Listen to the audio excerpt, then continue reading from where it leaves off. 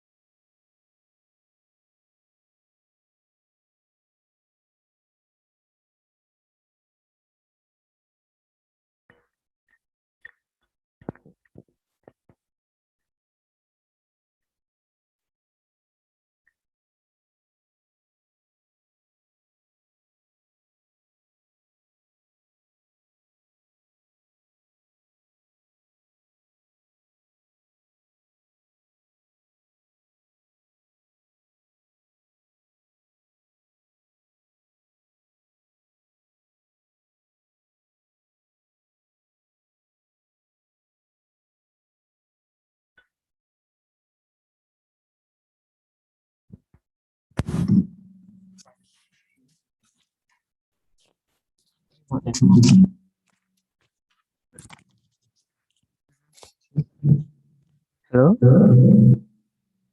Oh, hello?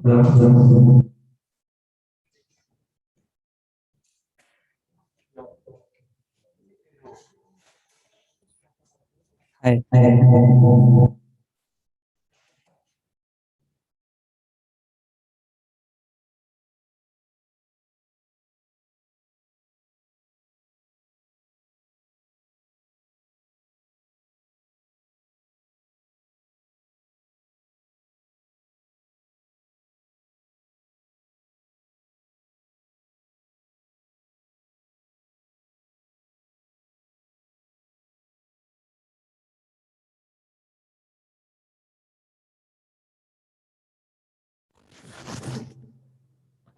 Hmm.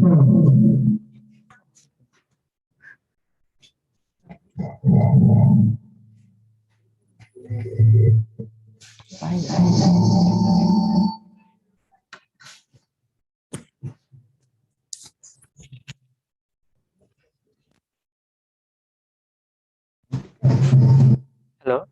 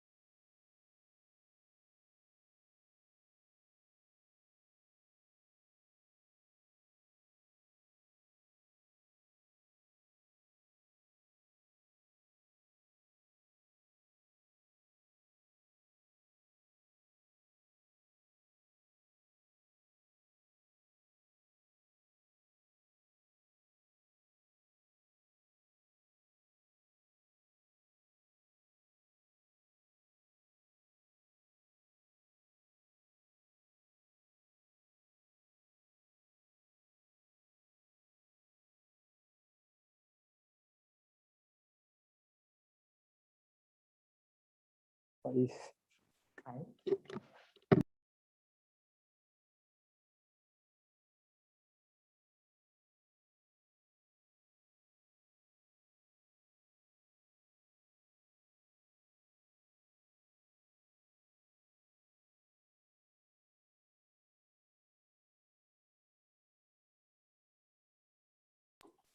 Hello?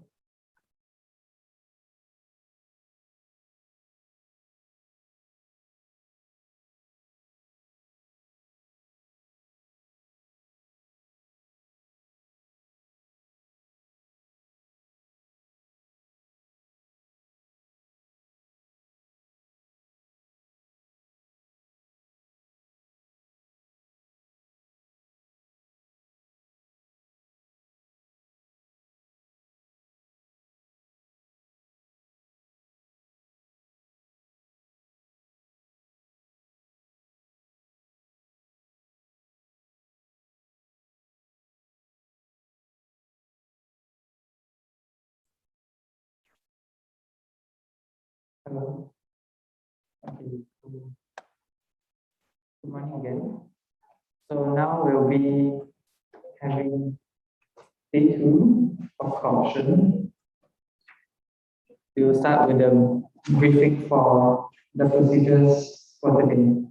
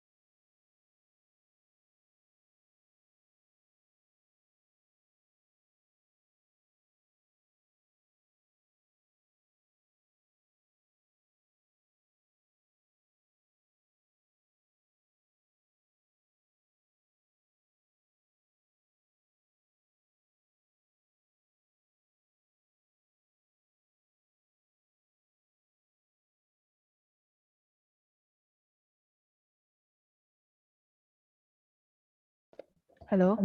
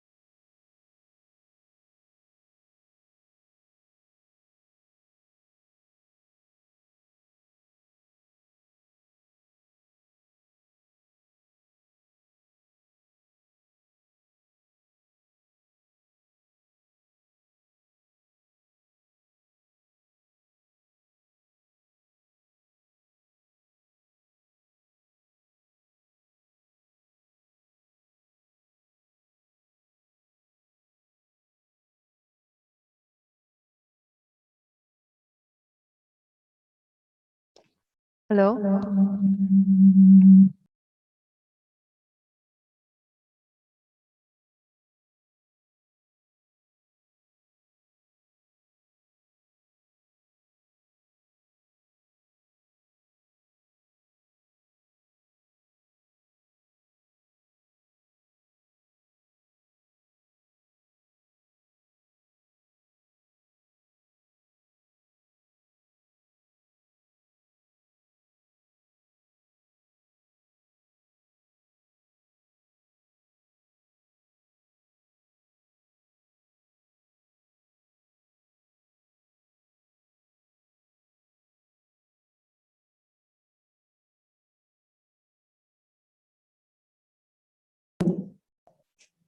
Hello.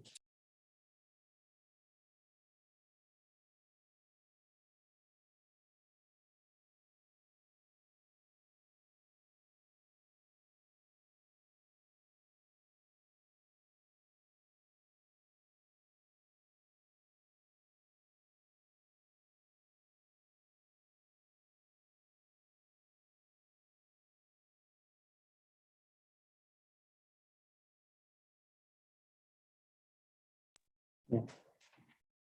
Hello. Okay, thank you. Okay, everyone, welcome to day 2 of the co-option. So, next slide, please. Thank you. Okay, so this is a reminder to check out this link if you want to refer to the candidates write-up. So all the slides will be on the link as well. So a reminder on voting, there are 3 voting options for those who are voting today. So the 3 voting options are yes, no, and abstain. And a very important thing to note is that there are no breaks allowed unless proposed during the proceedings, and any person with a voting right who leaves the room during the proceedings will have his voting right forfeited for a particular post. Next slide. So let me revise the candidate predetermination process again. So for positions where only one candidate is running, the candidate must get the vote of confidence to be elected in. So this means that the candidate must receive 66.7% of yeses out of the total votes. And the total votes is referring to the number of yes, no, and abstain votes combined. So if the number of abstain votes, sorry, can you go back to the previous slide? So if the number of abstain votes affects the result, we will redo the voting process. Sorry. Yeah, so we will redo the voting process without the abstain option if the candidate didn't initially get the vote of confidence. And then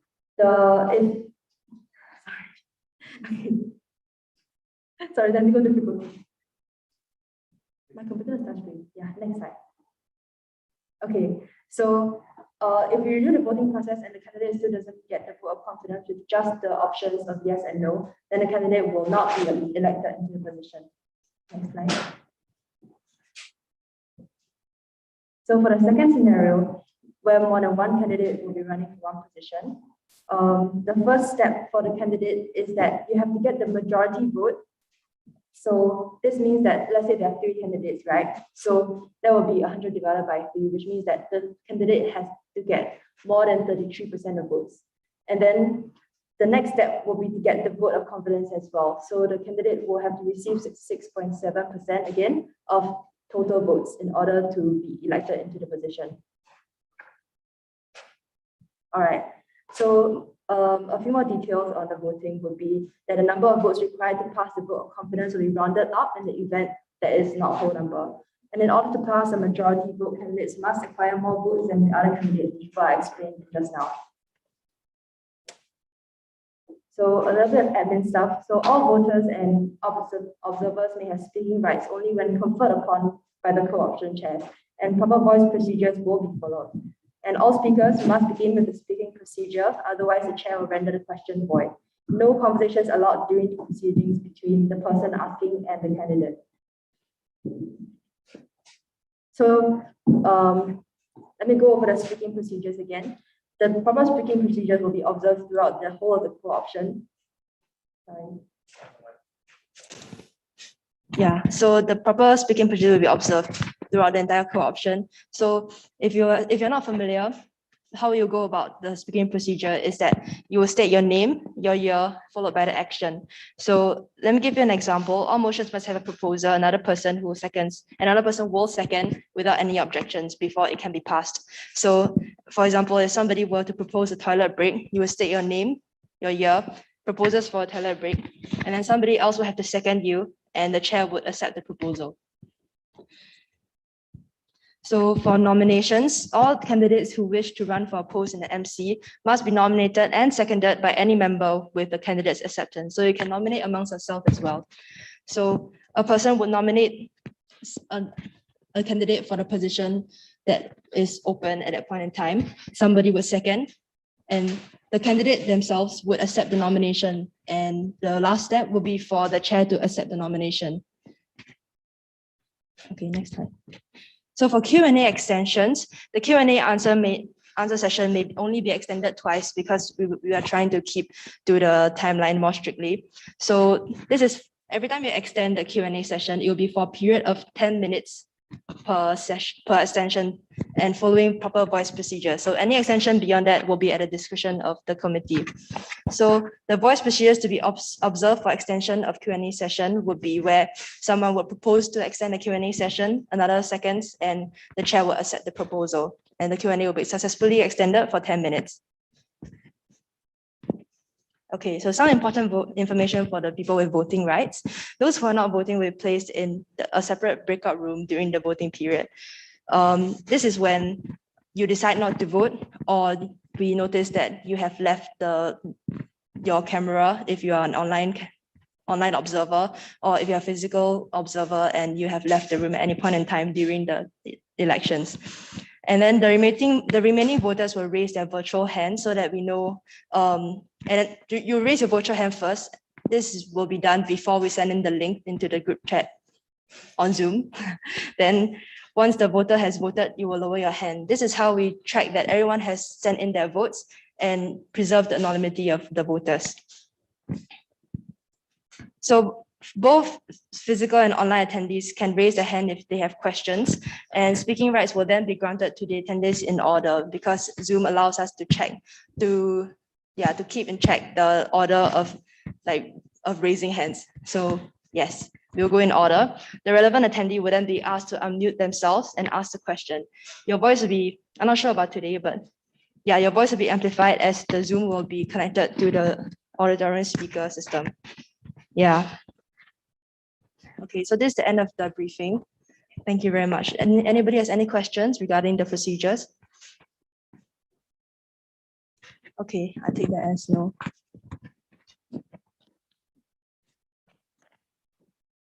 All right. Thank you so much, Anya, for the briefing. So today, to open us off for co-option before we get into the first candidate, I would like to welcome a pillar of strength of our team. He's always there early and leaves the last. His name is Joseph, and he'll be giving us an opening address to get us into day 2 of co-option today. Joseph, please.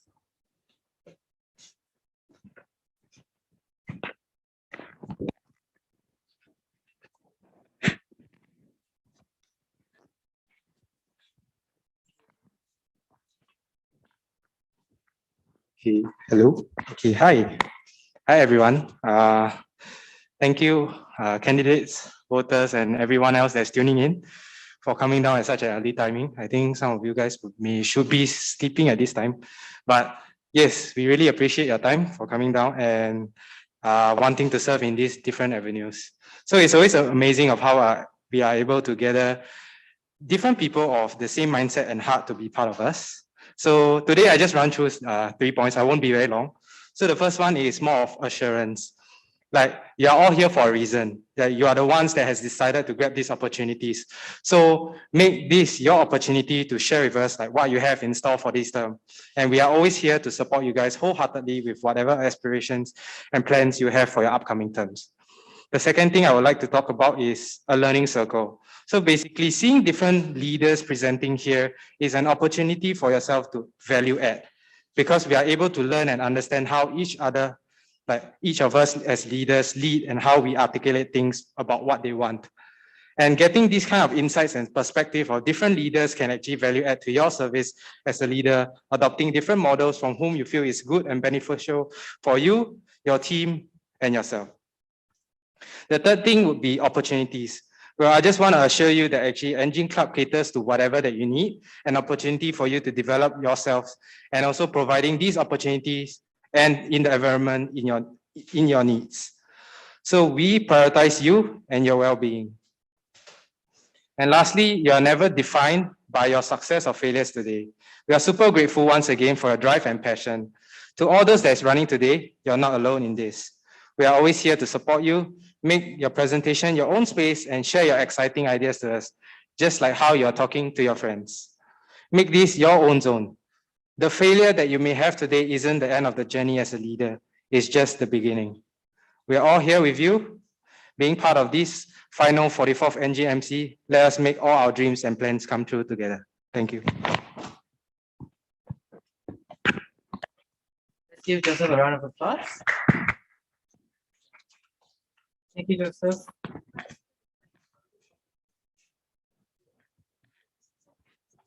Thank you, Joseph. I myself feel very encouraged. I wish I was running today. Okay, so we have the first candidate for the day, the Communication Secretary. So now I'd like to open the nominations for Communication Secretary. Would anybody like to start nominating? Okay, I'll just nominate. Sam Year 3 would like to nominate Serene for the position of Communication Secretary. Joyce. Try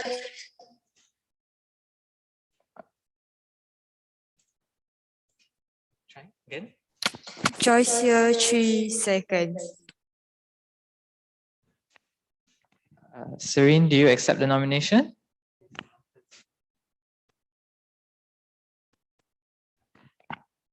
All right, Serene Year 2 accepts the nomination. Okay, we'll leave it for 10 seconds to allow anybody else to like nominate themselves or anything.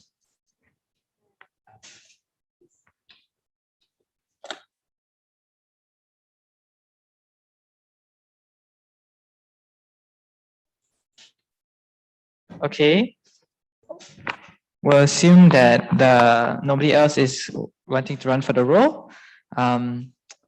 I would like to close the nomination for Communication Secretary. Serene, you may proceed to the stage.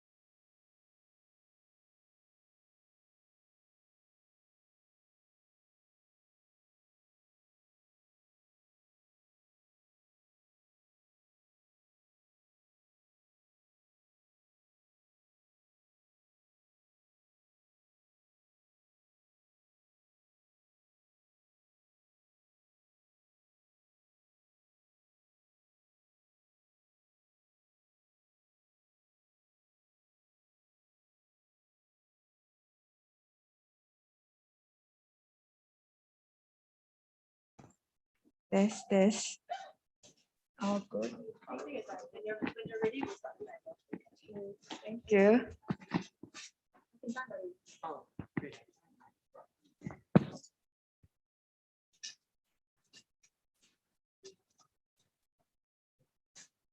Right, all right.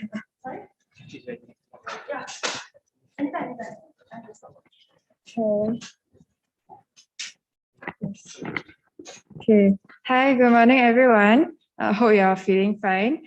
I'm standing in front of you here, running for the position of the 44th Communication Secretary.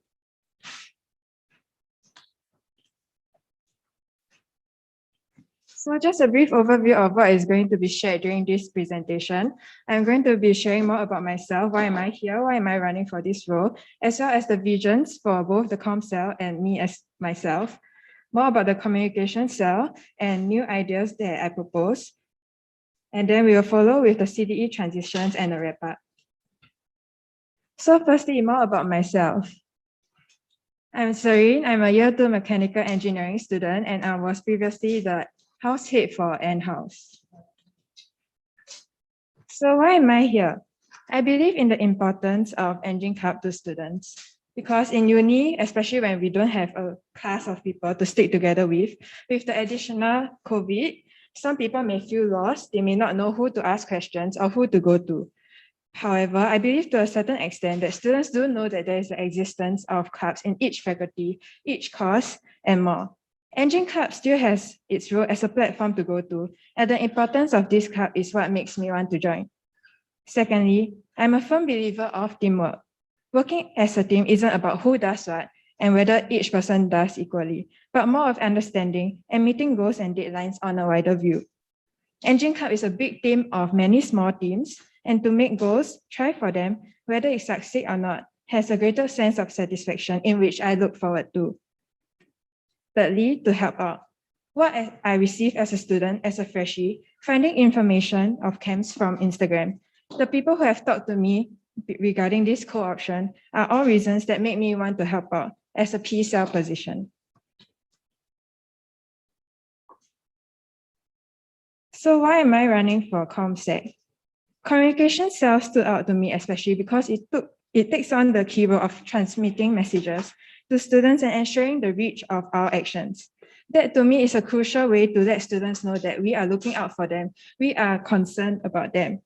Similar to all relationships and friendships, I believe that the frequency of updates and ensuring these updates reach every student is a way to show that we care and to allow students to feel a sense of belonging and identity. Secondly, I'll be talking more about the visions I have.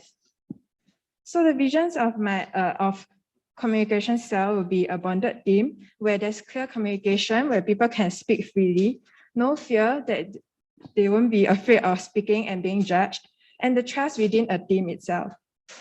A balance between academic, social life, and club commitments because we won't want them to overexert or have too much on their plate.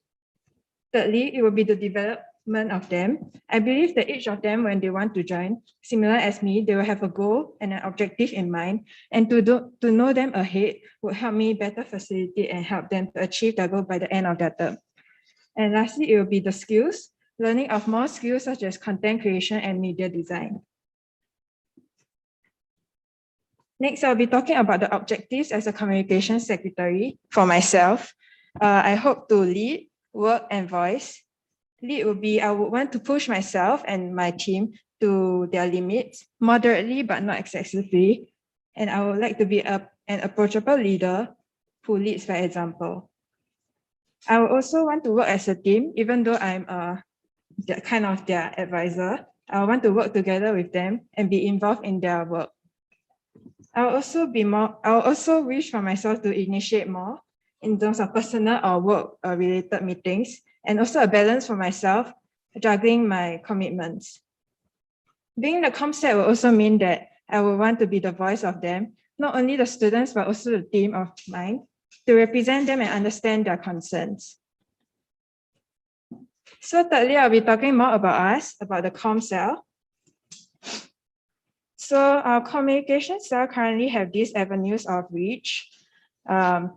Telegram, where we have 2.1K, Instagram 2.2K, Facebook 2.6K, email blast, where we have EDMs every Sunday to inform them about upcoming events. YouTube, currently we have 20 subscribers, and our website. However, we need to note that these numbers are not indicators of reach because many of such followers or subscribers might be alumni or non-engineering students. So how we are going to evaluate these, to me, will be the width and the depth. Width being the number of platforms, number of followers that we have. Depth being out of the many people that receive the information, how many of them has consumed it and digested it. So currently for Instagram, we have professional accounts to check engagement, where we can see the insights such as the age range, and also the actions taken from a post, such as forwarding it to their friends or saving it in their phones. For Telegram, we judge by viewership, where we can see how many people have viewed the message that we have sent out. So with this insight, what do we do now?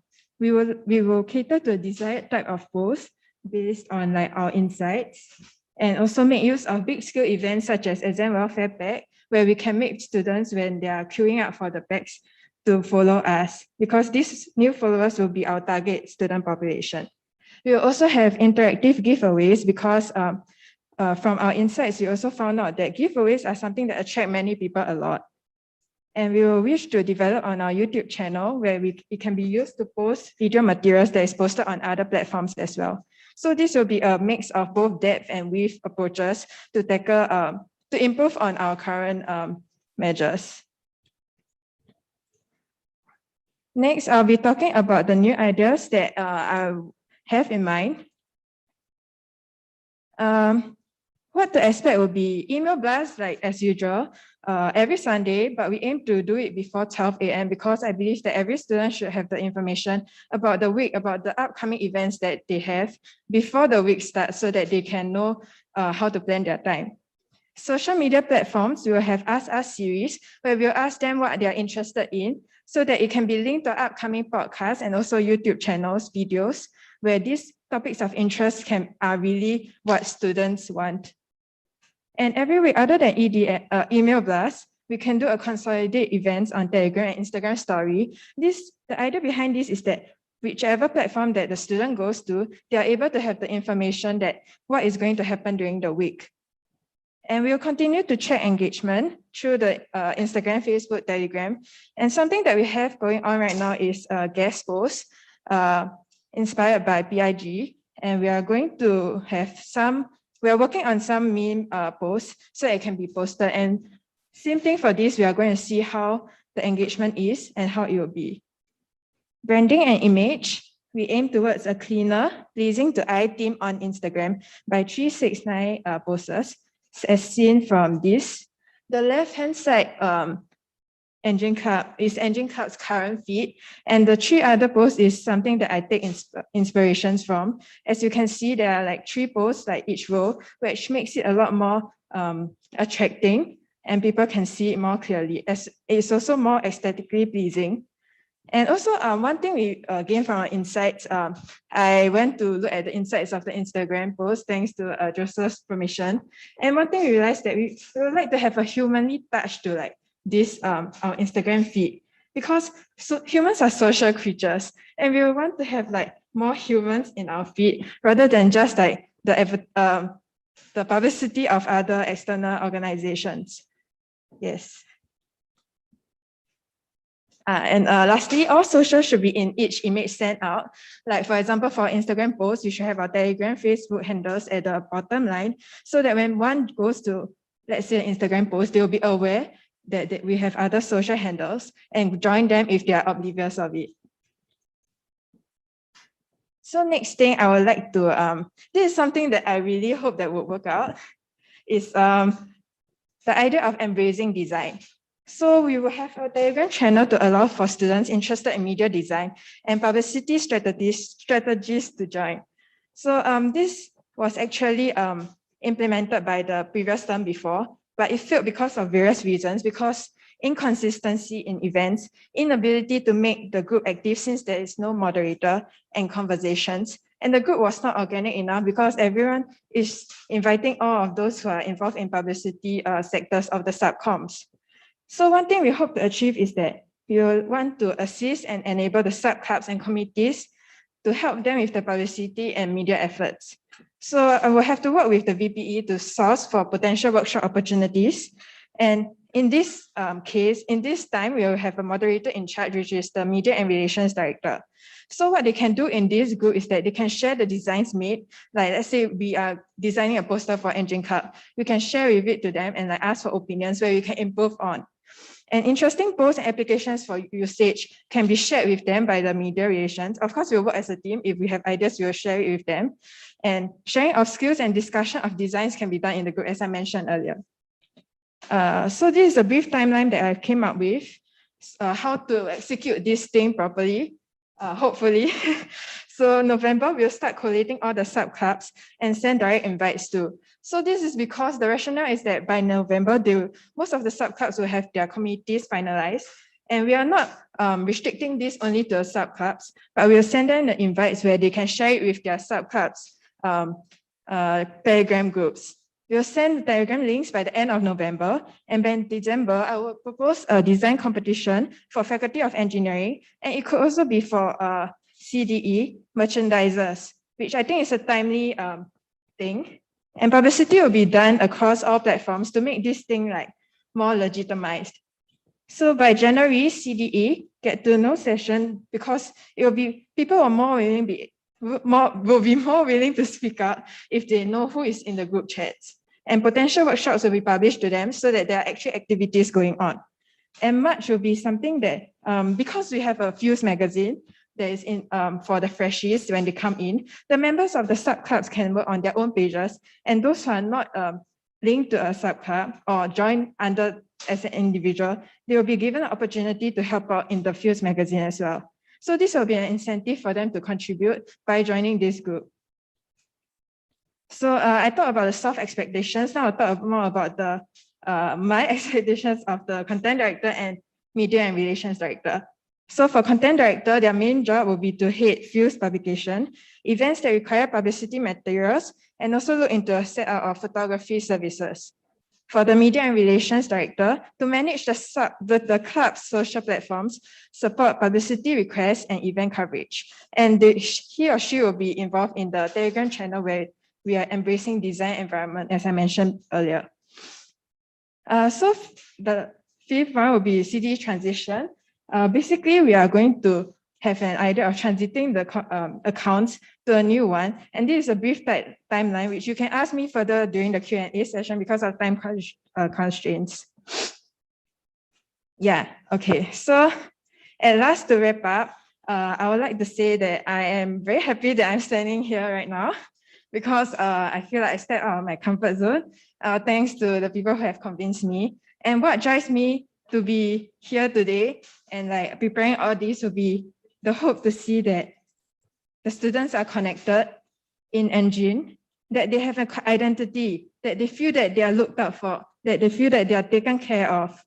And also they feel that they are thankful to be in this community thanks to our club.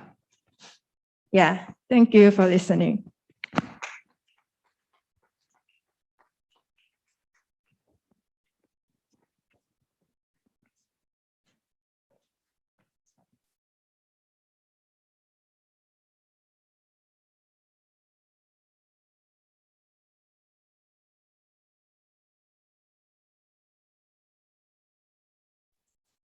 Thank you, Serene, for your speech. Now we'll be opening up the session for Q&A. So if anybody has any question, please raise your virtual hand and we'll give you speaking rights according to the order at which you raise your virtual hand.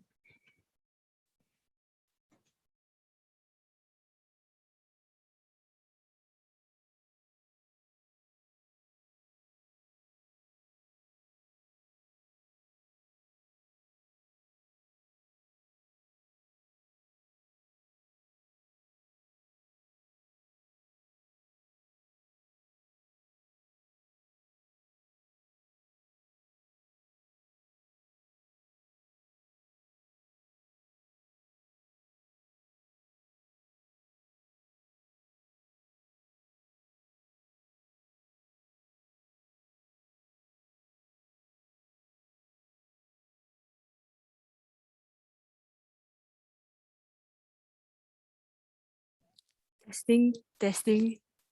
Is there any feedback? Okay, nice.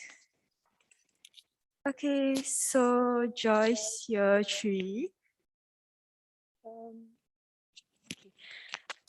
In your presentation, you mentioned that you would like to develop the YouTube channel further.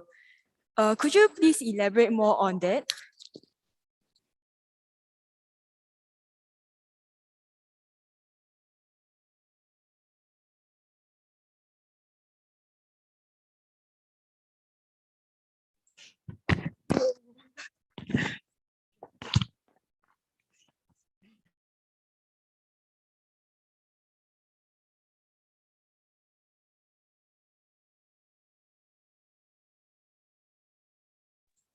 Testing. Hello. Okay. Thank you for your question, Joyce. To answer that, so the YouTube channel currently has 20 subscribers, as I mentioned earlier, and the videos are more of like election videos or like random videos that are uploaded whenever like videos are made. So our idea of like our YouTube channel developing on it would be to have more videos to having the day in our life thing or introducing our engine community, not just like our infrastructure, but our people, our humans, as I said, to have a humanly touch to our engine club communication, publicity efforts. And also something that a potential content director has suggested would be to have monthly youth videos and like basically is to introduce the engine community and like to make it in such a way that is attractive and to attract people to have to pay the attention to us.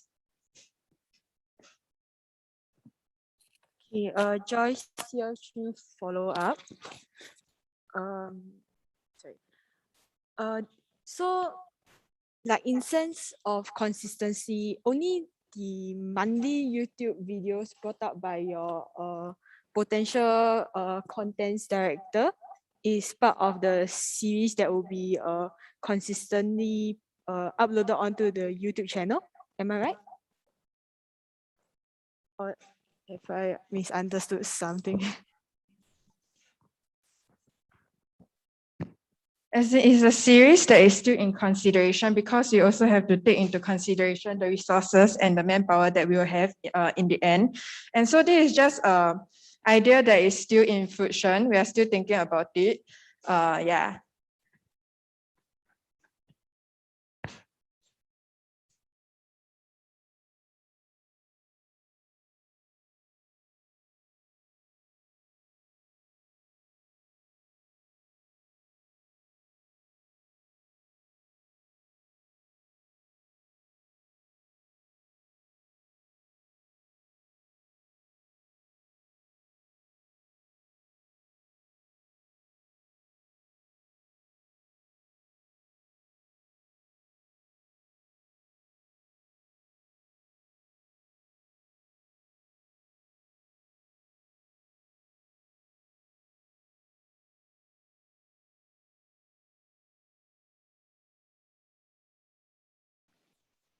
Hello.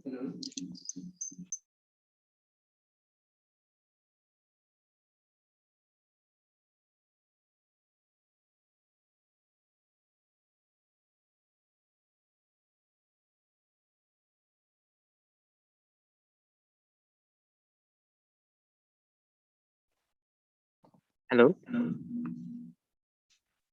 Okay, bye.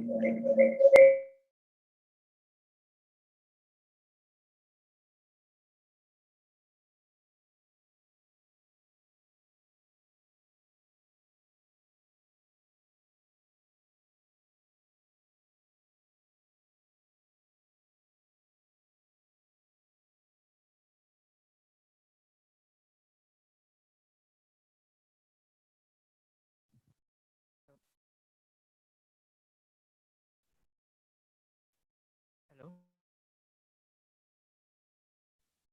Hello. Okay, Sam, year 3. Thank you for your presentation, Serene. I wanted to ask about the consistency of branding.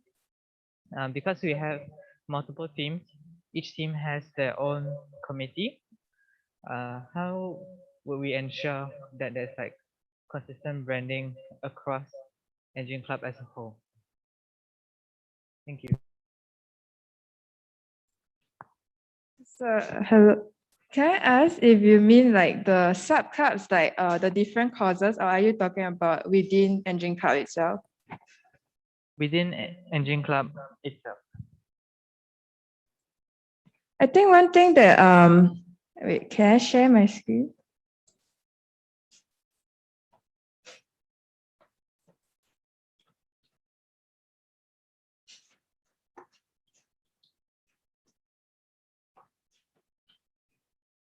Yeah, so one thing that I suggested, the branding and image, right? This thing can be done as a background. Like it can, like as you can see from these pictures, right? It can be the background behind. So like we can enforce this within the clubs of like subcommittees of like Engine Club, such that everyone use the same I won't say same design, but same color, such as black and gold. And like they can, whether how they are going to design it, right? The specific design can be up to their creation. So at least like the theme in terms of like the colors and the background will be the same throughout. And like that gives like a consolidated theme across the committees of Engine Club.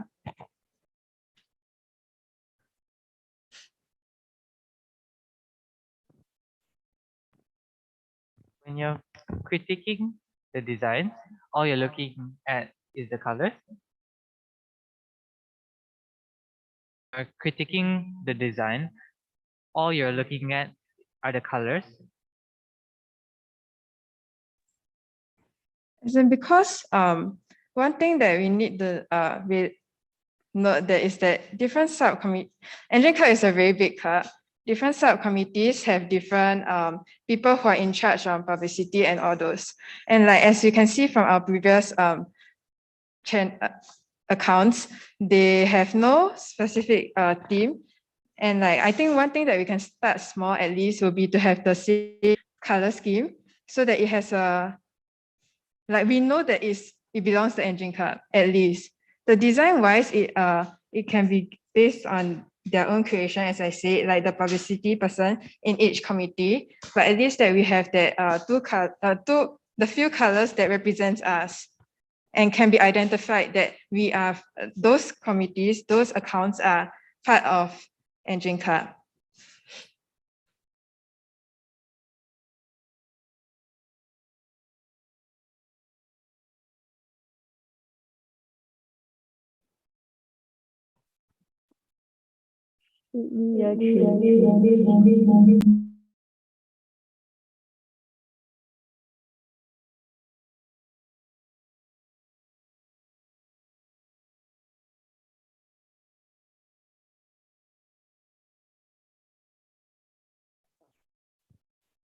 Year 3. So one of the things I want to ask also regarding branding, like what Sam just talked about. So you mentioned that you want to have like posts with memes and stuff like that, right? So how do you intend to balance on the image or the branding you're trying to present, the outward facing image of Engine Club on say our main account? Since you will have a mixture of like say post for our events and also like memes and stuff like that, right?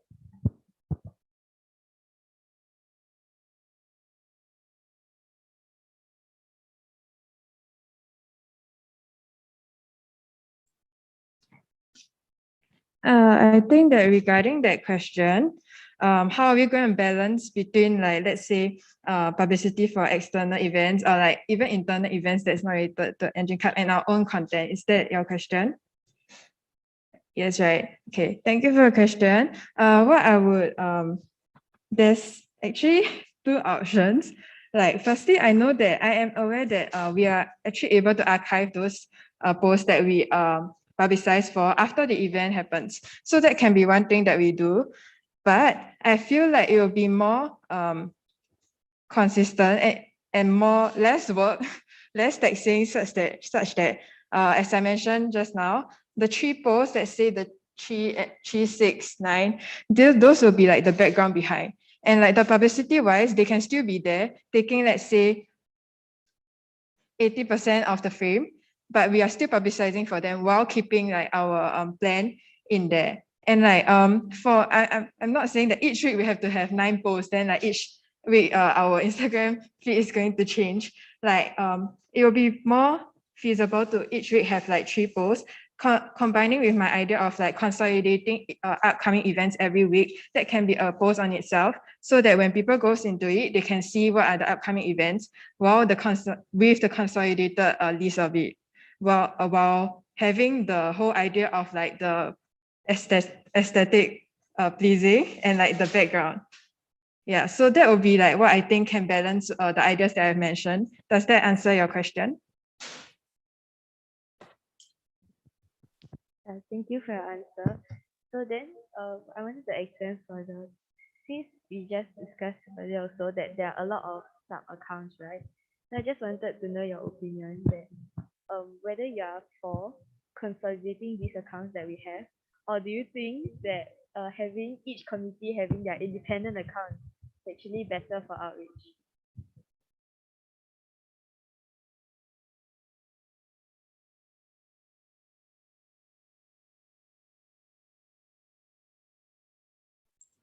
Hi, thank you for your question. I think this is a question that has been asked quite commonly, whether to consolidate or diversify our accounts. I do agree that Engine Club is a very big club with a lot of subcommittees, and now we already have like different accounts for like, let's say, business and all those. And what I think is that it is not very feasible to get all the sub clubs to be combined in one club, because let's say someone want to specifically just look at the shirts and like the shirts that are at sale and all those, they will go to the NUS business account. Wow, so I do think that these accounts are created for a reason, and like while too many of it can be a bit confusing for our students whether which account to go to and all those, I still think that their accounts are relevant. Their accounts can still be there. Whether to diversify even further would be dependent on the need that each club have. Let's say internal affairs, do they need an account just to specifically publicize about their events, or can we do it under our Engine Club itself? And like, and I know that the next question will be, so what will you define as the need? What will you think that it will be needed? What would be not needed? I think that it will more specific accounts such as I mentioned just now, the shirts, those, they can still remain. When some subcoms, they need to publicize, we can try out publicizing in the main Engine Club account first.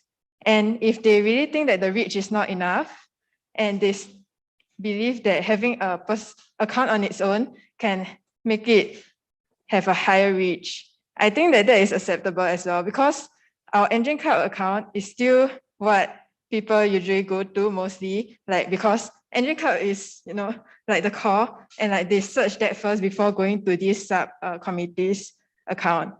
So I'm not for consolidating them into one account only. Yes. Okay, just a last quick follow-up. Since you say you want to keep this account, then how do you think you can better support the publicity of these subcommittee accounts?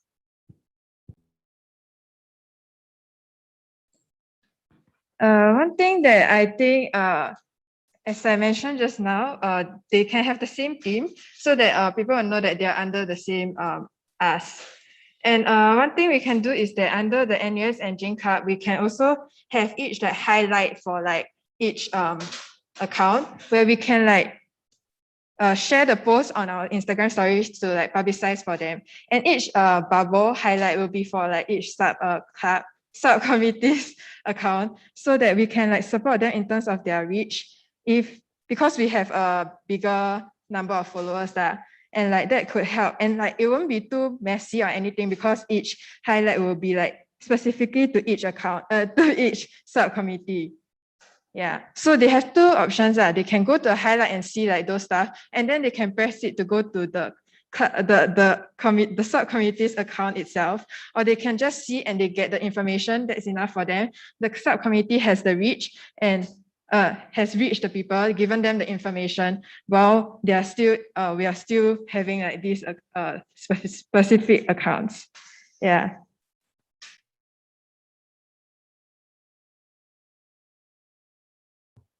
Hello. Okay, Joseph here too. So my first question will be, people ask if Engine will have a TikTok account. What do you say?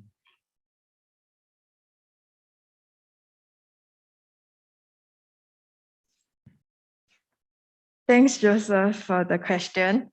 I agree that TikTok is currently more of the trendy application that people look to, but I hold my reservations against it because firstly, people go on TikTok usually for entertainment, for laughter. We, as Engine Club, we still have an image to uphold. We still have, we can't be all totally like for laughter and entertainment because we are representing a club. So that's my reservation against TikTok. But however, I'm not completely against it because it is true that a lot of people use TikTok now. But our content will be more of similar to our Instagram stories, like a journey with me in Engine, that kind, and not those more relaxed, more open content. And that actually saves a lot of work because one thing can be used for Instagram story, can be used for Facebook, can be used for TikTok and all those. And like that actually is less taxing on our manpower. Yes. Joseph here. So I'm not sure whether you heard the word podcast before, but what is your views on podcast? Like, what's the point?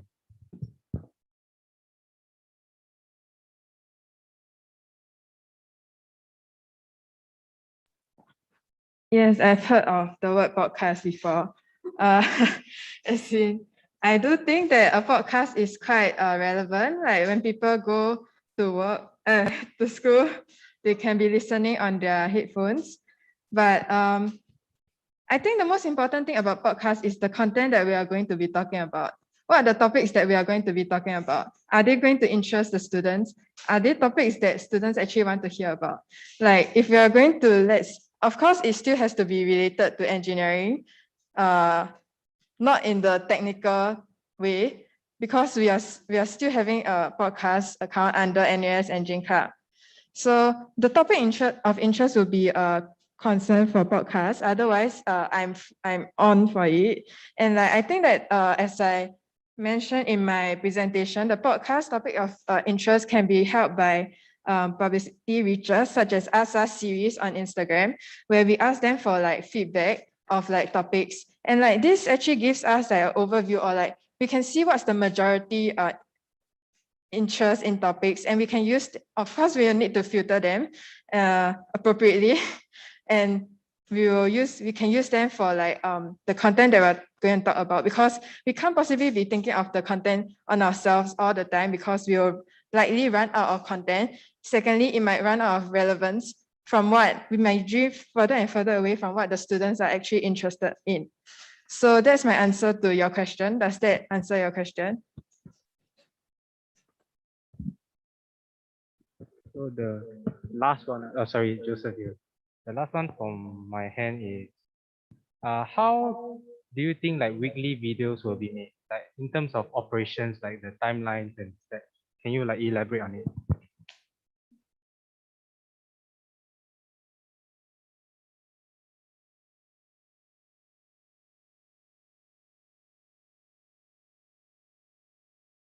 Sorry, to clarify, it's monthly.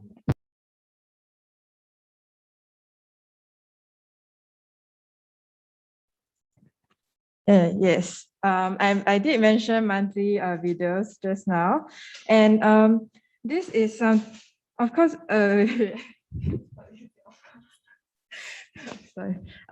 Yeah, So video production, as we all know, takes quite a lot of time. It needs script writing, all the content, talents, finding people to be inside. And the timeline of it will be, I don't have a specific timeline for you for a month yet currently now, but this idea is actually up to the scaling. Like it might be scaled down, let's say once per 2 months, because of manpower issues, recruitment issues, and also juggling both like work and like this. And I think the videos wise will be more, I think the intention of the videos can be more emphasized when it's nearing the new entrance of freshies, where we are trying to attract them, we are trying to show them what is it like to be in engine, make them excited for like this school lives, which leads to the engine camp, week, all those. And like, so if it's not possible to have monthly videos, I think that it's more important that we focus on like the videos that we are going to produce nearing the start of the new academic year.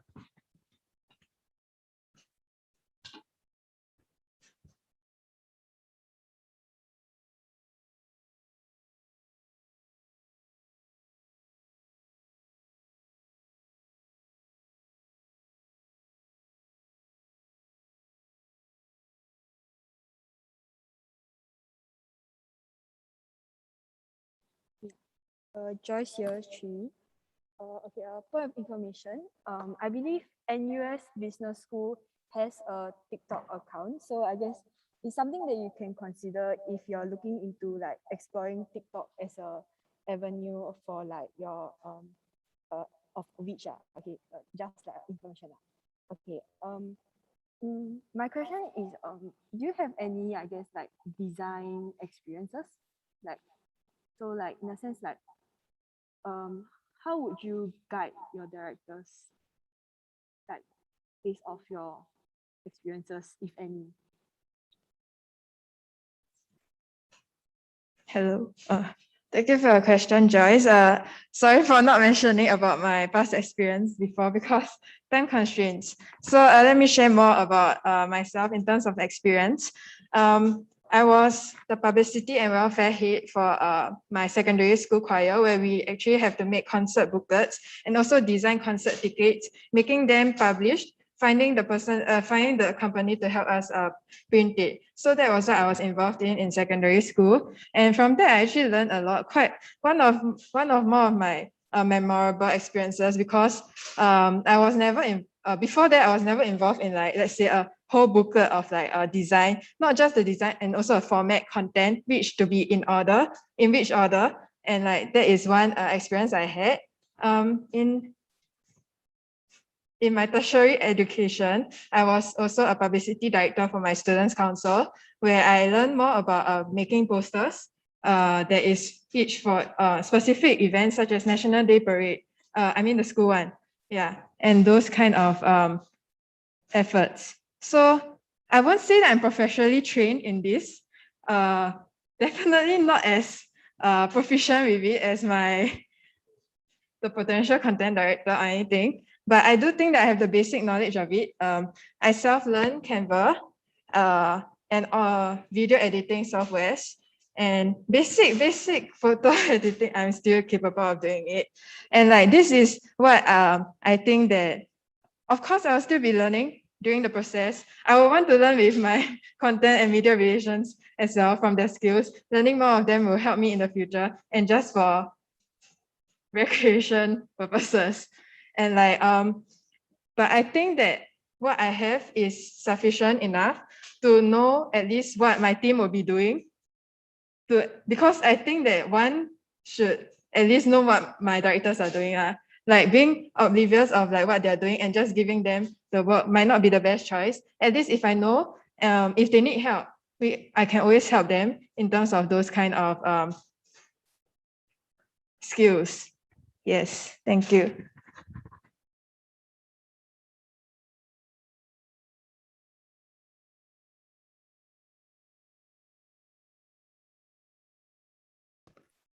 Hi.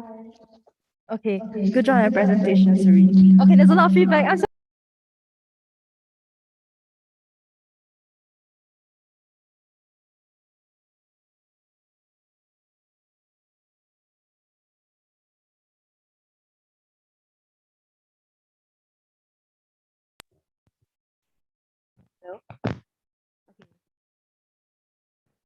sorry.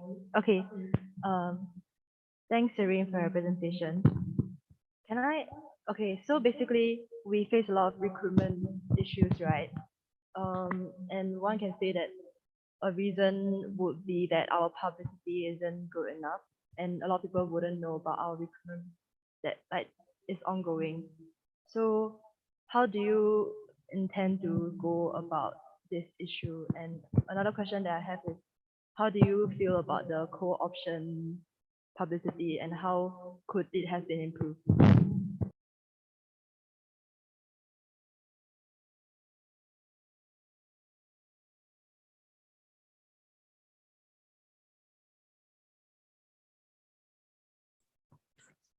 I will address the first question first. First question was regarding the recruitment of manpower. Just to clarify, right? Okay, I think that's a yes. I heard, as in I can understand that like for previous badges we have problem recruiting, especially for the ComCell because of the fear that they don't have the relevant skills, they don't have media, they don't know how to design stuff, they don't have the eye for design. Those kind of fear that makes them that prevents them from joining this sector, this cell. I think that to predict it honestly, it would be a challenge that we will face in our cell.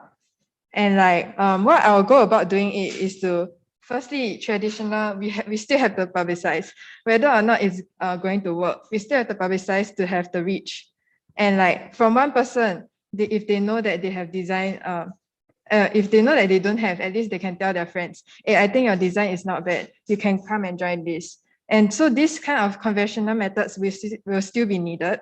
And secondly, so remember like the Telegram group channel that I mentioned earlier. So that is something that will reduce our manpower.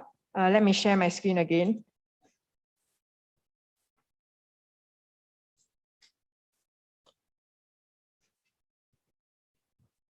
So as you can see from this screen,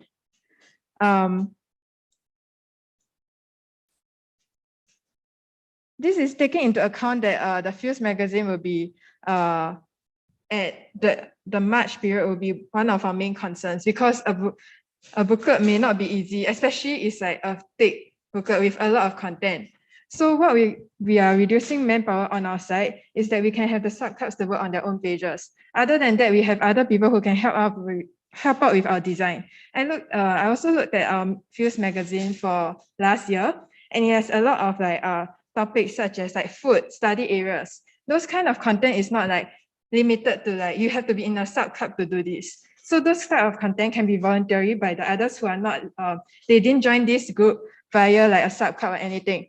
Because I believe that if they are joining, they will have the intention and they will want to contribute. But this is our assumption as well. So this kind of predictions we will have to see on itself. We will have to manage it on time by time basis. And like but this intention, other than to embrace design, was also to reduce manpower on our side if we were to have, let's say, a small team of 3, a small team of 5 only. So that is my answer for the first question. Does that answer your first question?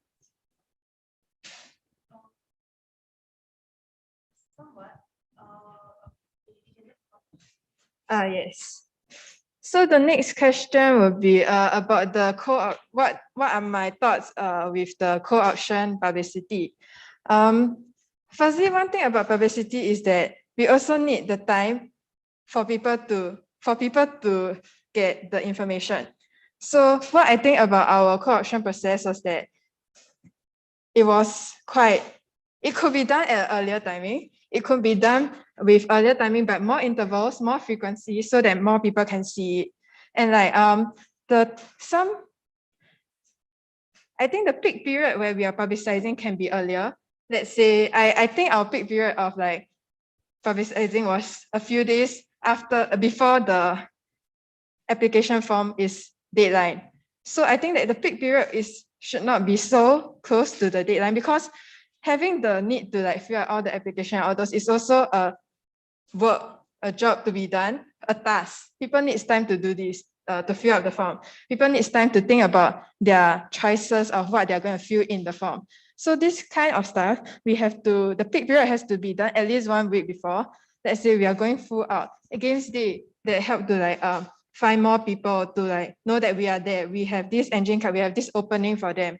I think the games day was good. It was a good initiative, but it could be done at with more certainty, as I said, with more time as well. Should be confirmed by a lot more earlier. Like there are juniors of mine that like 1 day ago, they are still uncertain whether this thing is happening.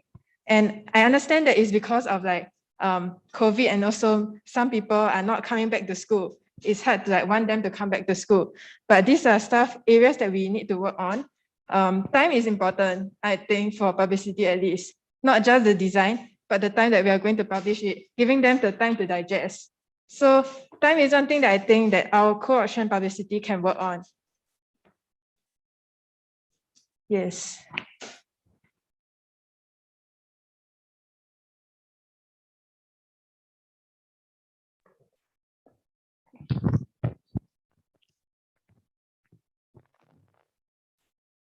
Hello? Okay. Thank you so much, Serene, for your answer. Actually, okay, wait, sorry, Anya, you too. Thank you so much for your answer. Okay, so your main point was that the reason why the co-option publicity didn't work out very well is due to the fact that the peak period of publicity was too close to the co-option, right? However, the publicity for elections in general, because co-option is like a follow-up to the first round of elections, which was roughly a month ago. So it was kind of something that I believe has been like pushed out like this whole time. Like people have a lot of time to know about it because it was publicized once, and it continued to be publicized about like following the first round of publicity, which was the publicity for elections 1 month ago. So would you still say that the issue is still due to like the peak period being too close to the actual event itself, or would you attribute them to other reasons? If you do, how do you intend to tackle that?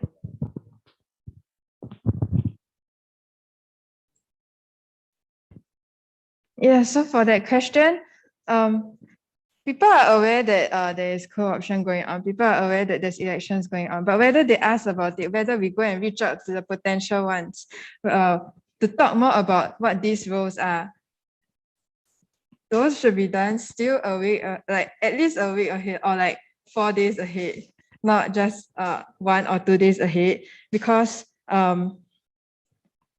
people need time to think, and like they have to think of what they want to run for, why they want to run, those kind of intentions as well. But hearing that from you, I would also think that perhaps there could be more, like our publicity materials in terms of what we give out during co-option could be more attracting in terms of like, as I mentioned just now, a humanly touch, having like videos or pictures that we as a club portray ourselves. And like we should let people see that we are this kind of club. Do they want to join us? Because they can have a lot of fun and experience through joining this club, and trying this isn't of any harm at all. And even in terms of our posts, like not just our videos, it also can have pictures where like we can show them our side. It's not just a council, it's not just a students council that's strict and like have to follow all the rules, those kind of club. And that is something that I think that could be improved for our co-option publicity, adding on what I mentioned earlier, the peak periods and the timings. Yes. Okay, Anya, year 2, thank you so much for your answer. Last follow-up question from me. Okay, my line went there. Okay, give me 1 second.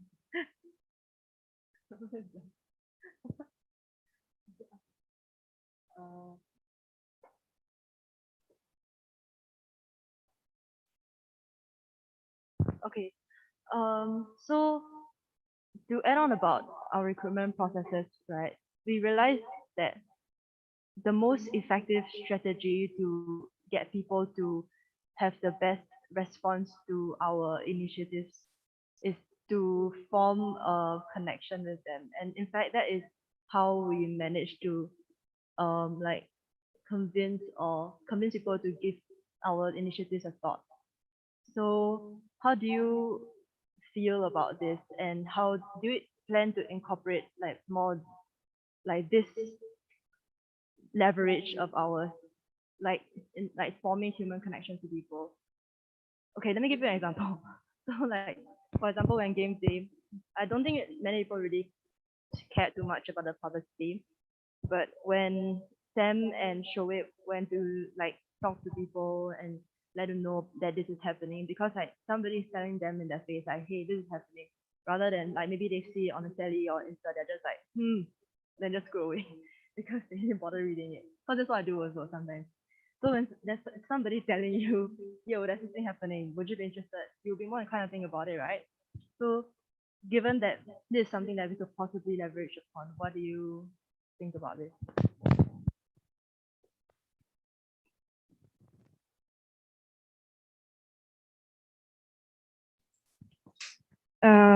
I think that is a very relevant point, having connections, because as students ourselves, when we receive message, when we go to a Games Day, we see posters around.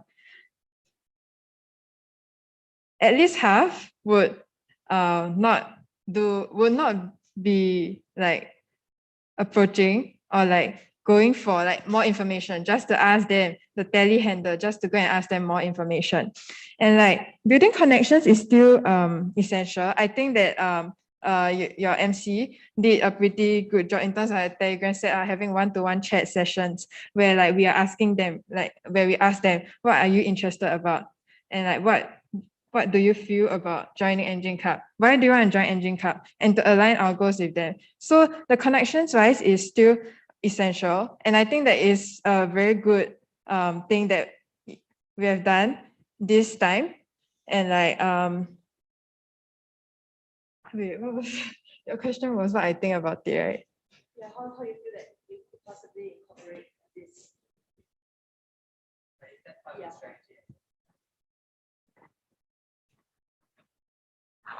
I think yes, it will be part of the strategy, but it's more of an after effect from publicity reaches. When you reach someone and then you build a connection after that.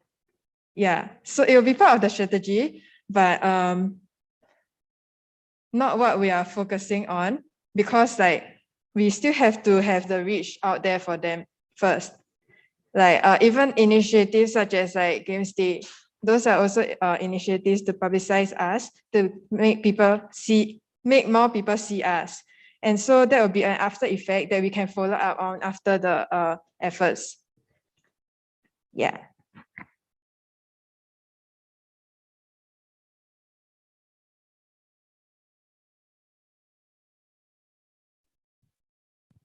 Actually, I just have a question regarding your leadership style.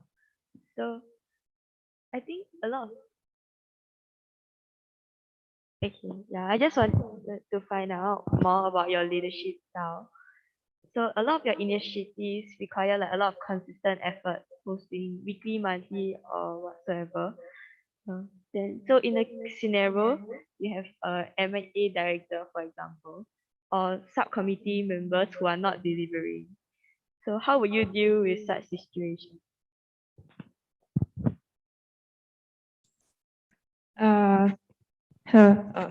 Yeah, so regarding that, if one of my team members, director or any subcommittee members is not directing, for me personally, I would choose to talk to them first. And like, because I don't believe in scolding. I don't believe in like being stern at the first moment when they are not delivering. Yeah, and I as I emphasized, I believe that a team needs to have trust. They believe that a team needs to each complement each other. If someone is not free at this time, whether you're in charge of this role or not, if you are free, if you are willing to help out each other. And like, so regarding your question, whether if like someone is not delivering, back to your question, firstly, I'll talk to the person and like understand if my director isn't able to do it. But I'll also reach out to it personally because I don't want them to see me as like out of reach, like they don't see me at all, those kind. So I talk to them personally and like understand what troubles they have. That is important. And like, but definitely we will have to get to know each other first because no one is going to share with you their problems if you are not close or like you don't know each other well. So that will have to be done before like when the team is formed. And like, so I'll talk to the person first and understand. And like, if it's of course I'll give emotional encouragement first. And if it's a really major thing, I will let the person settle his or her stuff first. If there is people who can help, if there's people who want to help, that would be great. But if there's no one that can help, but if it's something that I can do myself, I will be willing to help. Like, I understand that people have different situations, different commitments at each time. And like I myself also have. So just as how I would want to be treated, I would treat them the same way. And that's why I think that will form a good vibe and atmosphere in a team, as I think that a cheery atmosphere within a team would be more conducive than any like gloomy, stern, no one dares to speak out, those kind of atmosphere. So that is what I would do if like someone fails to deliver. Does that answer your question? Thank you. Hi, Joseph here to. Here's a question on how are you intending to value add to the P cell?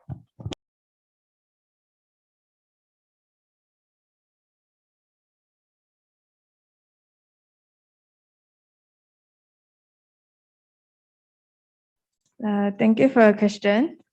Give me a moment to think.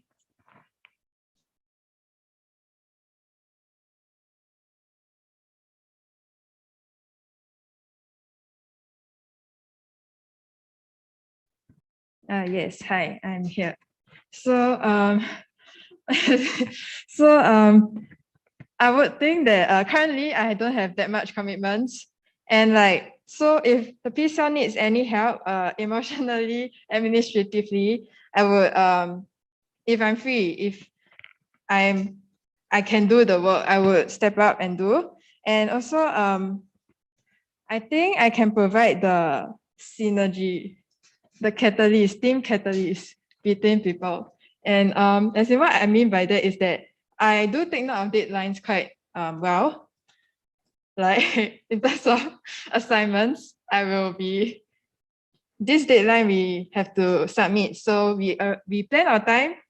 If everyone is busy at this time, then we can follow up on it. Then we can plan another time to do it. Whether it's like a last minute work or like a very early work, just as long as it gets done by the deadline.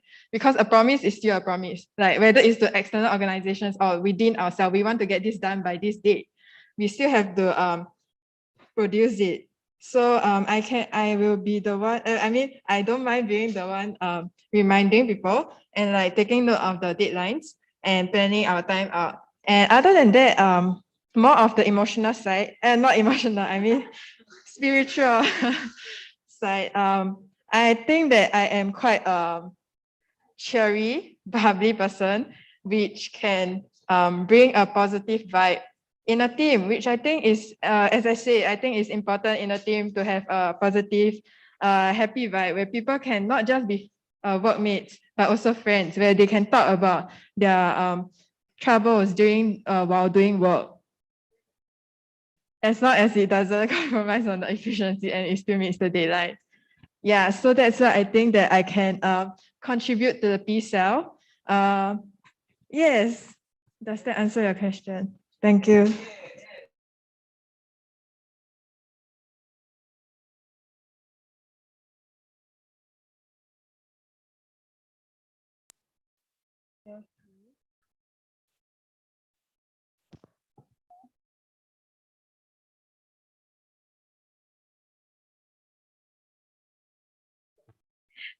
Joyce year 3.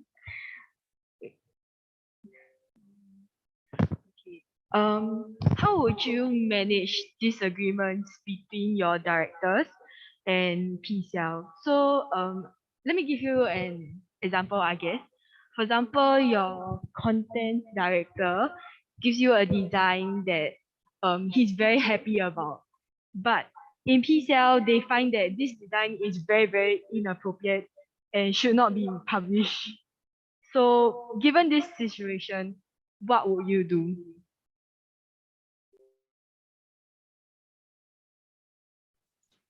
Firstly will be to get the PCL's opinions on it. Why is it inappropriate? Why is it not, it cannot be posted? And like, what are they looking for? What is like what changes can be made before it can be made appropriate? Because we also have to acknowledge the effort that my directors did. Like, I can't just go to them and say that this is not approved, you need to redo one more, those kind. We have to tell them what to work on, what to change. And if it's agreeable, of course, it will be very good if everyone is agreeing on the same page and the director is willing to change. But if the director is not willing to change, then I think the most effective way is to arrange a meeting between like some of the PCL and my directors and like to speak out their concerns, what they are concerned about regarding the designs, what can they change, like just verbally. And like, I believe that a talk like through a verbal meeting, I mean, an online meeting at least, will have a easier way to come to a compromise between two stakeholders. And I will also give my opinions on it, like as an objective person, I mean, as an objective role. So we'll see like whether the PCL, their concerns are actually legitimate. And regarding my director's side, I would tell them if the concerns are actually legitimate, there must be reasons behind why there are such concerns. So my directors, as part of Engine Club, and they will want to serve and for the benefit and like the betterment of like the Engine Club as a whole, would understand it better as well. I think this will most likely occur like at the start of like our terms, where we still may not have the best understanding of like what are the expectations of like us as a PCL, as an Engine Club on its own. So that is something that we might face along the way, and that is my approach to solving those disagreements. Yeah.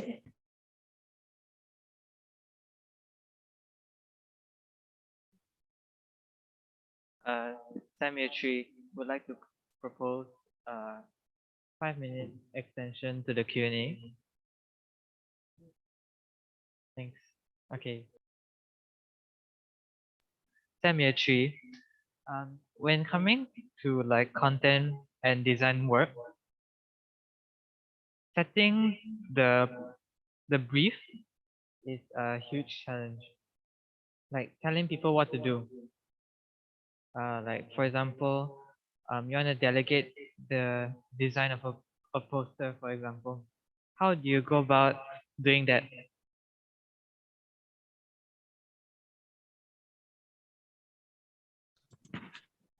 Sorry, just to clarify, you mean so our expectations of the design, how am I going to verbalize and tell my directors? Yeah, for example, making the Games Day publicity. How do you go about it? Games Day publicity. I think, thank you for your question. I think one thing that because usually when we give instructions in terms of design, we don't have restrictions like you cannot do this, you cannot design this way. is essentially design is a creative thing. And also, so what I will tell them would be the uh, the intention behind of what we are producing. Is it for publicizing? Is it for attracting people to this thing? Is it to convey more information, more content to them? So the intention behind like the publicity material is very important. We have to tell them what it is, and like the target audience, who are we reaching? Is it let's say the alumni, or are we reaching our current students? Those kind have different themes, and like these kind of themes can help to feed the content directors direction when designing those publicity materials. So as I've mentioned two, firstly was the intention, second is the target audience. I think these two are the basic minimum that I would tell them. And then like as we go, content to be included in those stuff, that is, we have to provide them the content. Like if there are going to be words, information that we are going to include in it, we have to give them before they are going to start design, because they're going to work about where to put this in each of the material. So these three have to be told to them. And like for design wise, I would actually let them try out first. And like we will never, the thing about this is that we will be amazed by like the different designs that they can come up with. And like if really there is an inappropriate aspect about those publicity materials, then we can tell them that this is appropriate because of this reason, all those. So those are the three criteria, information that I would tell them. Does that answer your question, Sam? Yes, it does. But more often than not, we're not amazed, but more like shocked by the design that people produce. So how would you like go about reducing revisions?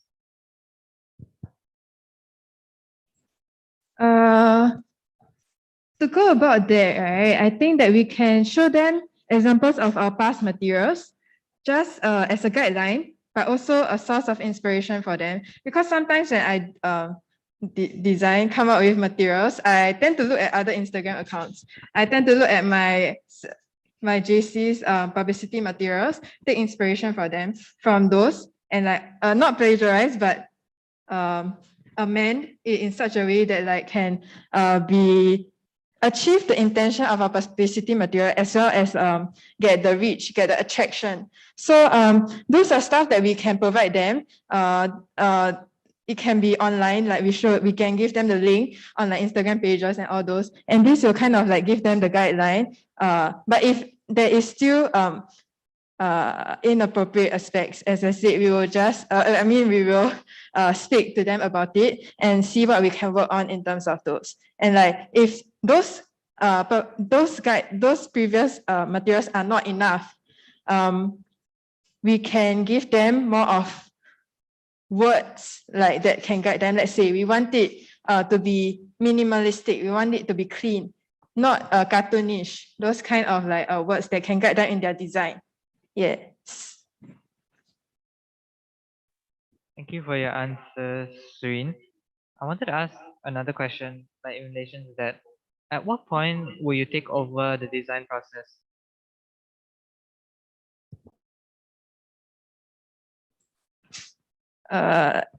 Take over the design process. I think it will be when my directors do not have the time to do so. Even the subcommittees, if they do not have the time to do so. And if we have the deadline to meet, we can't, time waits for no man. Someone has to produce something. And I will take over the design process, as in it might not be that high, that level, but I think it meets the bare minimum, and it passes for like school-based materials, like publicity materials.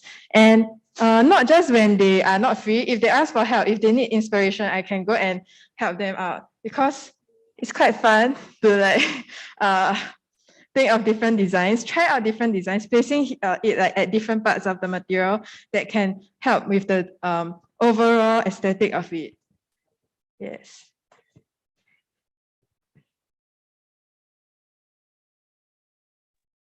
Sam, year 3 proposes the close of the Q&A. Okay. Thank you, Serene. Good job.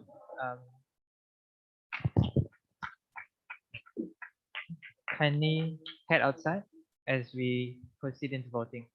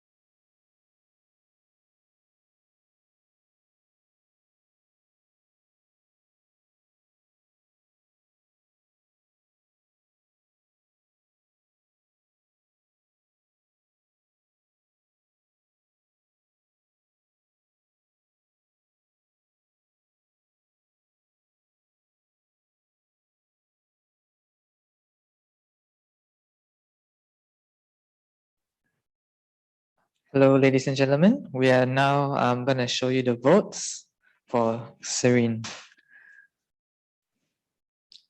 Yep, you can go ahead and show the vote.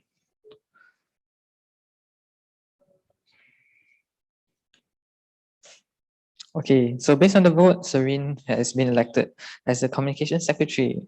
Okay, so Chloe, can you help us bring Serene inside? Huh? Oh, sorry, Joseph, go ahead. If you said, just say it. Oh.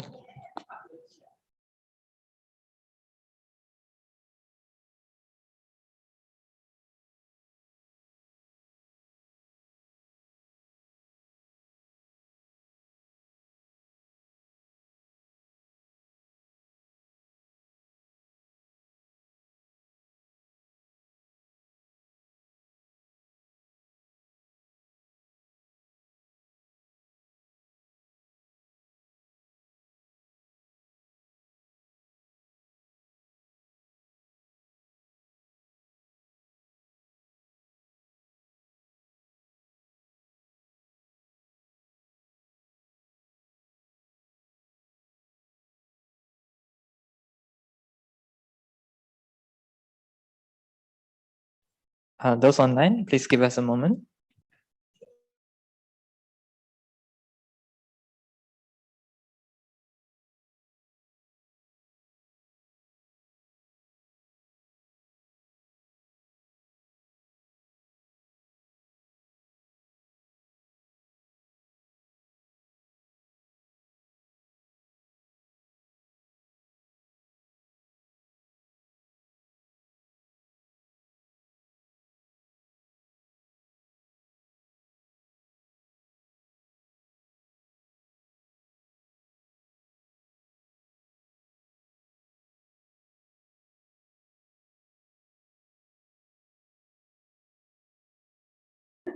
Okay. Crying for what? Okay. So now we will release the results of like the vote. So Serene, if you could have your eyes fixed on this. Oh wait. No, no, no. Please come down. Don't fall. Stand here. Can you come to the stage, please? Yeah. Wait, Serene, come here. You have to stand here though. Yeah. Regardless of whatever happens, know that we appreciate you and it was a good effort. Okay. Yeah. Wait, where are you going? You need to stand here. Okay. So this is the results in 3. Okay. Ready? Okay. 3, 2, 1.5. Wait, who's the one pressing? Anya, you have to press yourself. Okay. I have to press. No, I'm joking. Okay. Whatever happens, don't worry about it. Yeah. Okay. Yeah, okay. not really, not really. Okay. Okay. 3, 2, 1. And with 88% yes, Serene has been voted as the communication secretary of the 44th MC. Congratulations, Serene. Good job. Wait, is that still on? What's on? Yeah, the camera is on. Yes. Yeah, good job. Okay, am I going to bounce? Hmm? Can I say thank you to them? Oh yeah, you can. You wanna give a thank you speech? No, I'm not giving a thank you speech. Actually. Now we will have. Yeah, thank you for everyone for tuning in. Yes. See you soon. Okay, fans of Serene, you can tune out now. Okay. All right. So now we will have a 5-minute break, and as the break goes on, Tedman is going to share screen with the QR code. I think you can stop share.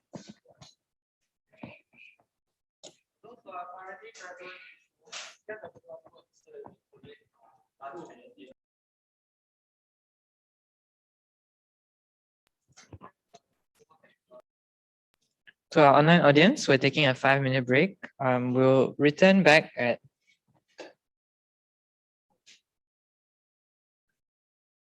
Okay, we'll take a 12:07. Please come back at 12:07.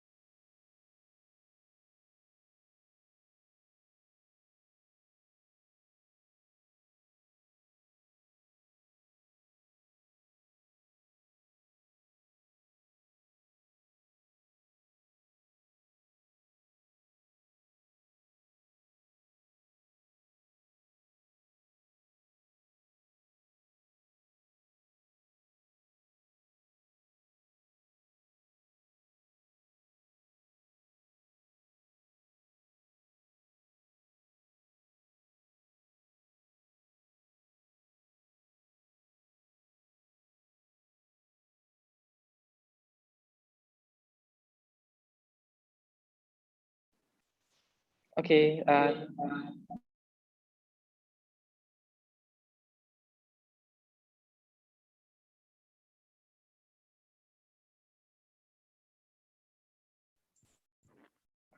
All right. Good afternoon.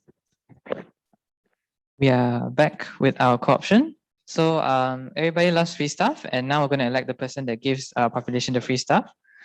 So for the welfare director, I'd like to open the nominations for welfare director. Would anybody like to start the nomination?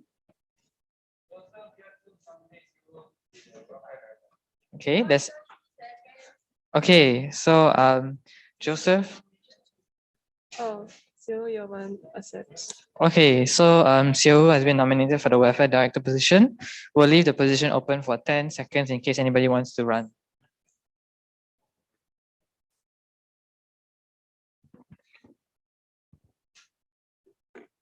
Nominations are closed, so we'll begin the welfare director position.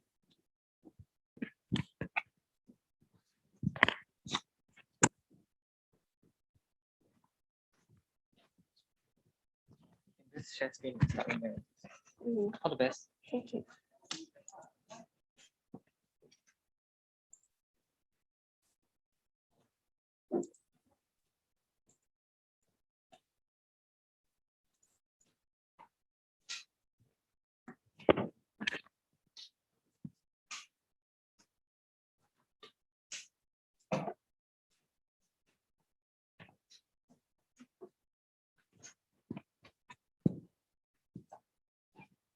Good morning, everyone. My name is Sue, and I'm running for the welfare director position in the 44th co-option. Today, I'll be first introduce more about myself and the reason why I'm standing here today. And secondly, I'll be addressing the project goals and potential challenges that we might face. And thirdly, I want to address the timeline and committee structure that I want to have if I were to be elected. Let me start off by introducing myself to all of you. My name is Sue. I'm a year 1 engineering science program student. I am currently staying in Kentridge Hall, and I'm a member of block committee and 3 sports: volleyball, touch rugby, and basketball. I have prior experience in event planning and management. Recently, in my hall, I have been planning the exam welfare pack giveaway as well, which is relevant to this position today. And I'm a mother of 4 cats.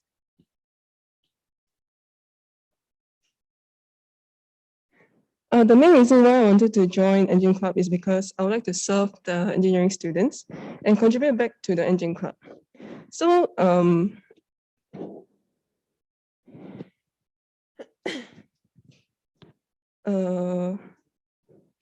I have participated in various freshman orientation camps organized by the Engine Club, including the Engine Week, Engine Rec, and Engine Camp. And this allowed me to kickstart my new chapter at university on a bright note. And I've gained memorable experiences and friendship from there. So I would like to contribute back to the Engine Club for allowing me to have these meaningful experiences and also to pass on these experiences to other engineering students to make their life at NUS Engineering more fruitful. So you're wondering, why welfare director position out of all? I am very keen in the position because I believe that welfare events, exam welfare pack giveaway in specific, can directly benefit student population during the most stressful period of each semester by enlightening their dreading days as engineering students with like food or whatever items that they might enjoy.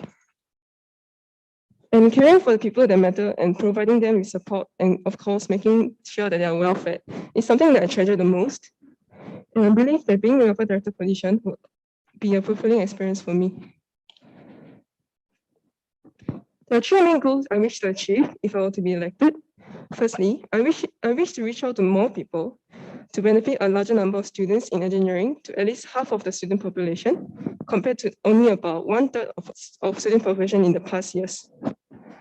Secondly, I wish to take EWP as an opportunity to engage with subclubs and forge or maintain positive ties with them and benefit all of us through collaborative effort and discussion in the execution of respective EWP.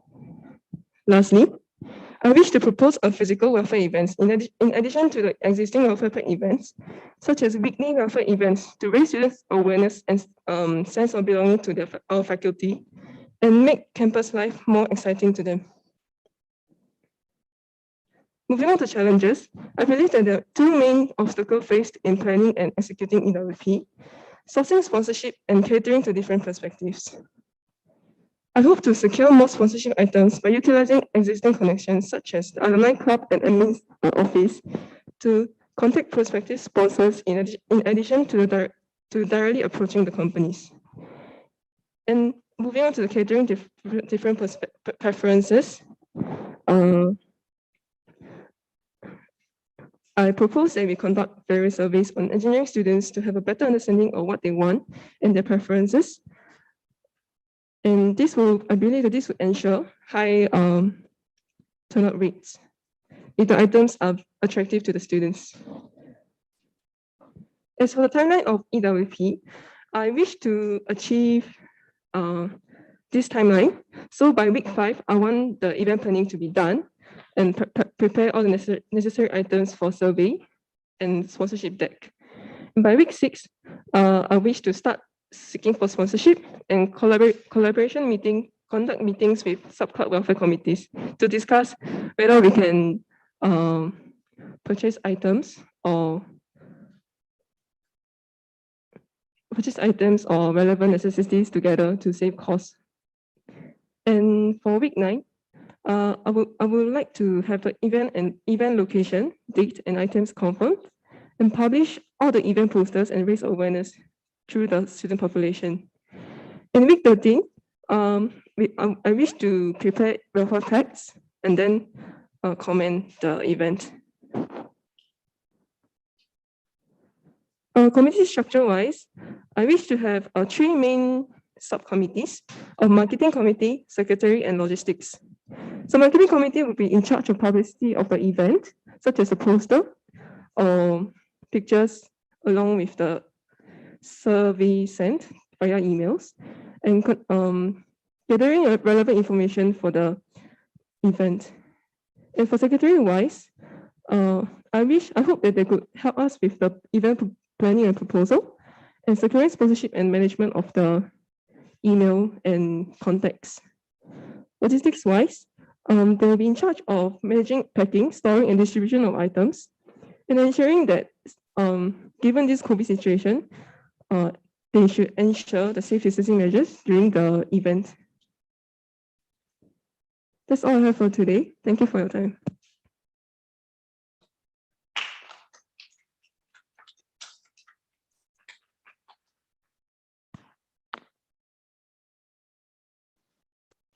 Hello. Hello.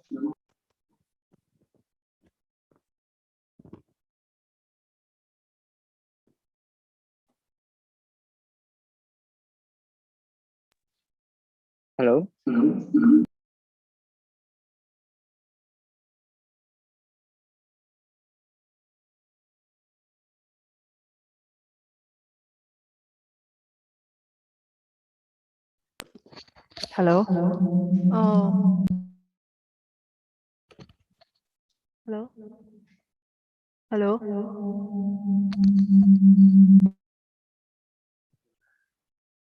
So now we'll be opening up the Q&A session. If you have a question, please raise your virtual hand and you'll be queued to ask your question. Yep. So Sam Yechi, thank you for your presentation, Xiu. What's the biggest challenge of being the welfare director that you foresee?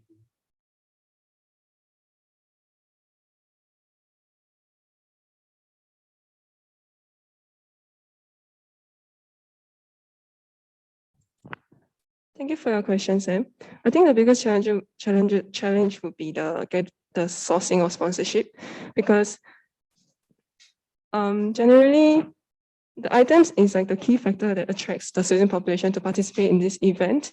And as I have been helping out with EWP, I realized that it is tougher than I expected to attract sponsors from companies, especially for the digital EWP that we are carrying out.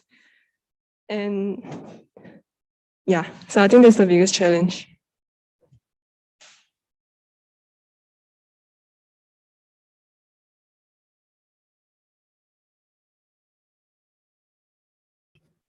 Hello.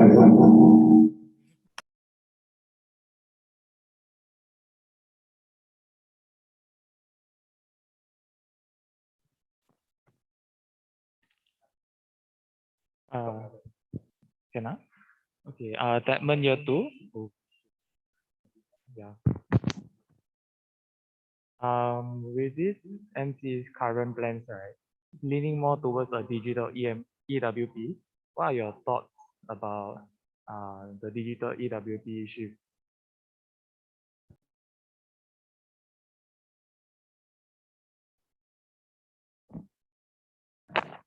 Thank you for your question, Edmund. So for digital EWP, right? Honestly, I have never experienced a physical EWP in the past year because it's my first year in NUS.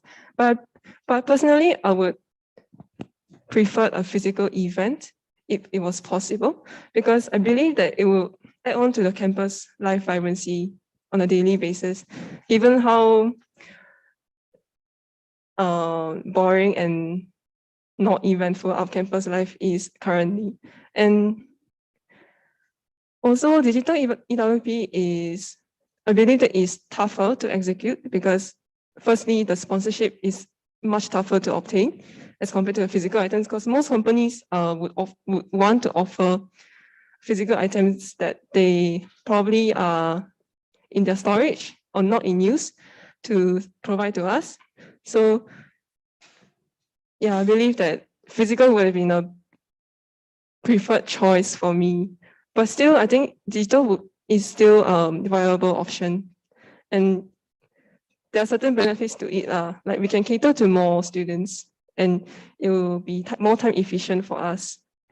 So there are pros and cons, but overall, I will still want to conduct physical in addition to the digital one, if it's possible. Hello?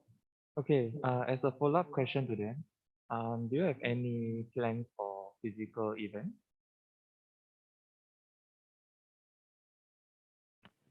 Thank you, Batman.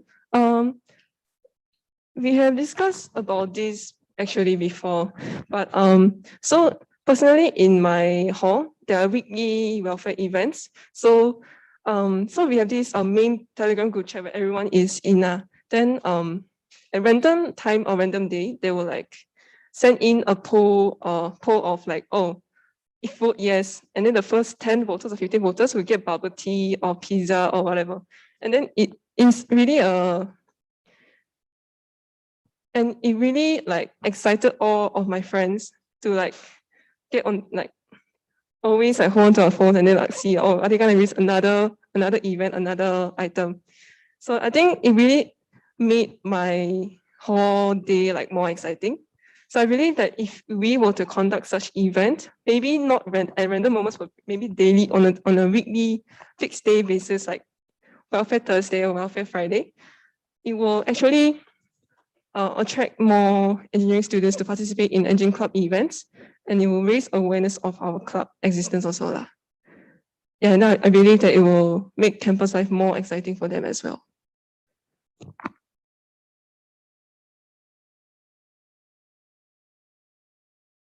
About the event wise, I think we can provide them with maybe food items or maybe necessities like utensils, no, writing materials or whatever that students may need, like something that's attractive to them, to give out to maybe 10 or 15 students at one day. Not too many, so that students will like be more enthusiastic to be the first few to reach, something like that.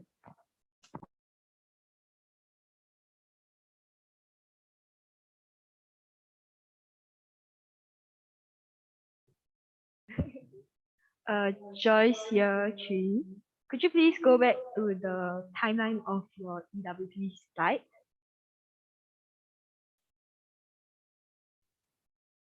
Okay, can you please elaborate more on, I guess, for example, like the nursing survey and your basically what you do in week 5 and week 6, so you can like better understand like your thought process when planning for EWP.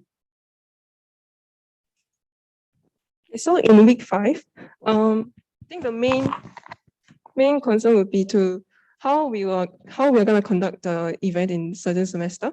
So main consideration would be whether it's physical, online, or hybrid, and the number of students we want to cater to, and certain companies that we want to reach out to. And for the survey wise is to gather more information on what students are interested in, certain items or food items that they will prefer, so that EWP will be more attractive to students. And for week 6, so for the collaboration meeting with sub-club welfare committees, right? Actually, this is based on what we have done recently, because I'm currently helping out with the EWP. But I believe that there are certain items that every clubs will need, such as like the mask or hand sanitizer or face shields, which we can mass order together and then distribute to the sub-clubs. And doing this will like prevent any wastage and save cost overall for everyone, and also to let the sub-clubs know that we are always here to help, willing to help them out and work together with them. So I think this will create a revenue for us to reach out to them and maintain a good relationship with them as well. And seeking sponsorship wise is to email out to companies and also reach out to the alumni club or admins officers for any potential sponsorship. Okay, Joyce here, Chi, just a point of information. Actually, in terms of gathering feedback from the engineering student population on like what items they would like to see in the EWP, you can also consider like if say there's a physical engine day, setting up maybe a booth or something to go and collect survey responses then, because that will be during I believe the first 2 weeks of semester 2. So that will give you like a greater leeway of time in the sense of knowing and searching like of companies that you would like to, I guess, achieve sponsors from based on like what is the responses are. There's something for you to consider as well. In addition, I believe for this year's EWP, there will also be the NUSU EWP survey as well that I think you can consider as an avenue to help in your data collection as well. Yeah.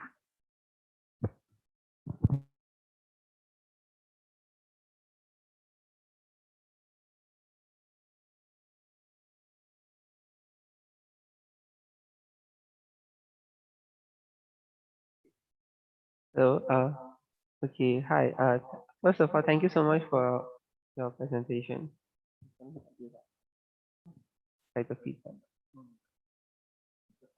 Oh, okay. So right. Given that this is a follow-up on Sam's question. So given that sponsorship is actually under external sale, right? So for EWP also, external sale will be bringing in the sponsors, maybe digital or physical.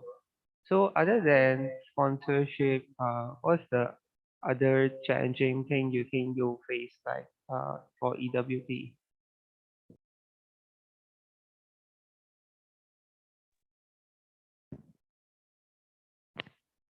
Thank you for your question. So other than the sponsorship, I think one other challenge would be, let's say if it's a physical event, the packing of the items will be a challenge for us, because if we were to cater to at least half of the student population, we will be packing about 3,000 bags. So I think it's physically draining and time consuming for all the committee members and myself.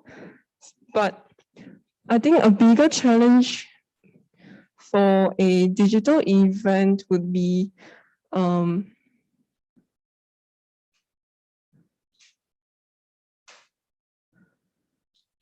because digital event is something unordinary that we have not done before for Engine Club.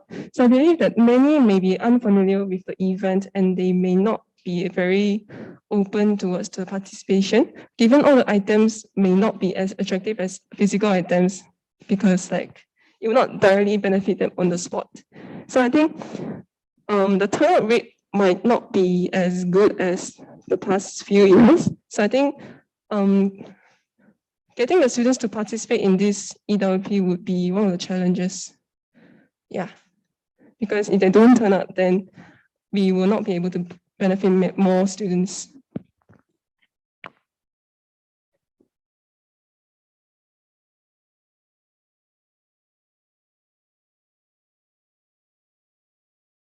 Hello, Joseph, year 2.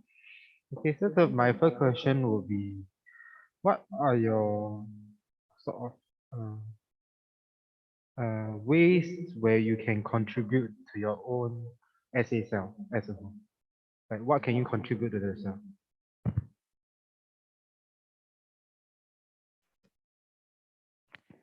Thank you for your question. I think for whichever student that is studying at engineering, I believe that the curriculum is relatively more packed and tougher, like a lot of assignments to do, a lot of quizzes to do in general. So I believe that especially given the fact that EWP happens near finals, I think many would be having a difficult time coping with their time management and their workload. So I believe that ensuring that things are done in advance would be most beneficial for my committee members, so that we will not be focusing too much on EWP or spending excessive time on it near their crucial exams. So how I want to achieve this is to make sure that planning is properly done in advance with the timeline to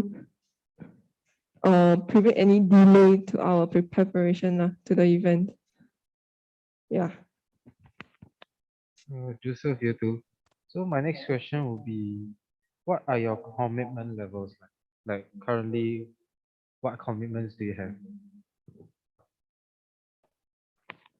Thank you for your question.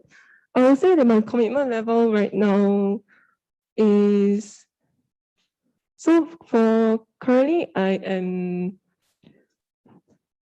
teaching a private tuition on a weekly basis about 2 times a week, and I have CCA trainings 3 to 4 times a week at night and I'll be focusing on block committee matters during certain period like Halloween, Christmas, or like that. So honestly, I would say that I am pretty flexible in terms of time, but for last minute changes, I may not be able to turn up for it because for tuition classes wise, it's really unprofessional to like delay classes last minute.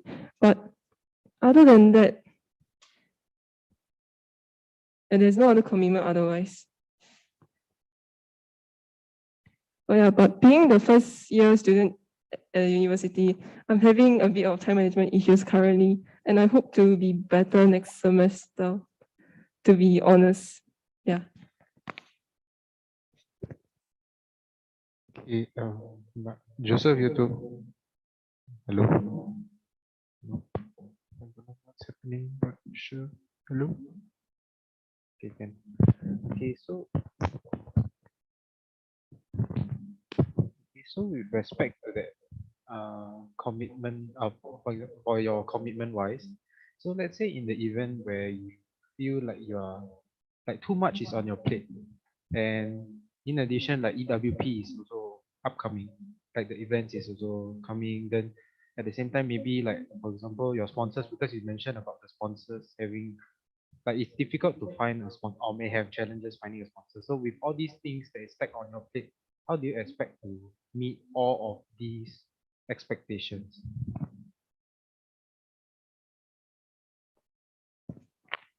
Thank you for the question. I believe this is something that I'm working on currently, given all the commitments rushing in at the moment. I believe that how I'm coping currently would be is to definitely sleep lesser, and I'll try to be efficient in whatever I'm doing to be able to complete all the tasks. So for current planning of EWP, there were times where I had essay submission quizzes in like one weekend, and actually I promised to get them done beforehand and do relevant matter immediately after. So I think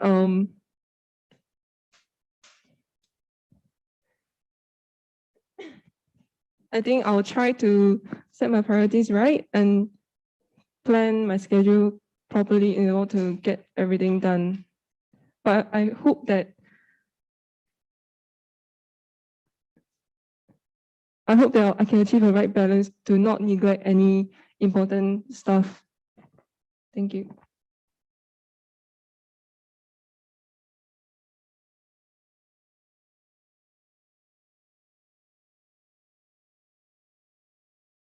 Joyce, year 3, okay, I noticed under your project goals that in terms of welfare events, you want to have additional weekly welfare events besides EWP giveaways. Could you please elaborate more about this?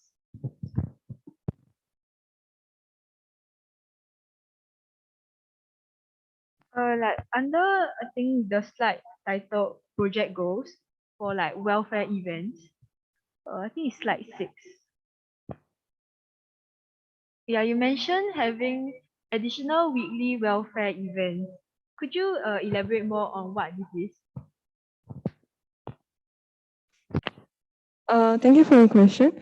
As I mentioned earlier, I wish to propose a physical weekly event to give out welfare items to a small number of students on a specific day of the week.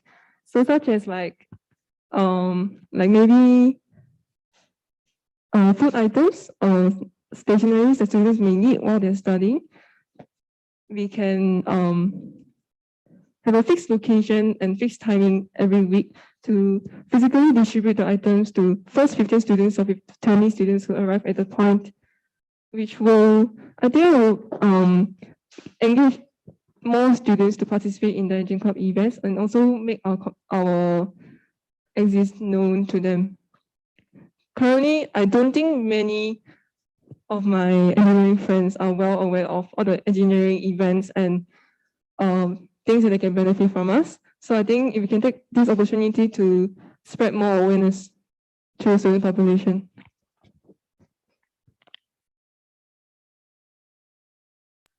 Choice year 3 follow up.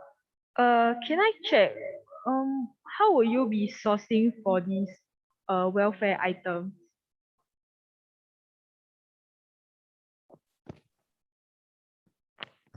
For these welfare items, I think I will try to reach out to stores or shops on our campus, like Bubble Tea or Liho, to see whether they're willing to sponsor us drinks for distribution and for other relevant items as well. But because it will be happening on a weekly basis, I think that the items should be more focused on not non-perishable items, because it will be difficult for us to source a small amount of items on a weekly basis. So I think it could be done through seeking sponsorship or maybe out of the budget we have.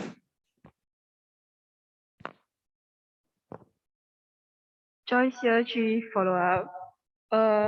in the event that you are unable to source for any sponsors at all for this weekly welfare event, and given that you will have a constrained budget, so are you planning to fund every single weekly welfare event, or would you consider other avenues to provide your weekly welfare?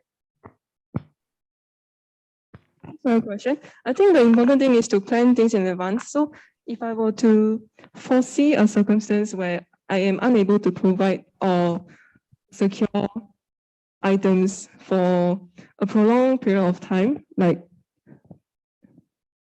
every week, then I would try to limit the event to maybe a month or maybe a few weeks or something like that, like a welfare may to ensure that there is a consistent flow in the event and it will not get cut off halfway lah.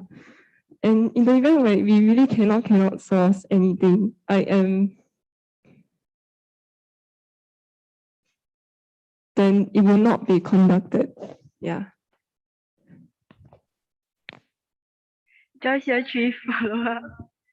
Okay, okay, say in the event you're unable to source for any sponsors for your weekly welfare event, how would you, like, in a sense, allocate your budget between EWP and this additional welfare events you want to conduct? Like, give me just a rough ratio. Thank you for the question. I'm not very aware of how much budget we have, but I wish to add on to the existing events such as the Engine Day, or are there any sports day? So maybe we could set up a booth where, because in Korea, whenever there are school events, they are always snack booths such as the popcorn, cotton candy, or drinks section to quench their thirst and make the experience more enjoyable lah. So I believe that the budget could be used to enhance existing events and also to existing events to benefit more students.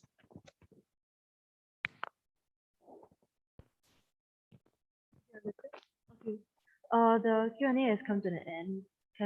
Would anyone like to extend the Q&A?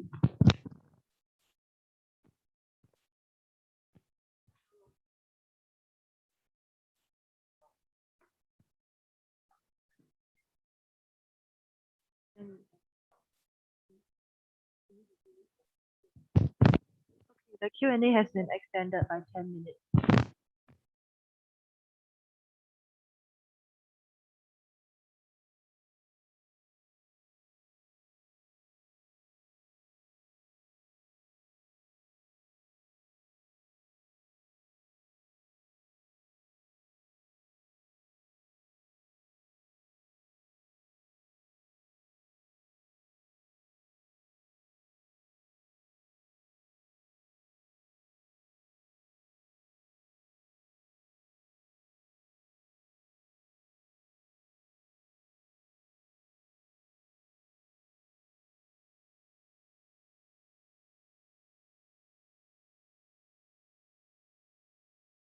Hello. Hello, to those who are joining us, we'd like to let you know that we're taking a short break, like for 2 minutes, and then we'll see if things are okay. Then we'll update you all. Okay, thank you.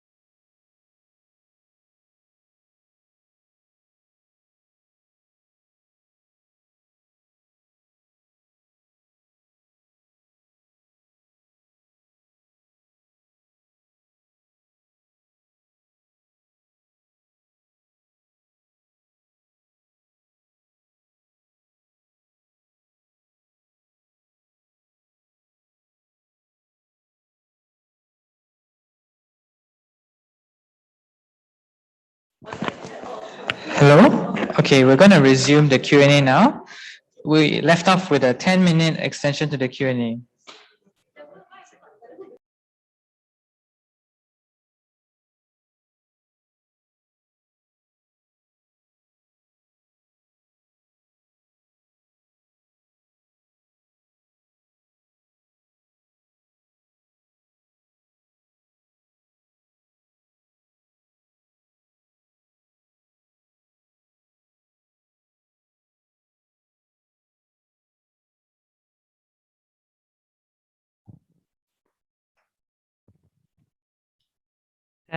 Year 3. I think we've been through countless welfare packing initiatives. Like I've been through, I think, 4 to 6 welfare pack giveaways. And like the saddest part is that the most of the subcommittee never show up because they're not bought into the idea or like bonded as a team. Then like they don't show up for packing. And it's like those of us who are committed, like from other teams who come and show up to fill the gap. What will you do to address this?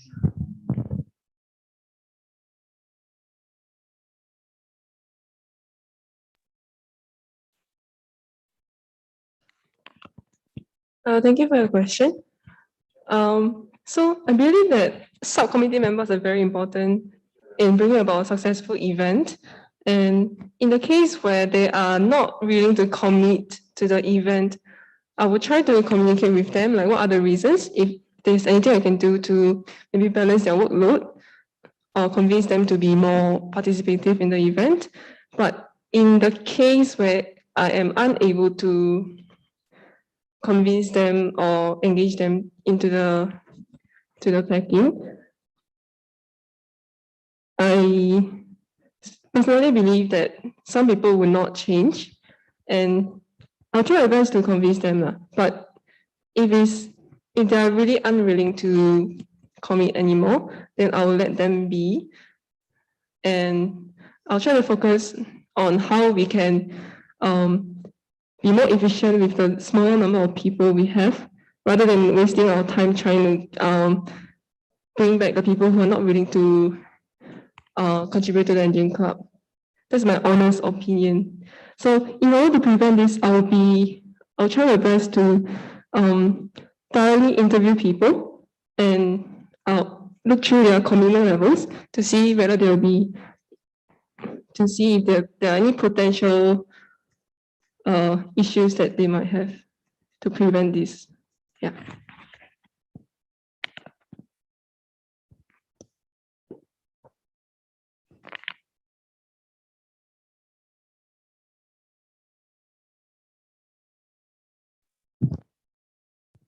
Hello, right. So this year, since our first EWP, we are doing it digital, right? So it will be digital vouchers or like everything. It won't be physical. So how do you plan to distribute those vouchers, or yeah, how do you plan to give them out?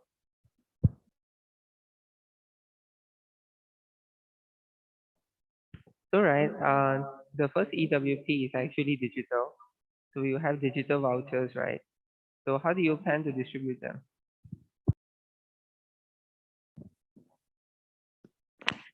Thank you for your question. So our plan for the distribution of digital vouchers is to create a website where the students can go there to claim a limited number of the voucher, limited to certain number per student. And also we are also going to utilize the website as a revenue for the companies to advertise their products. So on the side or bottom of the section where they can claim their vouchers, we are going to put up images of the companies or their relevant products as advertisement to allow the companies to benefit from our event as well.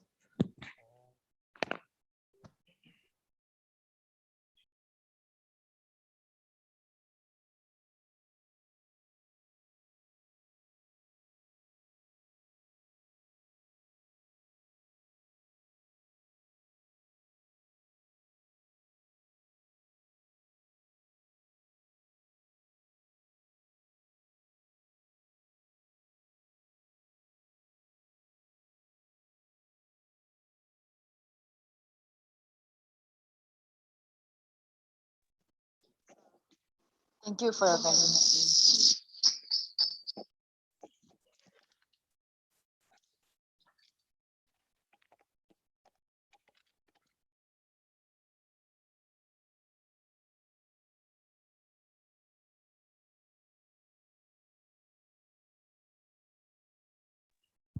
Okay, thank you for your presentation. May I know what is your working style like?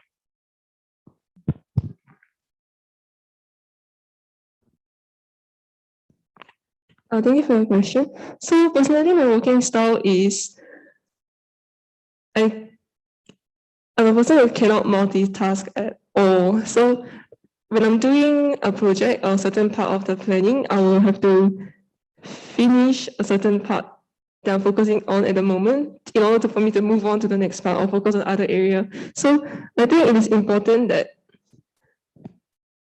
I I distribute the workload with my committee members so that I will not spend too much time on focusing on other area, and also for them to remind me to uh, have a bigger picture on a project rather than a small part. And also,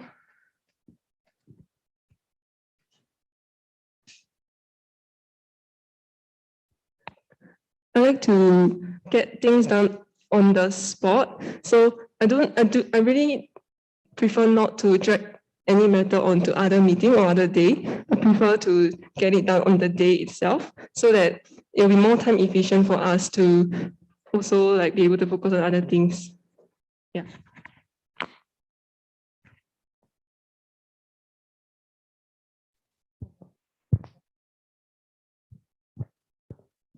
Okay, another question is, you mentioned about welfare during sports day. So how do you plan to carry it out?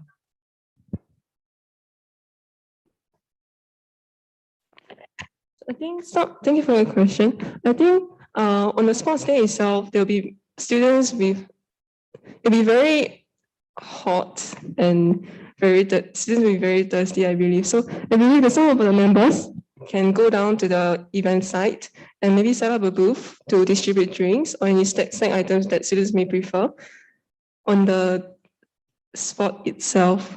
Yeah. And I think we could also set up certain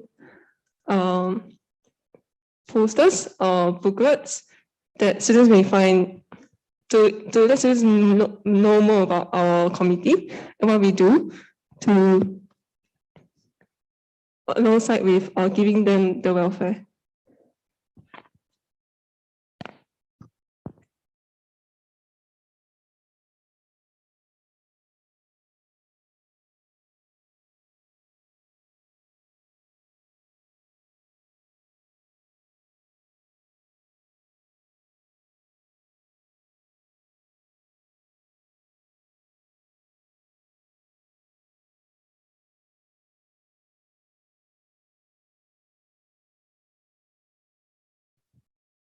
Hello.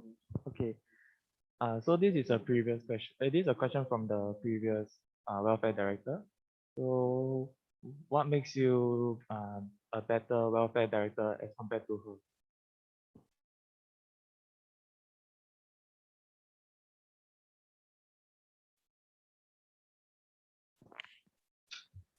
her? I personally have not interacted much with the previous director.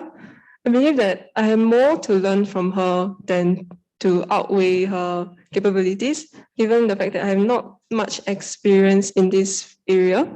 So I hope that I could maintain the qualities that she had and also add on to it by maybe planning more events on top of the traditional EWP event that we have. Yeah, but I think I have more room to grow than to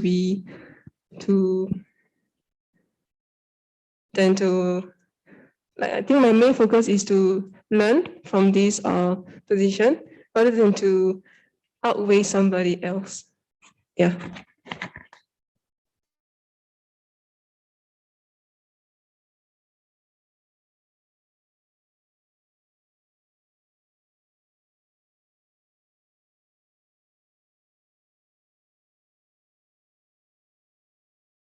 Joyce here, 3.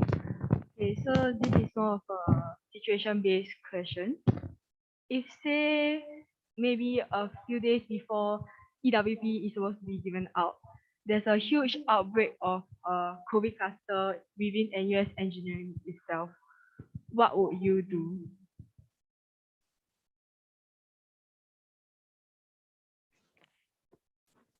I believe that if there were to be a huge outbreak, it is inevitable for us to cancel or delay the event to make sure that we are safe and students are safe. So I would try my best not to cancel the event, but rather delay it to a time where it will be more feasible and safe for everyone.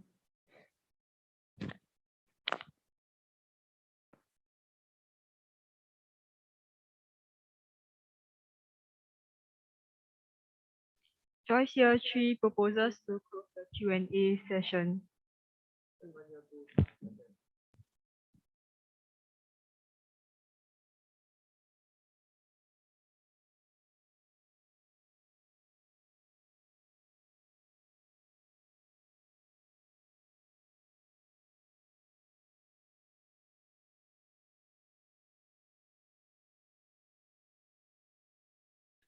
Thank you, Sue. Now you can pair aside as we proceed to voting. So those of you all who have voting rights, you'll be left in the Zoom call, and those of you who don't, you'll be placed in a breakout room. So give us a moment to set that up. Okay, can I get everybody to raise your virtual hand before we vote? And then after you have voted, please lower your hand.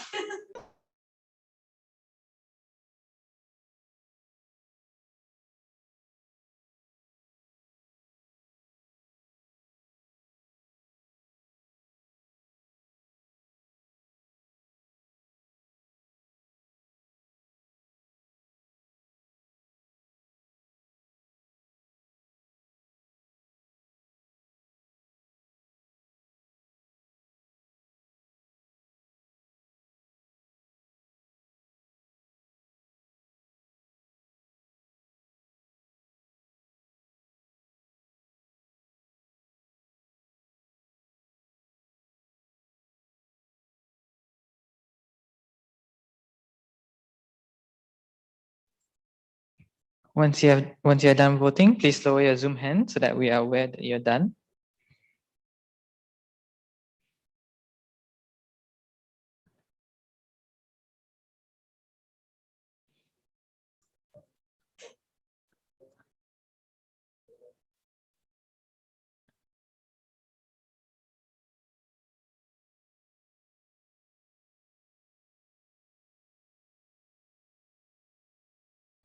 Okay, so we'll show the results now. Yeah.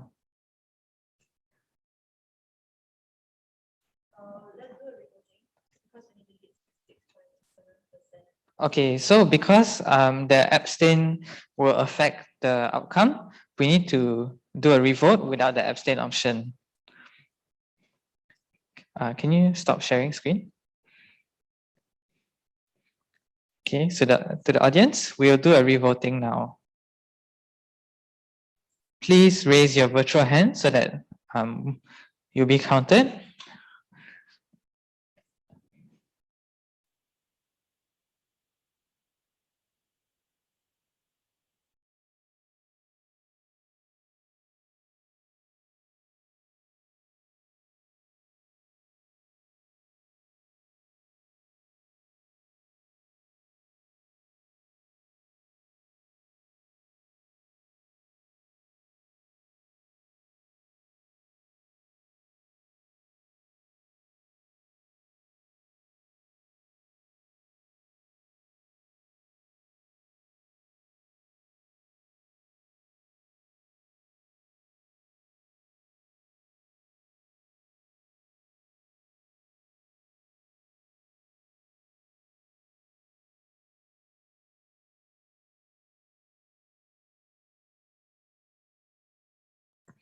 Once again, after you're done, please lower your virtual hand so that we are aware that you're done.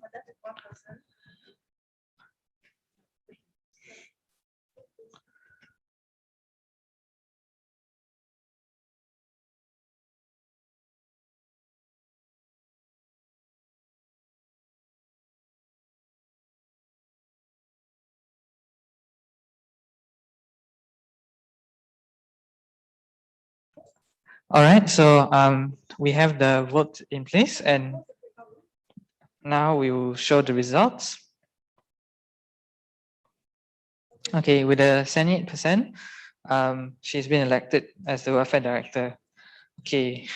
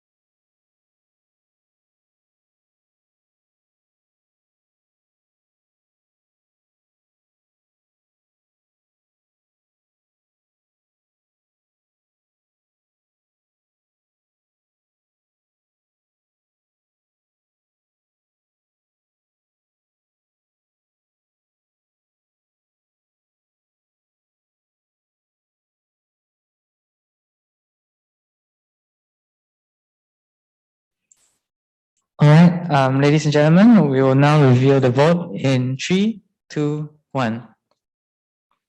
Congratulations, you've been elected as the welfare director for the 44th MC. Amazing. Okay, so to the audience online, thank you for joining us. I think we'll be breaking for a lunch break now. We will come back in an hour. Okay, so please come back at 2:15. Okay, thank you everyone. Please come back at 2:15 and then we'll proceed with the next candidate, which is the Alumni Relations Director. Yeah, so at 2:15 we'll begin with the At 2:15 we'll begin with the Special Projects Director. Very exciting. So please don't miss out. Thank you.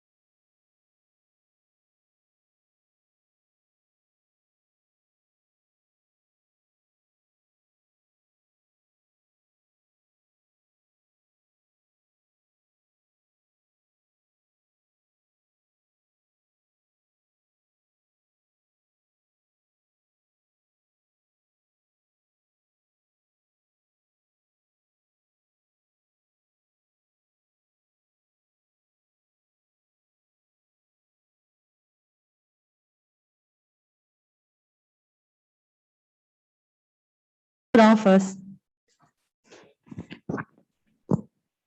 Someone went out though. The thing is, I think. Oh no, this is only. Oh, so, oh. Oh. If you put two and two together, it could be that Serene went out.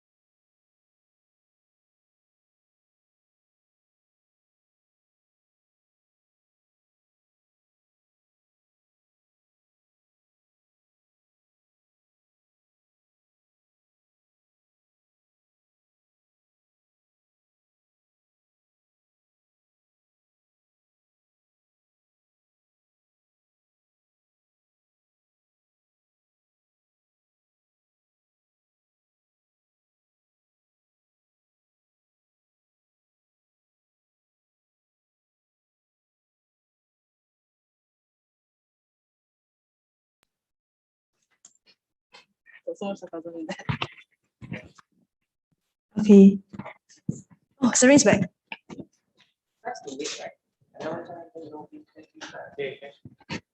All right. Okay, so welcome back from lunch. Hope you guys had a good lunch. So we'll be continuing with part two of day two of the co-option. So we'll begin with the opening of nomination for Special Projects Director. So Stand here 3 seconds. Roy, you have to accept okay, I accept the nomination too. So anytime you're ready, would you like to come up? Okay, I've closed the nomination. all the best, Roy. Okay.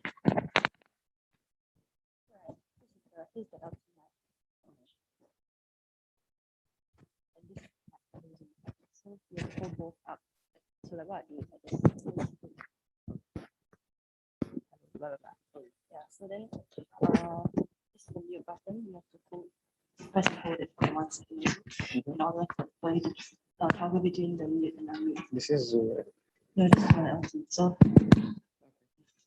then every time, like okay, so the default state is that you keep it muted. You only unmuted when you need to speak. Yeah, so it's like, for example,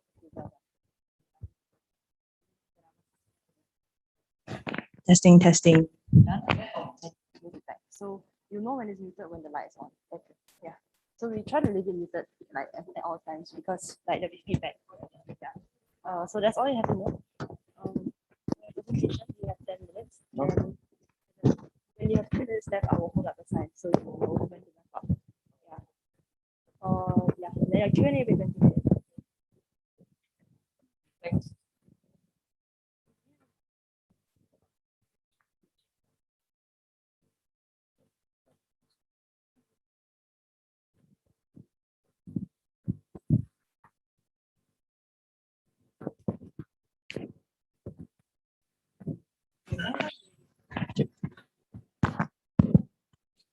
This. So hi everyone. Today I'll be presenting my presentation for Special Projects Director. So first of all, I would like to introduce myself. My name's Roy. I'm a year 2 Mech Eng student. I'm 19 years old and I come from Indonesia. So more about me, it's about my past organizational experience. So I was the school orientation PD and I led a team of 30 people for an orientation to hundreds new students. So what this experience taught me was to communicate with adults as well as people from outside the school to work for a field trip, which was outside the school, which was quite challenging actually, because it was quite far and we had to plan like a bus, an external bus to go to the field trip itself. There was some problems, but we managed to resolve it. And next, I would like to talk about Premier Bazaar Head. To give a bit of a background, Premier is like an annual event in my school, which is like an inter-school sports competition. So basically, I was the fundraising team here. And what this experience taught me that's relatable to this special projects is that I communicated with over 30 vendors, external vendors, which consisted of several things like food and sponsors, as well as drinks. And lastly, I was the OWIC programs head last year. This proved to be one of the most challenging things because like I had to plan for 3 different states, which was online, offline, and hybrid. And usually making the games was quite simple because I've done it before in the school orientation PD, right? But this time I had to consider a lot of factors. And even though it's not directly related as a special projects, I feel like the troubleshooting part is very useful as I had to think about many things, such as the COVID-19 measures, as well as how they intermingle and like we had to avoid them from having physical contact and like how many people are playing the game and whether they can interact with each other or not. Okay, so moving on. Next, I'll be talking about my vision, like what I plan to achieve. So what I plan to achieve is, if I get elected, of course, is to connect engineering students with industries to help them figure out what they want. So what I mean by this is, especially during COVID times like this, students can't really experience the engineering experience. Like I personally myself like had labs moved to online, so they can't really have the hands-on experience. Therefore, like some people are still unsure whether this is the future they want. So what I plan to do is help students like assure themselves that this is what they want, or if it isn't, to move before it's too late. Next, I will be doing what my visions, like executing my visions throughout these 3 different events: industrial talks, industrial visits, and career fair, which I'll be getting into now. So first of all, industrial talks. Industrial talks is basically somewhat like a workshop where it's major specific. That's why I wrote it as up to 11 different industries, where I hope that we can contact like major specific industries where the industry is like specifically hiring or specifically looking for certain skills that are obtained from getting that major. So regarding the topics, what will be discussed in the workshop itself will be based on the students. So what we'll do is we'll probably make a group of the students that are interested. Then we will like talk about what they want to hear in the workshops, as well as like what they are interested or curious to know from these workshops. This will be held during January to May. So what this means is like from every month, there'll be 2 or 3 workshops happening like at that month. And next, this one's industrial visits. This one is quite situational. So one of the first few situations is that the COVID-19 measures, of course, like if the COVID-19 is really bad, of course, this isn't plausible at all. But if it's supportive, then we can definitely do this. But there's one more factor that I would like to consider, which is the students' interest. Based on the previous industrial talks, if the students are really interested and keen into the topic, I would like to hold these industrial visits and organize it with the industry itself. But if the students are less keen, then that would have been my fault as well, as I might have chosen the wrong industry. But yeah, we basically don't want to choose the wrong industry, as students would be not that interested in it, and the industry itself will feel kind of down because we kind of like gave them like a sense of false hope, saying that there will be a lot of students participating, even though there's not. So what I plan to do, since most likely there will still be COVID-19 measures, and if the number of people register exceeds the number of people allowed, have a member of the committee attend and record the important sessions so that people who were unlucky and couldn't attend can watch the recording, basically. And last but not least is career fairs. So career fairs is basically an event held for engineering students to get internships or jobs. This is slightly different from industry talks, as industry talks is more focused towards what you will be doing, but less focused about the hiring. This is more focused towards the hiring, and this will be done around October. And this will help the students get their internships in the future, ideally during the holidays itself, or it might be even next year. But it's basically to give them an idea what sort of internships they want to be doing and how they are going to apply and what they will need. And last but not least is the committee structure that I propose. So director and VPD, then there's a treasurer and secretary, and there'll be 4 main divisions, which are logistics, programs, publicity, and external. Logistics is mainly just to prepare the place and whatever is required for the event, such as like booking the LTs. And in the event where the COVID-19 is quite bad, what will most likely happen is through online Zooms, right? So the logistics team will be like in charge of preparing the Zooms and what's required, basically like the number of breakout rooms and the settings and everything, so everything can run smoothly. For programs, it's basically to create the rundown of the events and what will happen at what time and etc. For publicity, it's pretty straightforward. It's just to promote the events to the students. This can be done through email blast as well as posters posted in the Instagram. And last but not least is the external. These are the team. They'll be contacting the external companies and liaising with them to like basically discuss what we are going to do and how we're going to do it. And that's it from me. Thank you, guys.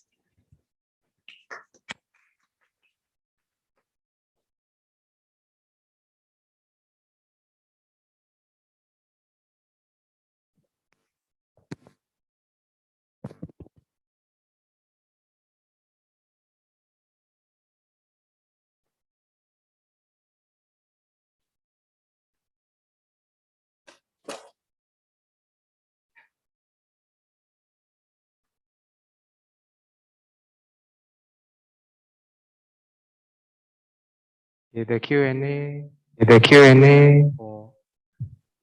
is now open. So if you wish to ask question, please do use the raise hand function.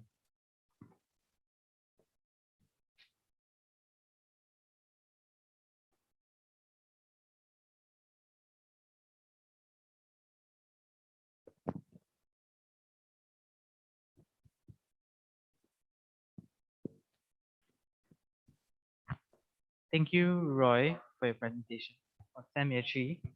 So, normally industry talks are known to be have a extremely low turnout rate. Do you have any strategies to overcome this problem?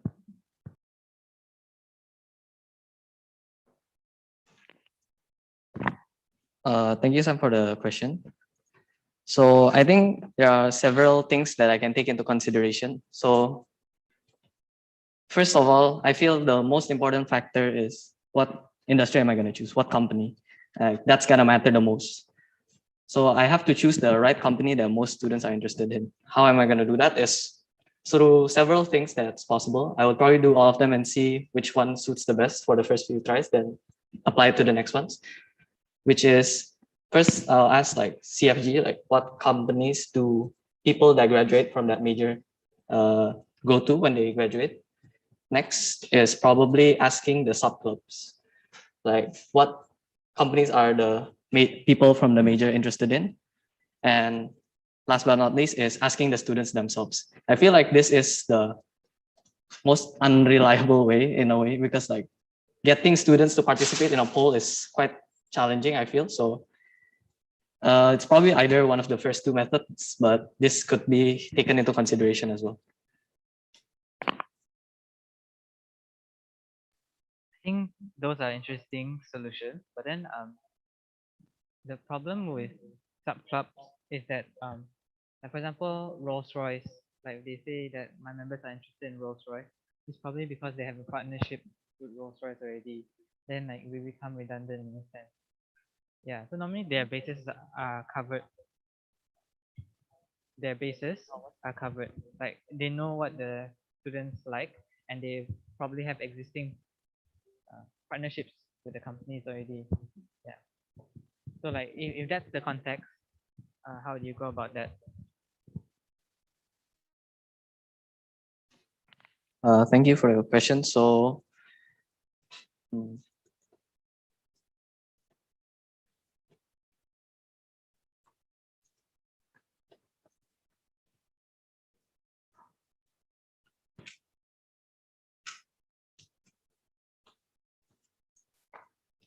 to avoid this problem, I feel like then I agree with you. Like in a way, the subclubs might be biased in a way because they have partnerships with the certain company. So it's quite hard to tackle the problem, but I think it can be solved. Like the first one asking CFG, like I know for a fact that they do keep the statistics of the where graduates go once they graduate. But if you ask for like a different approach, I guess one way is to like ask a person that I know from that major, and they have like a group for the major itself, right? Then from connections people, I'm pretty sure they will be more inclined to answer. So, and slowly from that data, I can like get more and more people, because like if I know one person from that major and he is willing to help, he can ask at least 2 people, and that's 3 people. And if they're willing to ask some more, that can even multiply even more. But besides that, I feel like besides the company, this can also be done to invite them into the workshop. So if I can get one of my friends to come down from that major, I'm pretty sure he can bring at least one of his friends to come down as well. And the cycle continues. Yeah.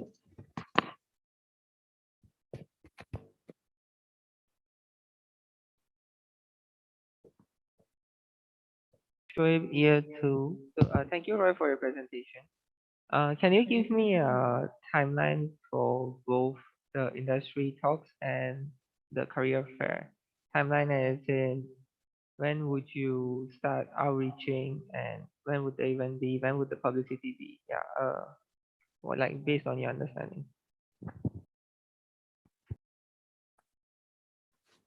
Okay, thank you, sure. So for the timeline, right? Basically, I'll start as soon as I get elected, if I do. And what I'll start doing is contacting companies which are like closely related to Engine Club first, because that's like the most likelihood to be accepted. So at least the first month is secured already, like 2 or 3 companies. And once that's done, like I have more time to secure the other companies. And then I can slowly start working my way through other, if possible, new companies to bring into like Engine Club. If that's possible, that would be great, as it would be beneficial not only to special projects, but for other divisions as well. It can even help the sub clubs, which would incline them to help us even more, as they like basically did a favor for them by bringing them a company, right? So maybe they would like help us in the future when we need some specific like major related stuff.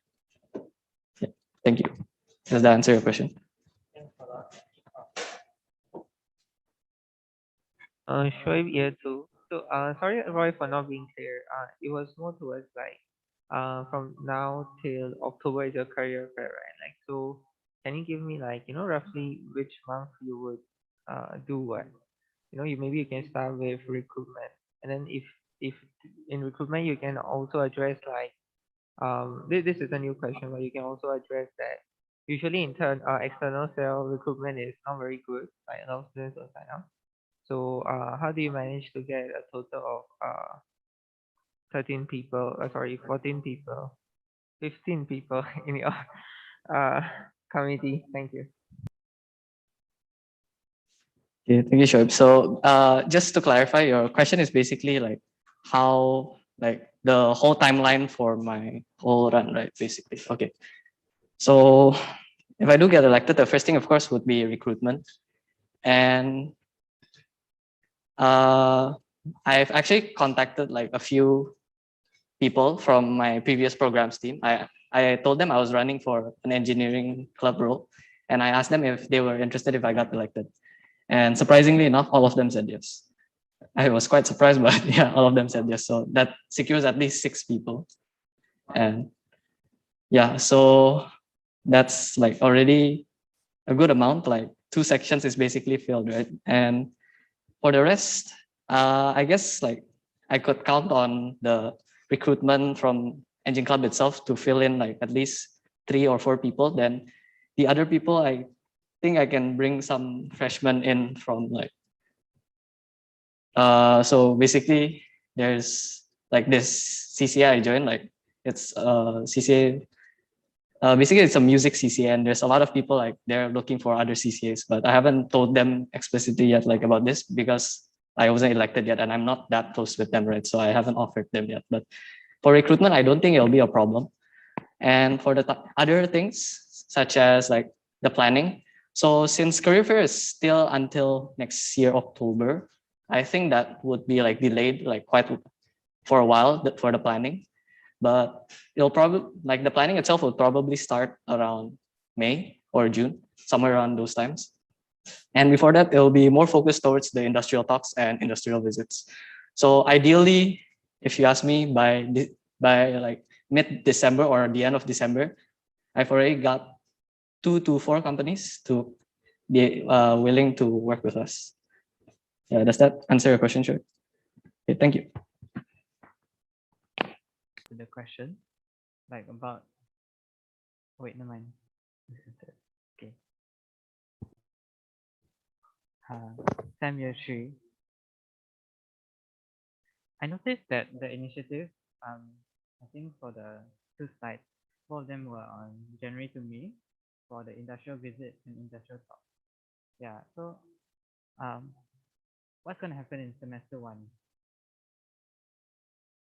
Like, your initiatives are all lined up for semester 2, right? Like January to May, and I think the career fair is a bit later. But like, so this entire period from now until the end of semester 1, is it just for recruitment, or are you going to do other things?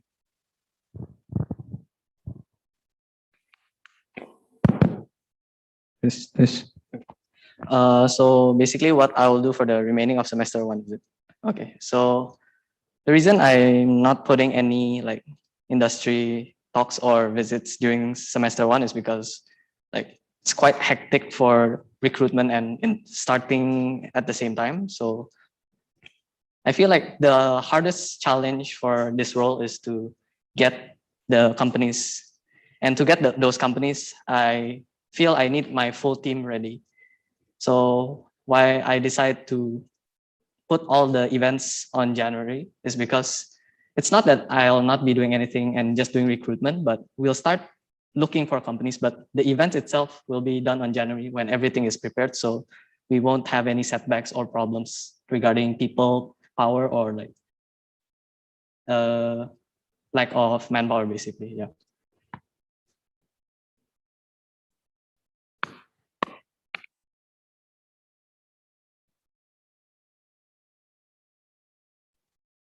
Joseph, you too. Okay, hi, thanks for your presentation. I just got a question on your committee structure.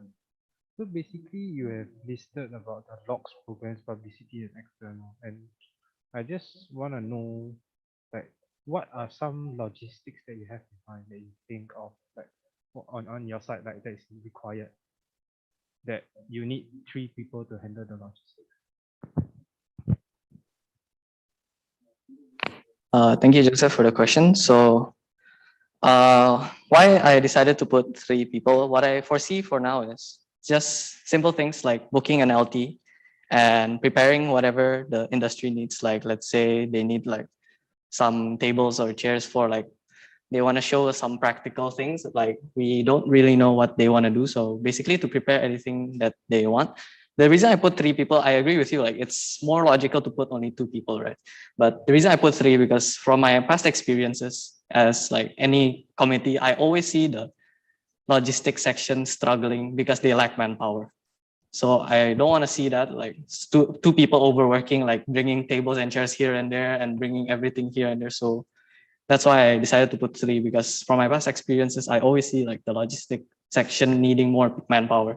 And if in the event that, let's say, the manpower isn't that much required, they can always help out other sections. I'm pretty sure they would be willing. If they want to learn, I mean, I will give them the chance to learn, to contact external companies as well. But if they're not willing, I guess it's fine for me. But yeah, they can basically, I'll give them the chance to help out other sections as well if their job scope is limited. Joseph, you too. Next question is with regards to the industrial talks and industrial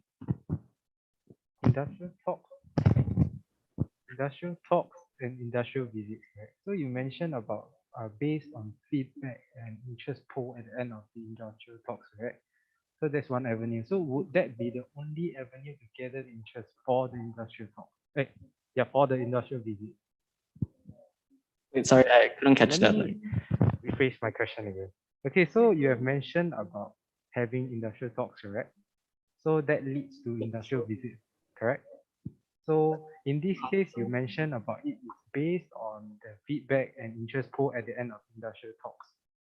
So in this case, because you're opening up the poll only during the talks, is it?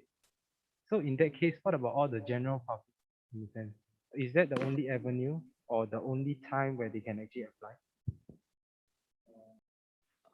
Thank you for the question. So yeah, basically why I decided to like, I get your point that some people couldn't attend the talk and they could vote. So I guess that's a good point actually. So what we can actually do is save the recording of the talks, post it, and have the code at the end of the recording itself, and give a time limit, let's say like 2 to 3 days or maybe a week.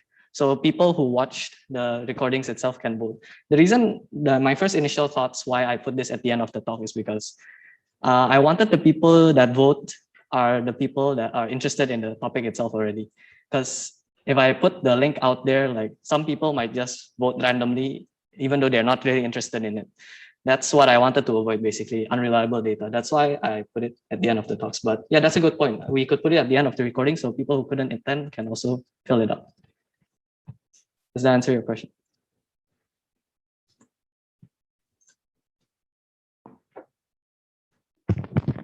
Okay, Shoaib here too. So, Roy, just a point of information. So, with regards to the external cell, right? All outreach will be done by the marketing and external director and the com, right? So with how this works with regards to industry talks or CFG, sorry, career fair is that the marketing cell brings in the connection and then passes you the PO's point of contact. So why do you need if that's the case, why do you need 4 people in external? Thank you, Shoaib, for the question. So to answer that question, basically we would be, ideally we would want to bring 11 companies, right? So if I'm being like realistic, from the companies that we already have, not all of them will agree. And it's probably like some companies that the data we got, for example, from CFG or the subclubs, that the people from that major are interested in, it might not be in our circle yet. And I would probably talk and like communicate with my external VP and the marketing head, like how do we want to approach this? Because if I tell the marketing like team to contact those companies, like I mean 1 or 2 companies is fine, but I do not want to burden her with like let's say 10 companies, because I'm pretty sure she has a lot of other things that she needs to be doing. So what will probably happen is like I will offer to contact the companies ourselves. Like if that's not possible, maybe we can figure out a better strategy later with the VP. But the reason is mainly because of that. I don't want to burden the marketing team too much, and basically prepare a team of my own just in case that we need to contact them like ourselves. So we are ready basically. And in the case that the companies are already there in our circle, I guess the more people is better. So we can like organize things more easily. So 4 people, so 1 person deals with like approximately like 2 or 3 companies. That would be less hectic as if the person was like, let's say 3 people, then 1 person would have to deal with 4 companies, which can be quite troublesome for that person.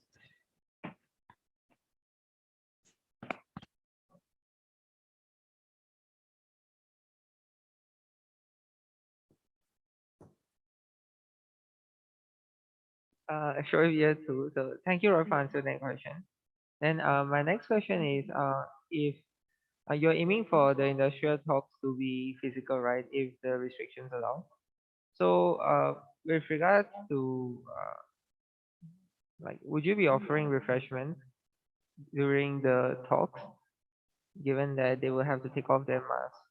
But then, yeah, and just a point of information, if you don't offer refreshments, the turnout rate might be low because refreshments also act as an incentive for people to join. So what's your, how would you approach that?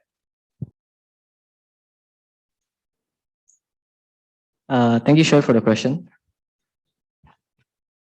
Okay, so how I would probably approach the situation is I would still prepare snacks or drinks, but what will happen is I'll like put them somewhere like they can take first, and when the event is finished, I'll distribute them as they walk out. So like I'll distribute them, I'll ensure like it's distributed outside so that they won't consume it inside. Like I've seen a lot of times like we distribute as they walk up and then like they suddenly come back in with the snacks and like that.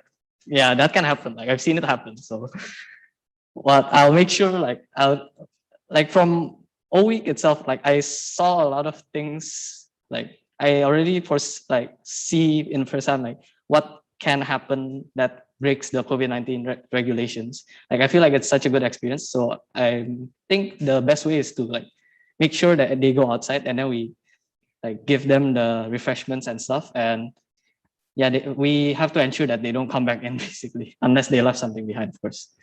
Yeah. And year 3, how are you going to measure the success of your event? Okay, thank you, Sam. So how I would measure the success is based mostly on the forms itself. So I would, I know like the participation is also important, but me personally, I would prefer if I successfully impacted a few students positively rather than like impacting like just a bit on a lot of students. So what will most likely determine like how I succeed, like how I determine myself succeeding is basically from the feedback forms. But of course, the number of students that participated, it would also matter.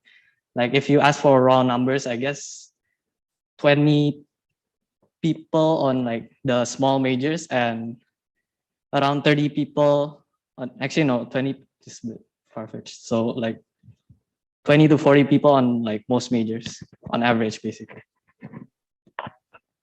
And year 3, so you mean like we have 9 majors, so it's like we have 9 majors, so 20 times 9 per event. 20 Wait, oh, what, sorry? people times 9 majors is the total number of participants that you want per event. Total basically, yeah, but for career fairs, it's Wait, so maybe your industrial talk. Yeah. yeah, So 180. is somewhere around there, I guess. How much? Oh, Samuel, how much budget do you want overall for the entire academic year? And how would you spend that? I can't say numbers for now because I'm not sure. Like, I'll get back to you later if I'm elected. I will research about it because I'm not sure about the numbers. But for now, I don't really see much spending other than like goodie bags or refreshments for the freshies. So it shouldn't be that much, I think. But I can't give you like numbers right now because for like welfare packs, I have no experience in that, so I really don't know like the numbers in it. But I'll ensure like I get someone that knows what they're doing, and if they don't know what they're doing, I'll make sure that I find someone who knows what they're doing and ask from them what they have done and what can I do to ensure it runs smoothly. Samuel, follow up to that. Interesting that you mentioned freshies. Is that the target demographic for your event? Wait, did I say freshies? Oh, yeah, I think it just slipped out of my mouth. Sorry. Yeah, I said the wrong thing. My bad. Samuel, just to clarify, what's the target demographic for your event? For industrial talks, right? Yeah, for industrial talks, my target would be year twos. Why? Because they're gonna go to year three soon, and they're gonna be doing their IAs. So I would like them to have like better understanding of what they want to do in their IAs, or even year threes. Maybe some students did not enjoy their IAs and they want to know other like things they could have done that maybe like leads to something they want to work when they graduate. So my target demographic is basically year two and threes. Yeah.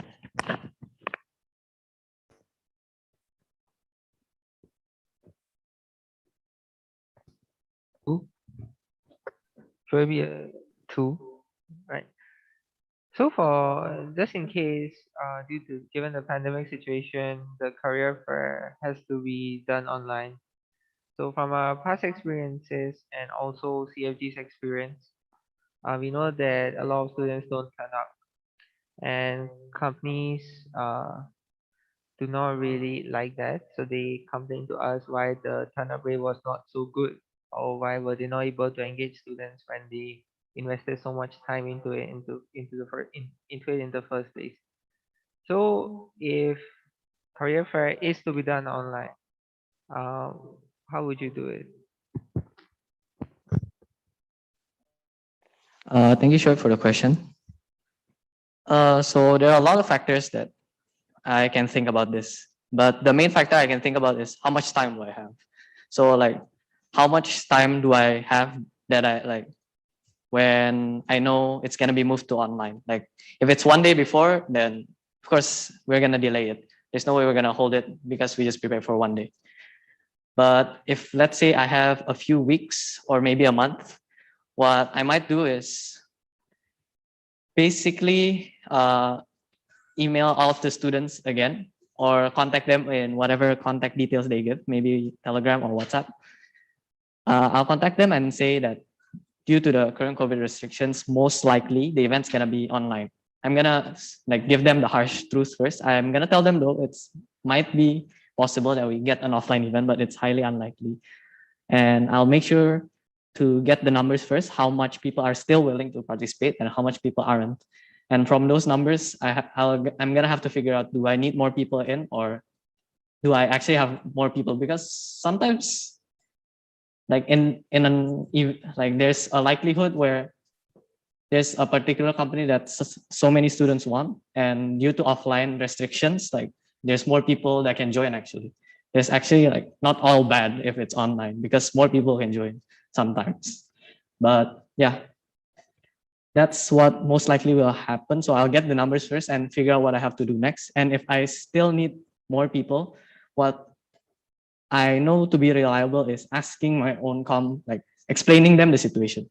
Like most people that register to the comms, especially in this small comm of like wait, 7, 10, 15, 16 people.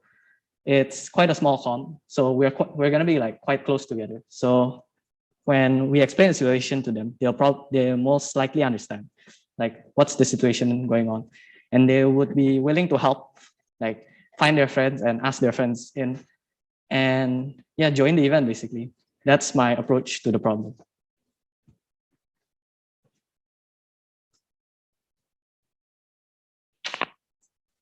Joseph, year 2 proposes to close Q&A.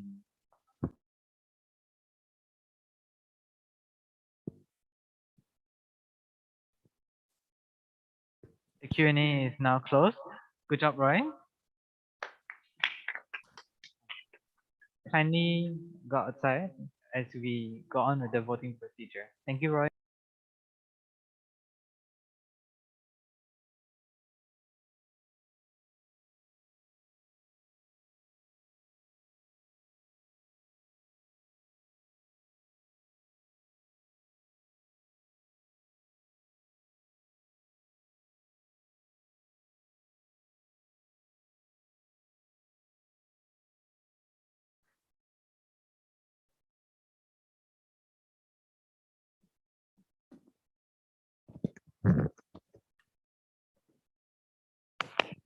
Okay, everyone, please raise your virtual hand so that we can send the voting link.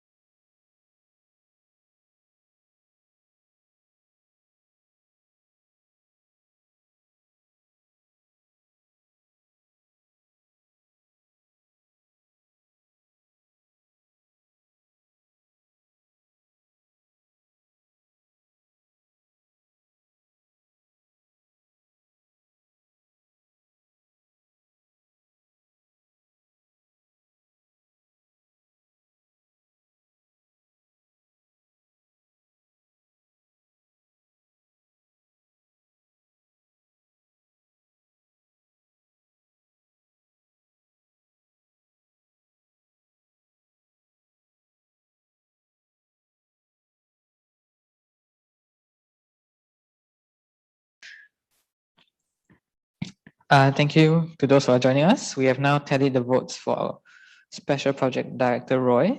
We'll show you the votes now.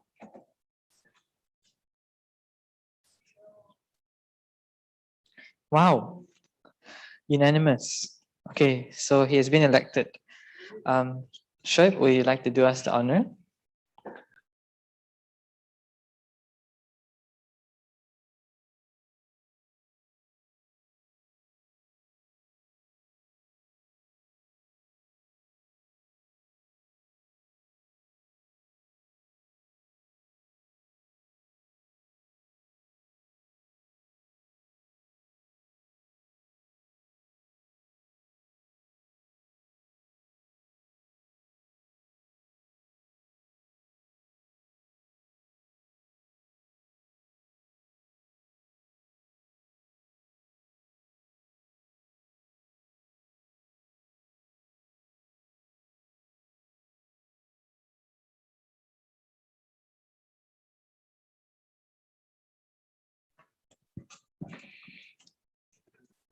You did a great job, Roy.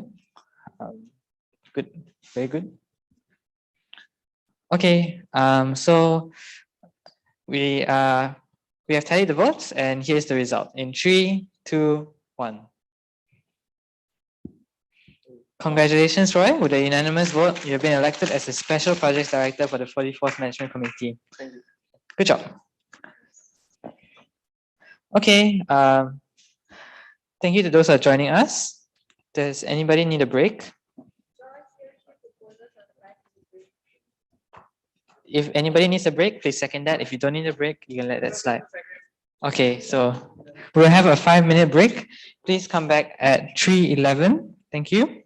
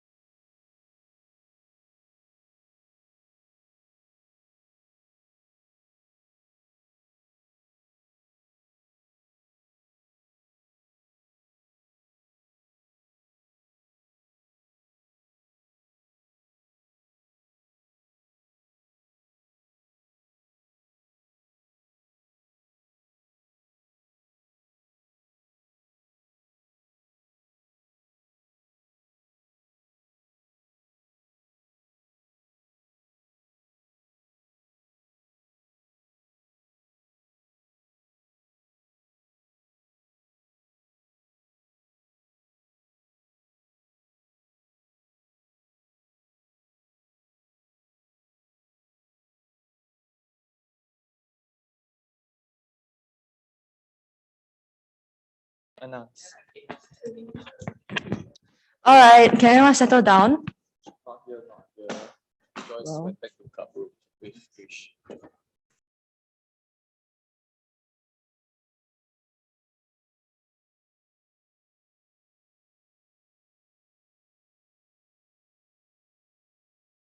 Okay, everyone settle down.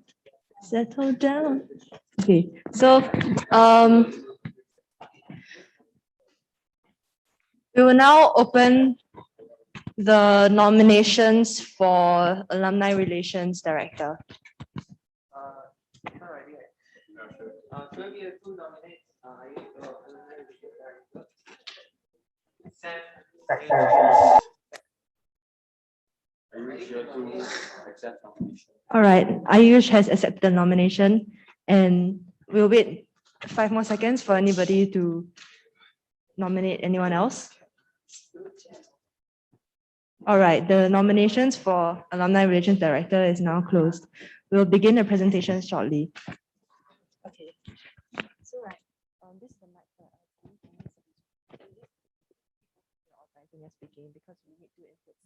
So for this mic, right, the default state is to keep it muted. So the way to tell when it's muted is when this light is on.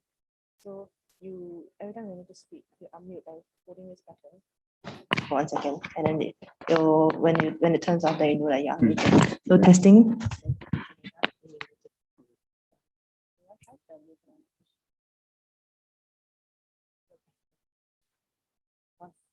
Yeah. Testing. Okay. Yeah, so you just hold it in one hand. Just get comfortable.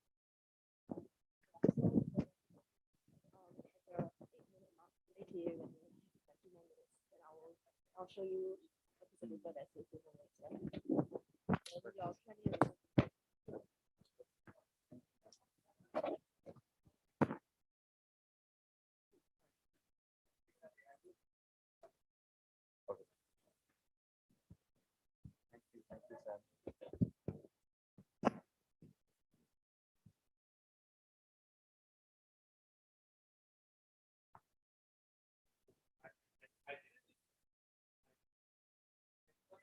So I can start?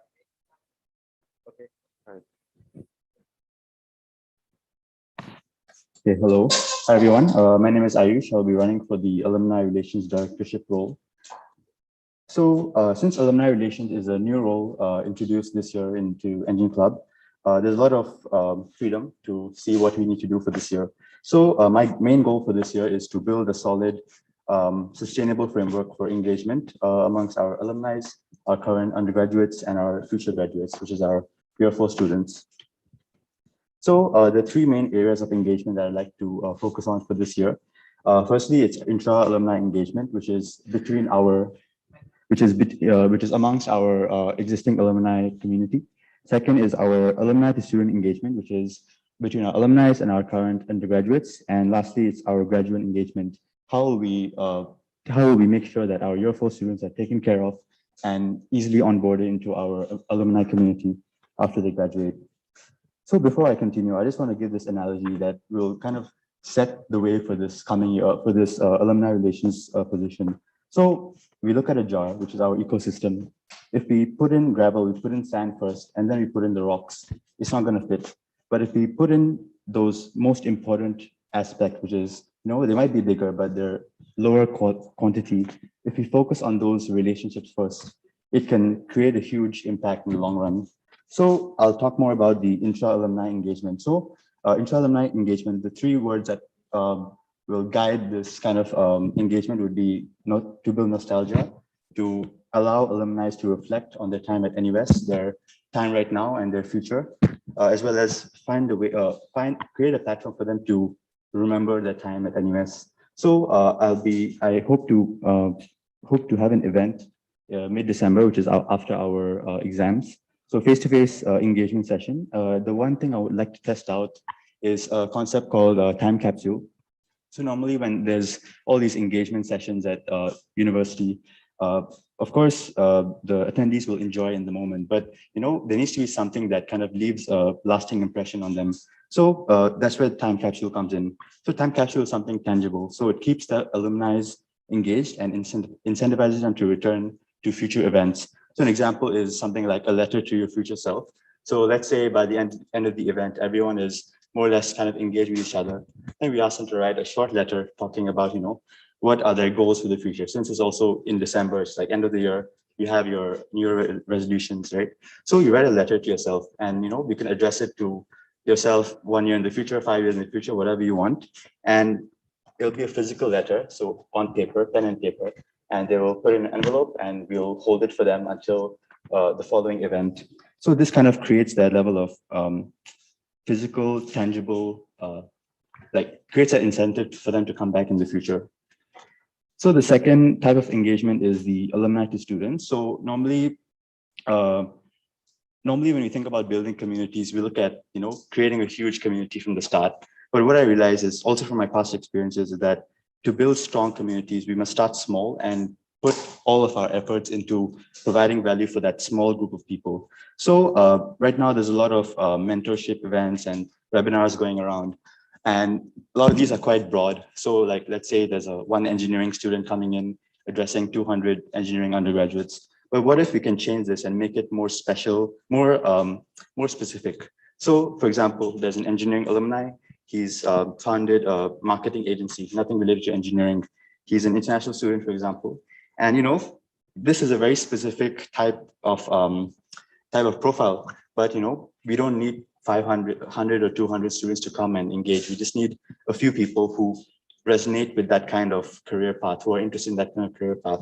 So what the main idea is that we want to create smaller communities, like mini communities, test out different things. So let's say this is one example of a profile. Later on, when we'll be integrating with SDE, we can try out things like, design, engineering, the overlap between them, find alumni who have that profile and have like engagement sessions with them and our freshmen as well, who are right now quite exploring different modules like our design module. And then of course, when we have these mini communities built, we will scale and, if we'll know from feedback which kinds of profiles students really want to engage with. Yeah. So this mentorship kind of engagement would be January onwards. So it would be like on a monthly basis. We can have short, 1 hour meetings with engaging 5 students to 1 alumni. So the last form of engagement is the graduate engagement. So it's to enable our future alumni to leave a mark at NUS. So right now, our class of 2020, 2021, they didn't have the best of goodbyes. Right now, they're having their commencement sessions after so long. So if we, again, coming back to the idea of having a tangible mark left when they graduate, we can have something like a mural where when they're graduating, they can just write a short message write anything. They can write a message to the freshmen coming in, their faculty, the NUS itself as an institution. They can write something, even draw something, right? And they can kind of treat that as like a final goodbye. So by the end of like maybe a few years, we'll have a huge mural with all of our all of our new alumni. And again, the second part is also about onboarding them into our alumni community. So right now we have, this brings me to like the online version of engagement, which is out through our Tele, IG, and potentially LinkedIn channel. So right now we have our Tele groups with our alumni. So we have a group with our Engine Club alumni. So if we'll need to create a structure where we help these graduating students easily onboard into our alumni network. LinkedIn would be a great way to do this. Yeah, so that's the end of my presentation, where coming back to this idea, it's like right now we're at the foundational stage of alumni relations, and right now is the best time to focus on this area because our alumni need to be taken care of. They need to be kind of heard as well, and they need to feel that sense of identity within NUS engineering. So yeah, that's the end of my presentation.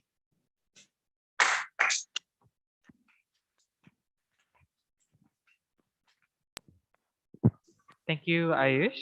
We will now proceed to the question and answer session. So please raise your virtual hand if you'd like to ask a question.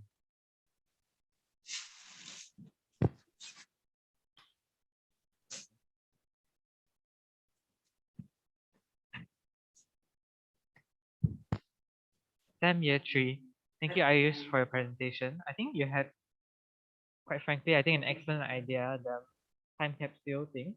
It's excellent on different fronts, but then if we take a look at the difficulties or the pain points that it can that can arise, is like operationally,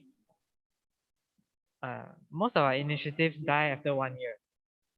Yeah, so how are you planning to ensure that your time capsule idea will like come into fruition? Okay, thanks, Sam, for the question. So normally when these initiatives are proposed, time capsule in the word itself, it's like something that should be long lasting.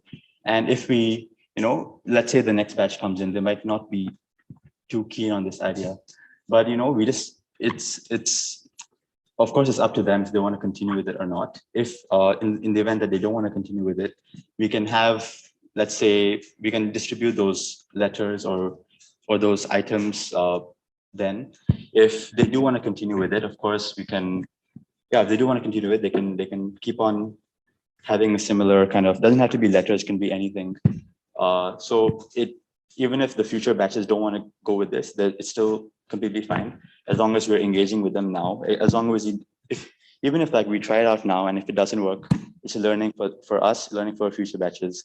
Another thing I forgot to mention is that all of these activities that I'm intending to hold is all testing purposes, because right now there's no, it's not my responsibility to kind of have something at a grand scale. Is just to try out different things and see what works so that I can pass it on to the next batch.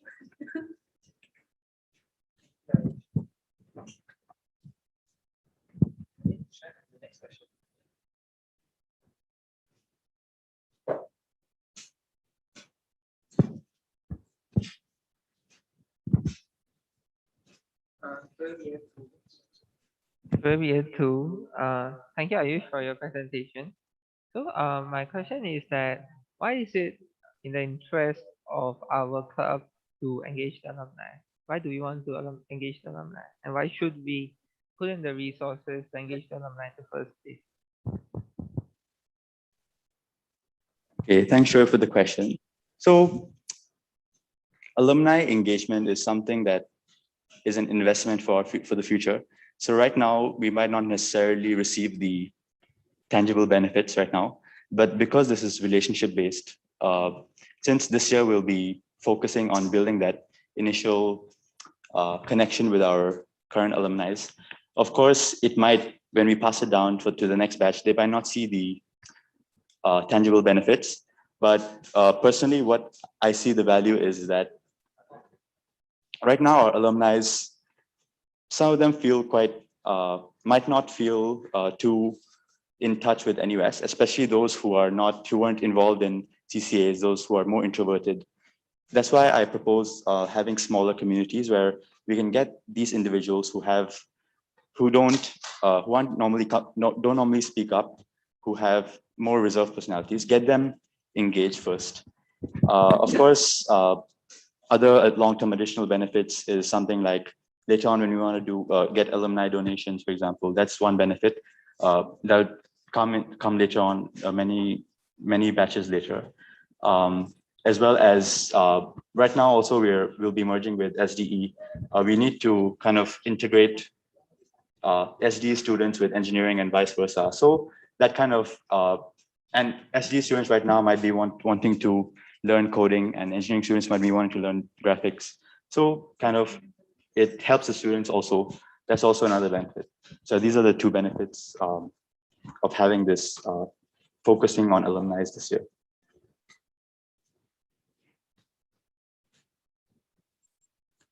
Hi, Joseph, you too. Thanks for your presentation.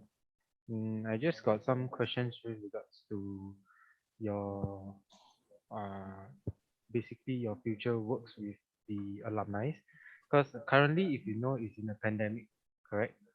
Back then, so it's like 1 year plus of not interacting that much with the alumni. So how are you going to go about approaching them in a sense? Because within these 1 year plus, I think a lot of the contacts have been lost during that time as well. So how are you going to go about getting back those alumni? Okay, so basically the question is how will we engage with the alumni who have who have lost touch over the past year or so? So there's many ways to do it. One is if we use like LinkedIn as a platform to approach our alumni, you can see which year they graduated. So we know like this is this batch. We can kind of get in touch directly with them.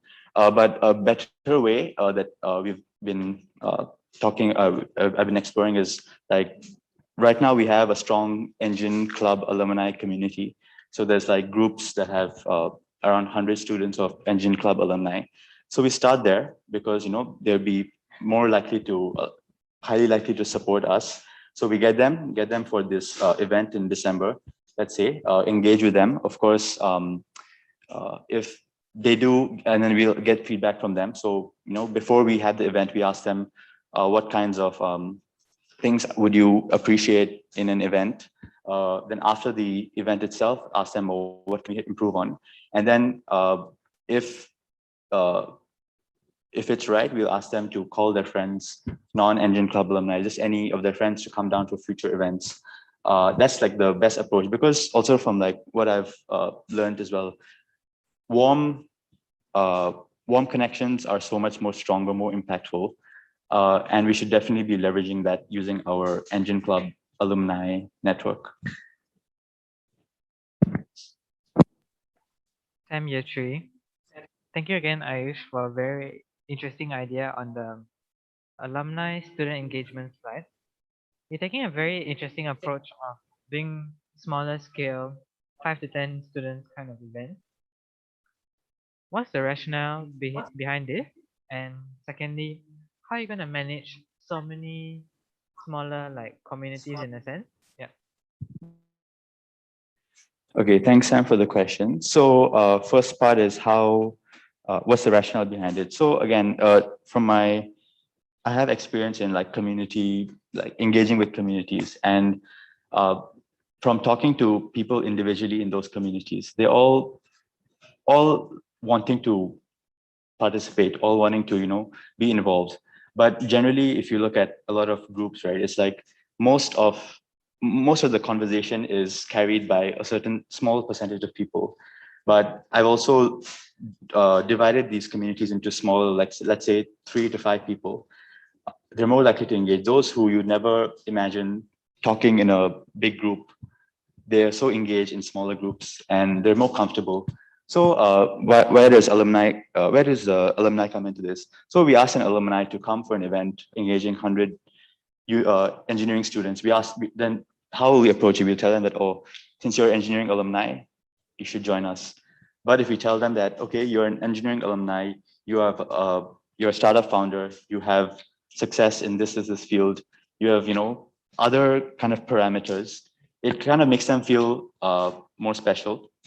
It's like, I mean, I've had discussions with people like Shoaib, Krishna, and yourselves. Like, you know, we want them to make to feel special. So that's one reason why these alumni would be willing to come down. Of course, they don't have an incentive to keep on coming on a monthly basis. Of course, that's something we need to test out. But yeah, that's the basic rationale behind it. And the second part of the question is, how am I going to manage all of this? So right now, again, we'll be starting small. Later on, when we have 2, 3, 4 of these mini communities, we can find a way maybe to kind of have a proper system in place. We'll find that system in place. We'll find the best kind of system to manage this. Then for next year, it'll just be kind of automated in a way. Yeah.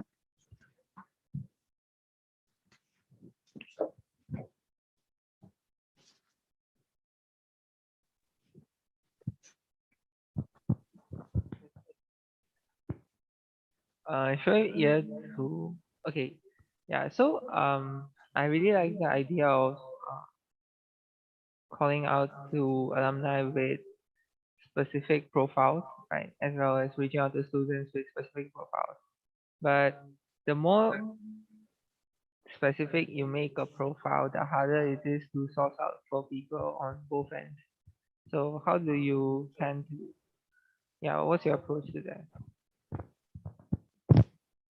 Okay, so thanks for the question, sure. So there's a couple of ways we can explore explore this. So firstly, it's again, we set up a strong, so since this this kind of program will be held January onwards. So right now we have that time to like kind of research or set up a nice, develop our LinkedIn.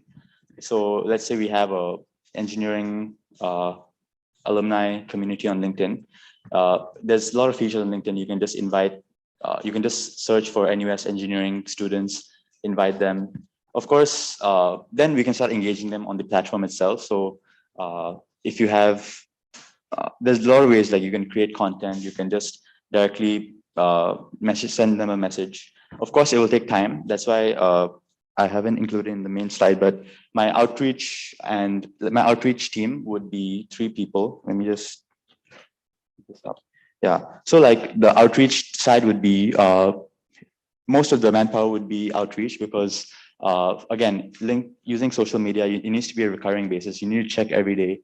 If the alumni do reply, you'll have to reply immediately so that you don't miss out on like that time lag. So that's a way you can do it. Another way is, again, engineering has Office of Alumni and Alumni Relation and Development. So we can reach out to them and ask if they have any, what level of data do they have on students, like do they have which fields they're in, other information. That could also be another avenue.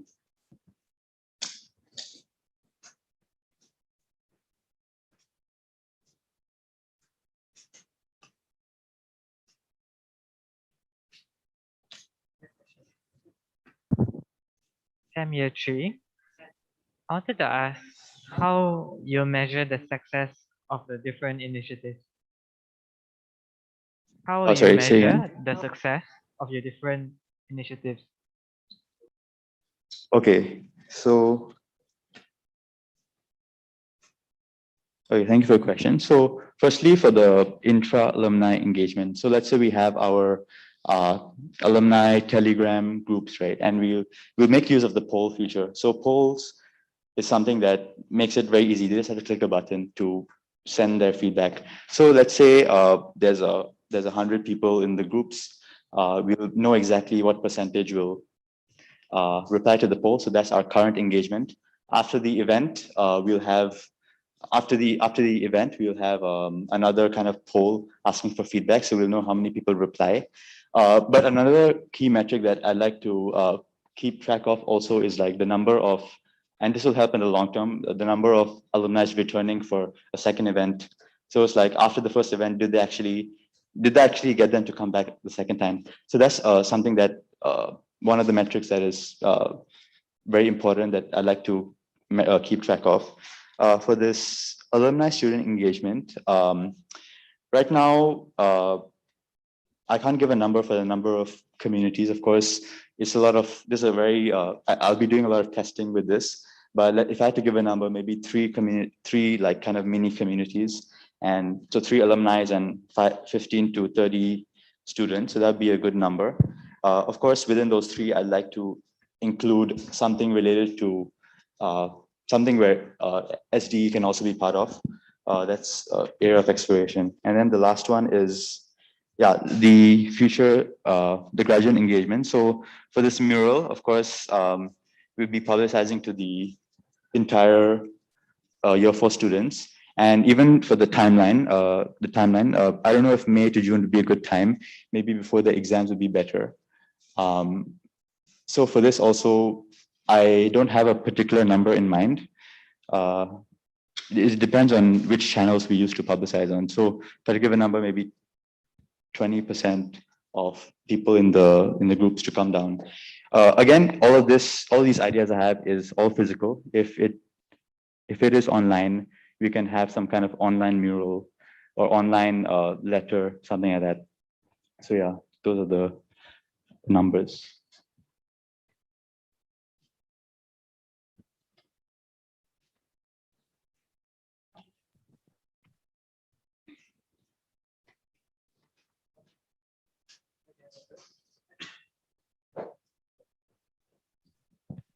Sure, we are too. So with regards to the time capsule, right? It might be a challenge to have the physical letters, right? So do you think we should, or would you consider a digital alternative regardless of the pandemic situation? Thanks for the question. So, okay, if there's no possible means for a physical letter, another way could be, so, I mean, I've had experience in this, like when I was very young, like we had to write a letter to ourselves. So there's a lot of applications where it's like inbuilt to your email. So you can write an email to yourself and it will automatically send it to you exactly a year later. That's one thing we could try out, but it doesn't, I mean, if we would need to make it so that we would also be notified. And I don't know if they want to share with us what they write in their emails. So that could be one avenue to, if you want to do it online. But again, to me, it's like, if you do it online, it might be a bit pointless to do it because the purpose is to have a physical, something physical for them to have rather than online. Yeah.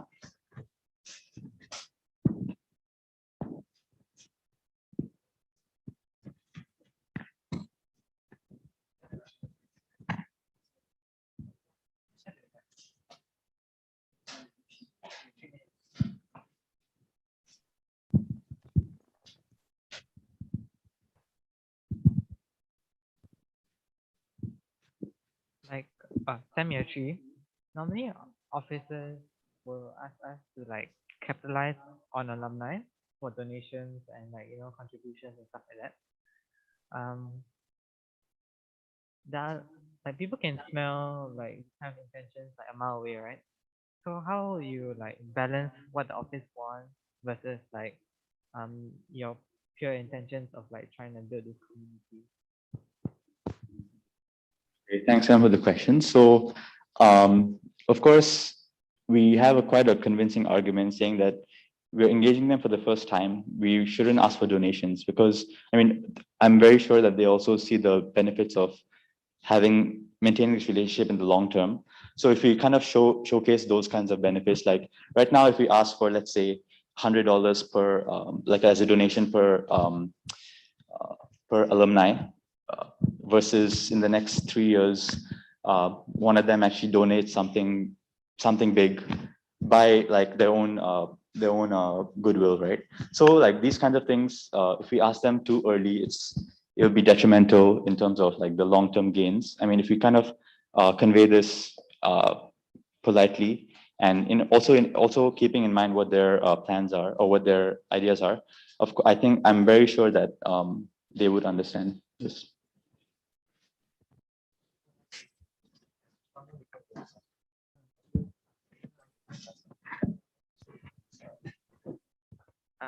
STEM year 3, based on like research and observation, alumni love to like do volunteering initiatives and other initiatives that allows them to bond with their loved ones and like return back to NUS in a sense. So using that kind of information, would you like how do you use that kind of information? Okay, thanks for the question. So now some ideas are coming to me. So let's say they want to do some activity with their loved ones. If we bring back the idea of, or maybe, if you want to bring back the idea of the time capsule, what if like, we have an area where they can, like a time capsule, you can dig, you can make like a hole in the ground and bury something. That could be one kind of activity. If we have other kinds of activities, it will just be, if we have an event within NUS, we can have like a normal games day or like a sharing day, like reflection day. Yeah. If you want to have anything outside of NUS, it would just be a kind of informal meetup outside of NUS premise. We could have that also. With the loved ones in the future, we will definitely look into having those dinners, those gala dinners where they can meet other family, like bring their families along and kind of include their kids as well into this alumni community. So these are the options that we could explore in the future.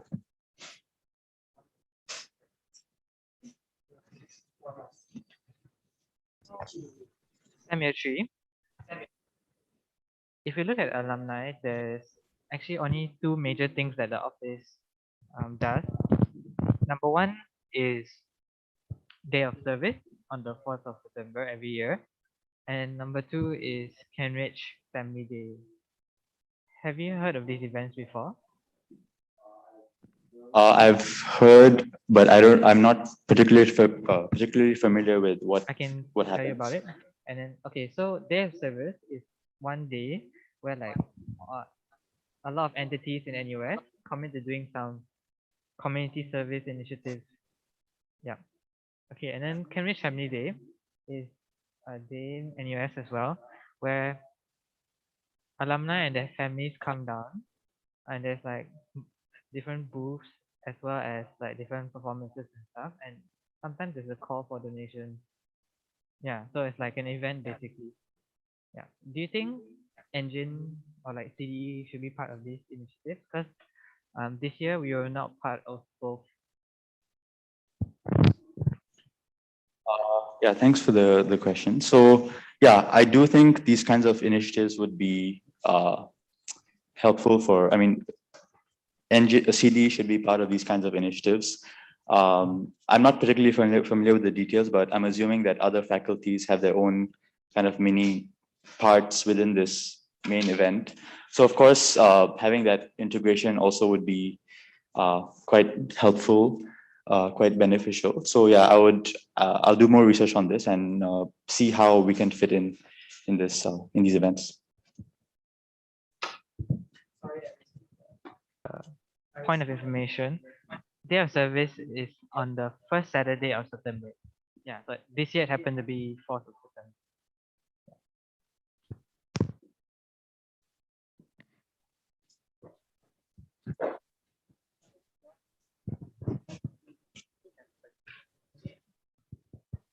Sure, year 2. So, Ayush, maybe you can share some of your current commitments other than this, and your motivation for running for this role. Okay, yeah, sure. My current commitments. So currently, I'm staying at PGP, and of course, I'm involved in like sports there. So involved in that in the evenings. I also am have my own running a project where we help students get internships by emphasizing on their skills. And currently, we're also building communities for that. So this idea of mini communities comes from there, where I kind of have already tested this kind of hypothesis. Yeah, so these are the commitments I have right now. Second question was, oh yeah, so my motivation for alumni is because to join alumni relations is because it's a newly introduced role or reintroduced role, and there's a lot of potential, especially now. Because of the pandemic, there's been a slight sense of dissociation between alumni and NUS. So but on the other hand, there's also a lot of opportunity because now alumni are I'm assuming more willing to come back for these kinds of events. And also LinkedIn is something that is getting more powerful now because all networking happens on LinkedIn, or most of it right now. So because of that, I feel it's the best time to put our resources to building that relation with the alumni. So that's like one of my motivations to join.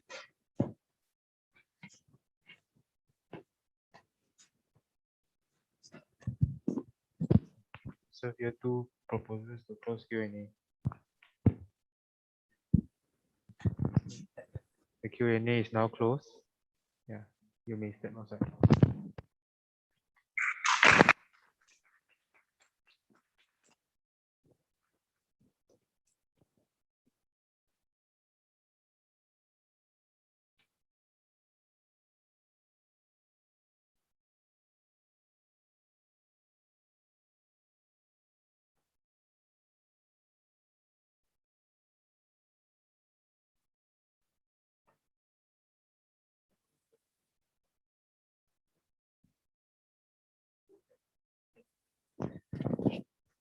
All right. Thank you for joining us, everyone. Please raise your virtual hands so that we can know how many valid votes there are. Those of you who are sent to breakout rooms means you don't have voting rights. All right. Those of our one person who's joining us online, please keep your camera on. Okay.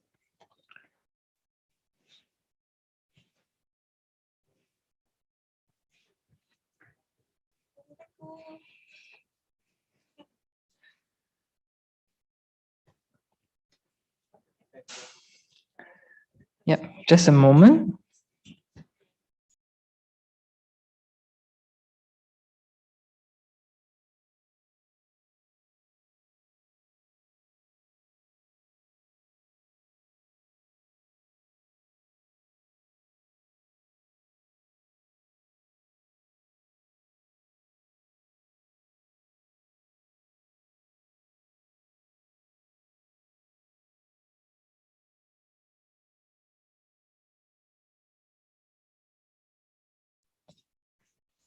The voting link has been sent. Please cast your vote and then lower your hand once you have cast your vote.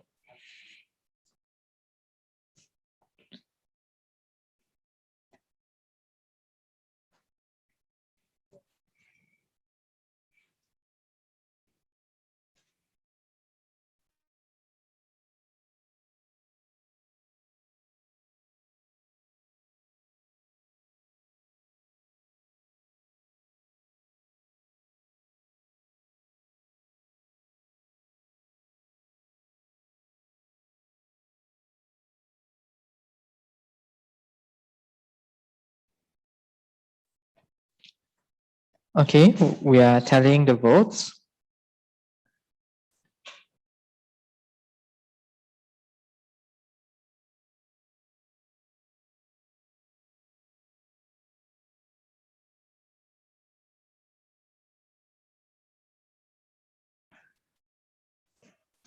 All right, so ladies and gentlemen, we have tallied the votes for Alumni Relations Director, and the result is as follows.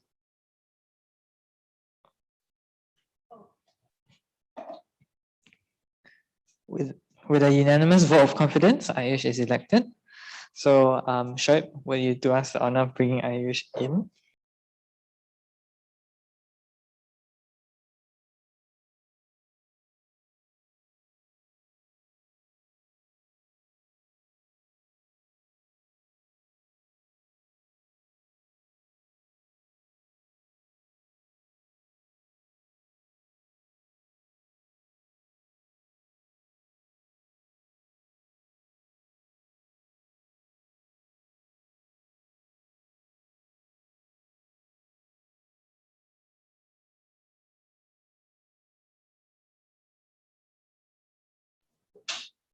All right, Ayush, please come to the stage.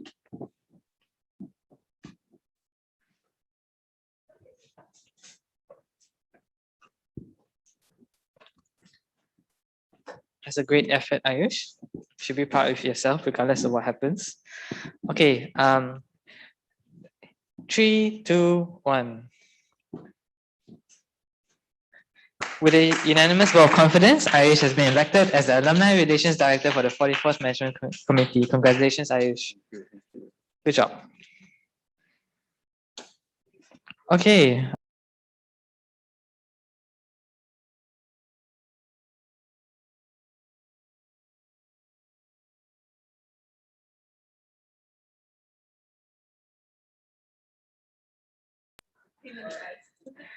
All right, online audience, we are taking a 5-minute break. Please be back by 3:58. Thank you very much.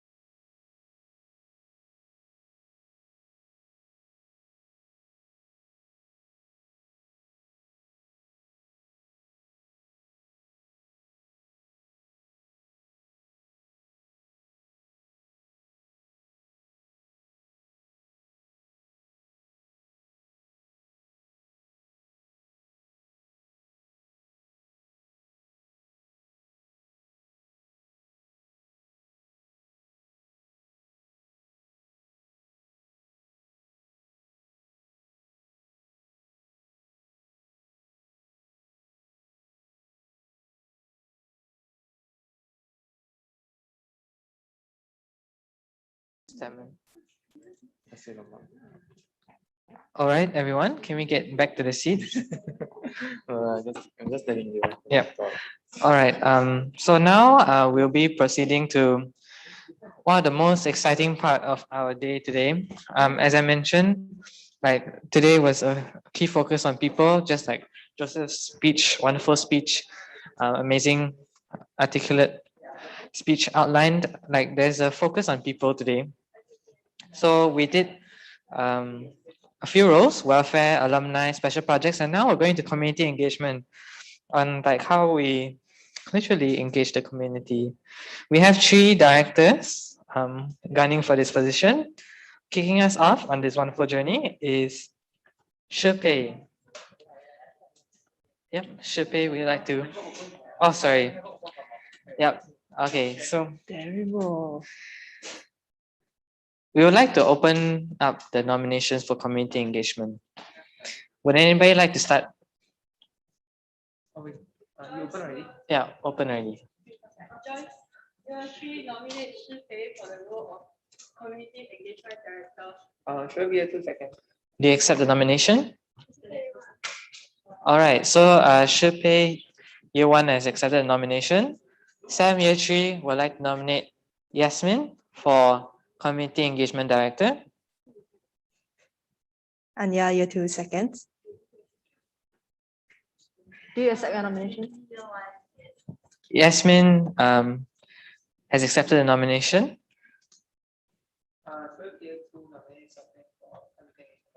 Sam. Sam year 3 would like to. Sam year 3 seconds. Okay. Suckling accepts. All right. Would anybody else, does anybody have the sudden drive to run for community engagement director? Going once. Okay, anyone want to nominate me? Okay, nominations are closed. All right. Okay. So we'll go in that order. I need Yasmin and Sok Ling to Kindly see yourself out. for the duration of the presentation. Thank you. All the best to all the candidates. Feel free to take your computer or anything that you want to use to do anything in between, okay? If you need. A gentle reminder about the procedures. There's 10 minutes of presentation and 20 minutes of Q&A. All right, Shipei.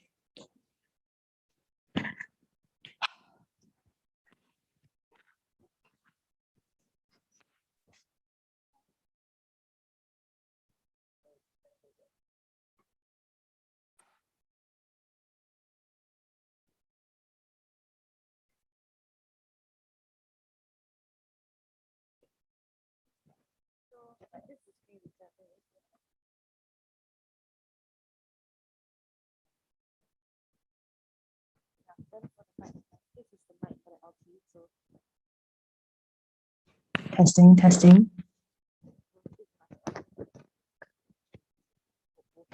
You speak like this. Then when you see this light turn off, this means they are unmuted. So when the lights go back on, this means they are muted. The thing about this is that you should keep like the default status of the mic should be that it's muted all the time because they want to avoid feedback. Right? So every time you want to speak, you unmute it, and then once you're done, you immediately mute it. So if you would like to try it as well. Unmuted. So you can try the volume as well, so you can see where how close they are. I think you muted it. No worries. Testing. Can? Yeah. Hello. Okay, can. Yeah. Okay. So you have 10 minutes of presentation and 20 minutes of Q&A. Presentation, right? At the 8-minute mark where you have 2 minutes left, I will display that like 2 minutes left on the piece of paper. Oh, okay. Yeah. Then I need you to look at me once you've acknowledged that you have 2 minutes left. Because Okay. I'm not sure whether you've seen it or not. Yeah. Okay. Just look at me for 1 second, then you can Okay.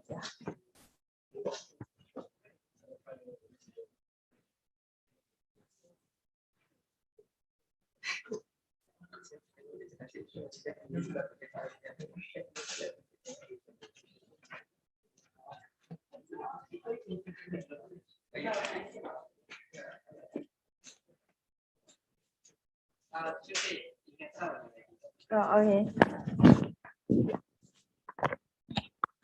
Also, good afternoon to all. I'm Shipei, who will be running for the Community Engagement Director role.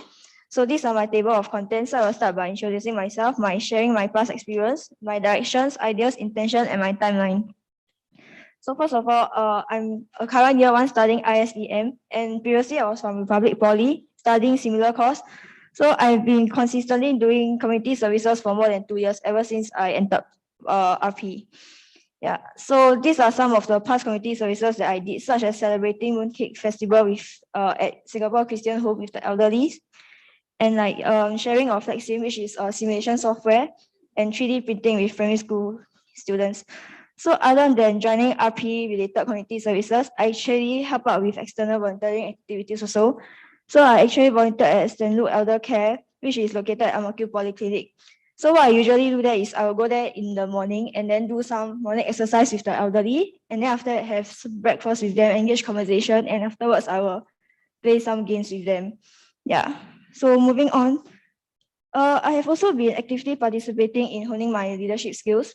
So these are some of the achievements that I achieved like over my three years in poly. So if I were to mention one of my most memorable leadership experience would be the National Youth Achievement Award, which I have to clear 60 hours of service learning, 48 hours of healthy lifestyle, 36 hours of outdoor adventures, and I have to be one of the comms for community leadership initiative event. Yeah. So moving forward, I'll be sharing about my directions. So first of all, I'll be sharing about the first circle, which is talking about oneself, which is also talking about yourself. So it's like, for me, I want each and every one of us to focus on ourselves first. So it's like, I would expect us to attend some leadership workshop to understand more about leadership, where it is not just being a leader and want people to follow you. It is more like how you can do as a leader, contribute as a leader, and influence people to follow you willingly. Yeah, so it also acts as a platform for you to discover more about yourself. Moving forward to the bigger circle, I will be talking about how we can reach out to the engineering school, like engineers. So it's like after attending the leadership workshop and have a better understanding of yourself, we will now be moving on to have some bonding session within the members itself. So the purpose of this bonding session is to get to know each other better before we can work together as a team.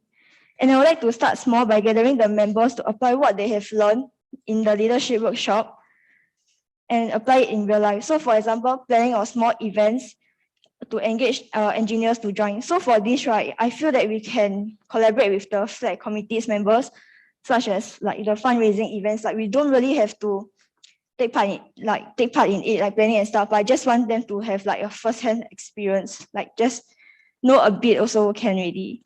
Yeah. So moving on, the last circle, which is the community, which is the main purpose. So we will be reaching out to the community where we will start sourcing for external communities and then start working on real projects with external people. Yeah. So moving on. So next, based on the external community target audience. So these are some of the ideas that I have for children if our target audience children. So for physical, right, we have to interact with the children from their point of view, and can play some physical games with them from their angle, such as hide and seek and stuff, which usually they will enjoy it. But if we have to do it online, we can do some art and craft for children and then dress up as their favorite cartoon characters, and also do some online musical chess games. Whereas if our target audience is elderly, for physical activities, we will engage conversation with elderly.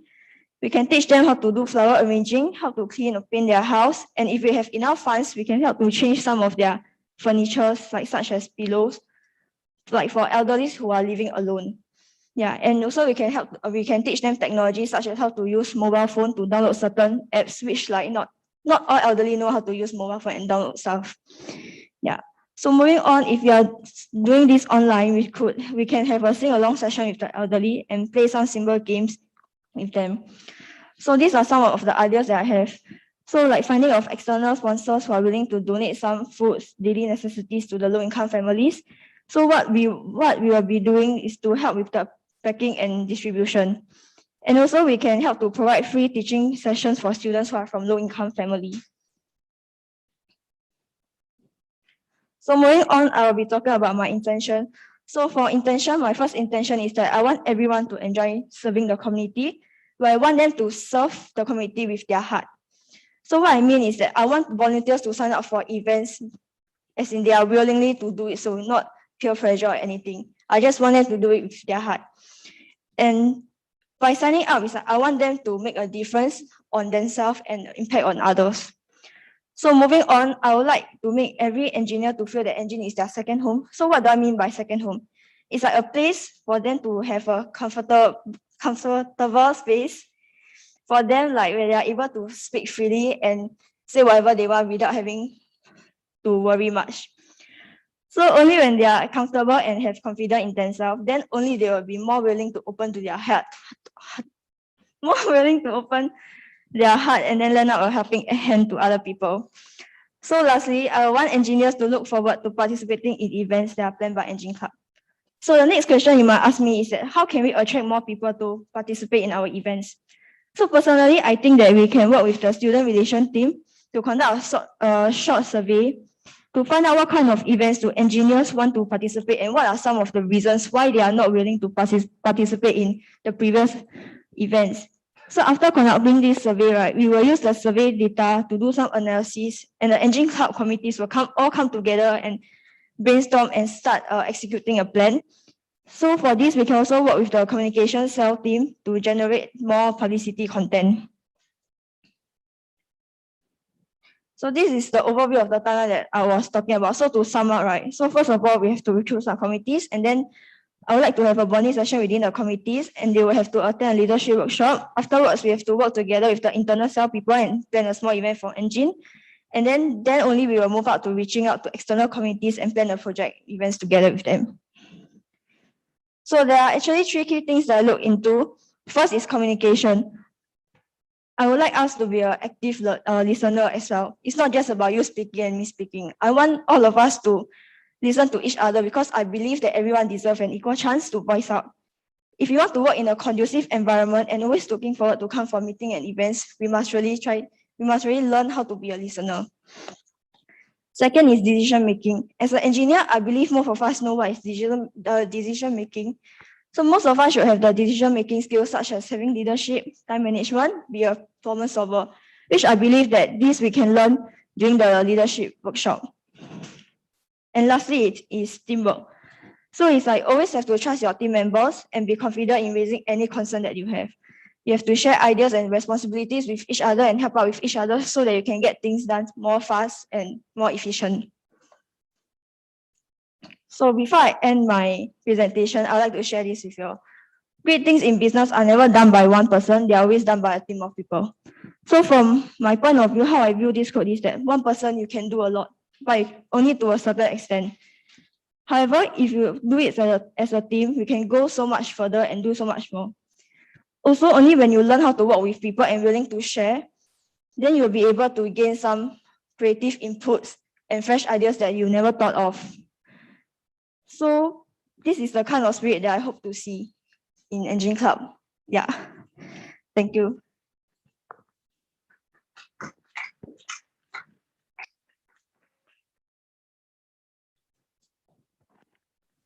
The floor for Q&A is now open. So if you wish to ask any question, please use the raise hand function.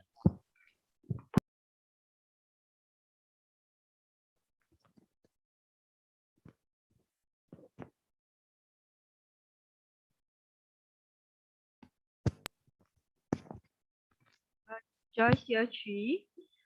In your ideas, you mentioned a lot of things. Do you have any like particular beneficiaries or I guess maybe any particular beneficiaries in mind to collaborate with to conduct these activities? For me,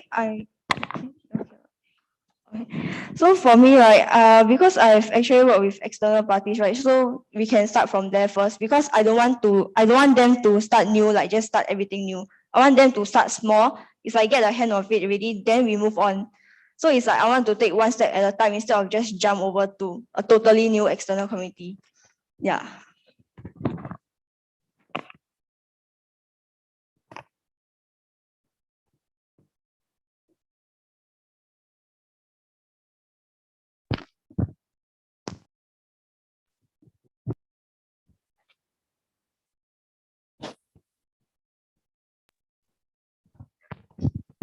Shoaib year 2. So thank you so much for your presentation. Can you go to the slide with the leadership workshop? Then after that, yeah. Okay, I really like this initiative. So I have a question. Is like, so the you mentioned the leadership workshop over here as well, right? So is it only for your subcom members or is it for engineering students in general? I welcome all of the NG students, but I would take it as a compulsory for my subcommittees to have this leadership workshop. Because for me, right, I also learned to discover myself after participating in this leadership workshop. So I actually feel that it really helps a lot. It really helps you to discover who are you and why are you doing this and stuff. And that's how I get to know that I really like doing community services. That's why I'm here today presenting. Yeah, so it's like I feel like it may be a very boring workshop, very dry workshop, but it's very good. It will be a very good experience. Yeah, so I will take it as compulsory for my subcommittees, but as engineers, I welcome them to join. Yeah.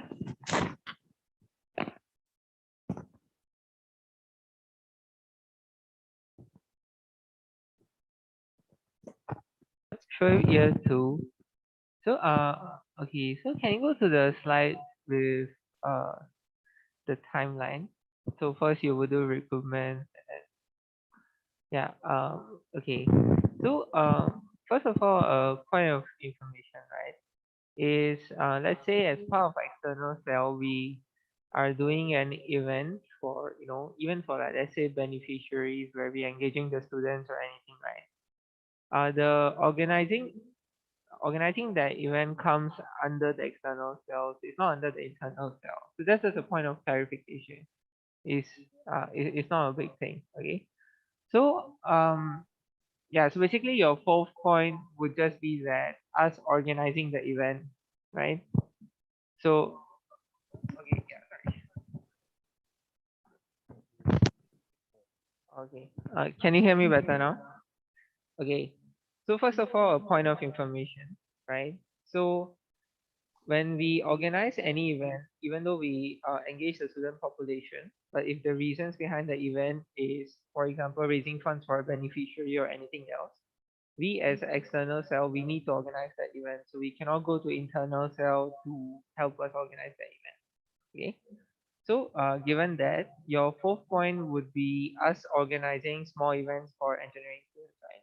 So do you have any experience in organizing small scale events before?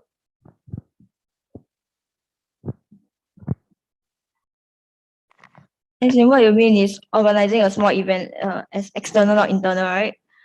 So for me, I wouldn't consider the one that I did as small, because what I did is after I went for the leadership workshop, it's compulsory for us to volunteer and like come up with some plans and to do service learning outside.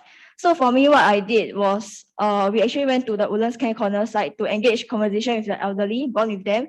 And then at the same time, we also like ask them, like, is there anything that we can, as a student, we can help to improve your daily life? Like when you go to the care corner, there's something that you would like to see. So they actually suggested us to make a shelf like for their plant pots because they really needed it, as like, because the care corner is near one of the primary school and the primary school kids always go there and then damage their plants. So the elderly are actually not very happy about it. So they actually like suggest to us that if we could have a shelf for them for the plants, they'll be very happy. So after discussion with my team, we actually have enough funds from school to fund this thing. So we actually went to IKEA and we buy everything, and then we spent 1.5 day building the shelf. First, we need like 3 to 4 shelves, like the big shelf. Yeah, so we actually, after we bought, we bring it to the care corner site, and then we actually build it from scratch, like together for 1.5 day. Yeah, so afterwards, we present it to the elderly. They are really very happy about it, and they are really very thankful about it. So it's like, to me, what I learned is that from this thing, right, not only I learned how to help other people, be patient, and also like I learned that by making other people happy, you actually feel happy too. It's like way happier than like you make yourself happy. It's like you are doing something good and you are contributing to the community. And it's not only to one elderly, it's like to so many elderly. Yeah, so it's like this is one of the most memorable like experience I had lah. Yeah. But I wouldn't want to start off with my comms like with this kind of big events. Yeah. But for small event for now, I haven't think of any, but I will see what I can do. Like I will rather discuss it together with my committees than like think of an idea myself first and then tell them. Yeah, because for me, right, if I'm being elected as a committee engagement, so I would want my subcommittees to all come together and think of ideas. I wouldn't want to specify them as, oh yeah, the speaker, yeah, the planner and stuff. I want them to come all together, and for different events, right, they all will all take turns to be the speaker, the planner and stuff. Yeah.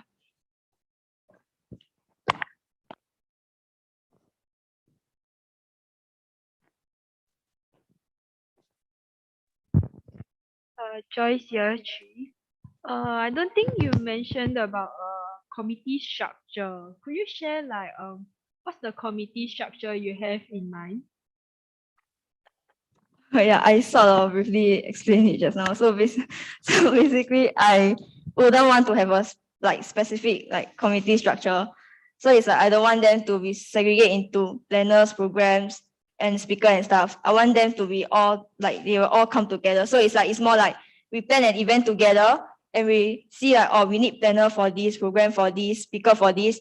So for example, for the first event, person A will take the speaker role, B will take the planner role. But for second event, then we will rotate. So it's like I want them to experience every single role instead of I giving them a specific role. So for the whole 1 year, they will just focus on that. Yeah. So I want them to like adapt to changes and stuff and learn something new. Joyce here, Chi, follow up. Do you have like a rough number of members that you would like to recruit for your committee? For me, minimum, I think I'll recruit 5, but maximum only until 10. Yeah.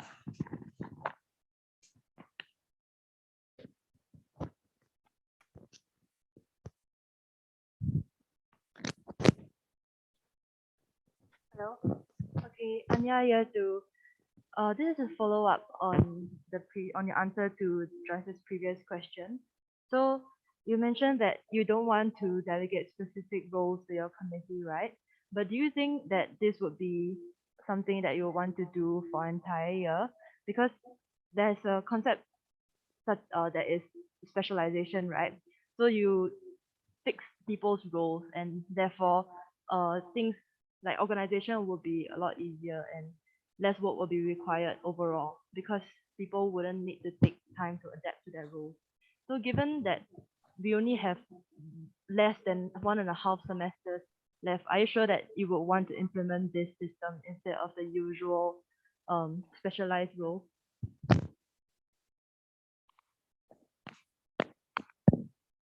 Wait, sorry, so what you mean is that instead of having them working all together, it's better for them to have specialized roles, is it?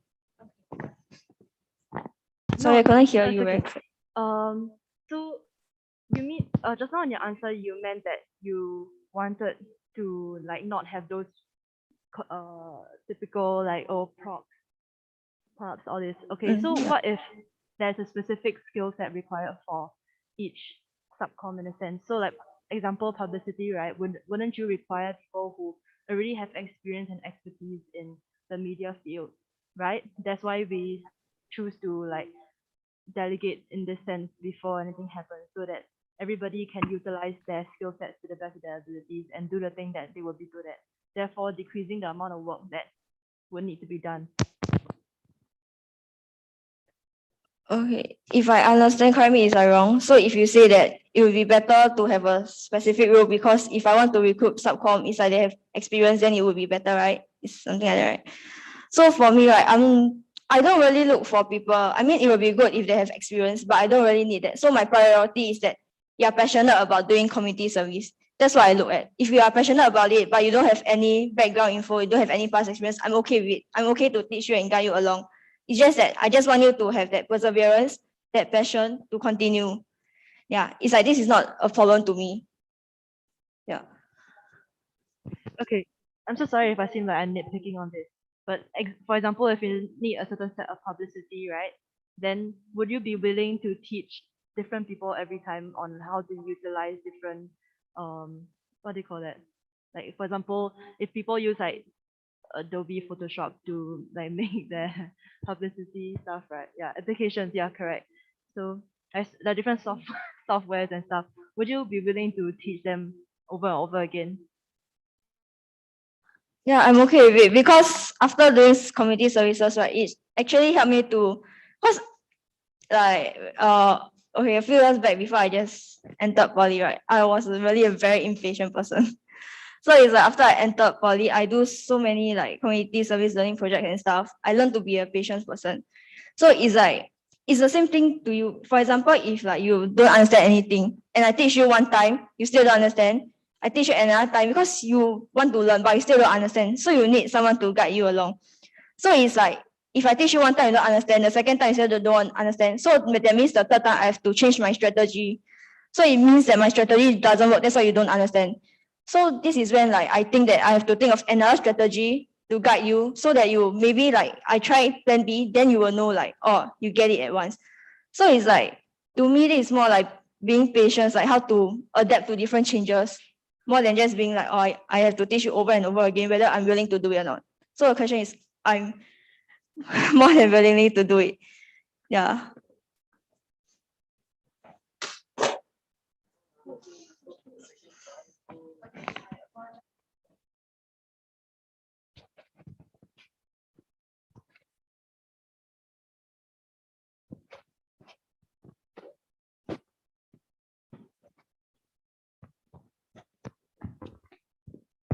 Hello. So, Shoaib year 2. So a bit of follow up on Anya's question, right?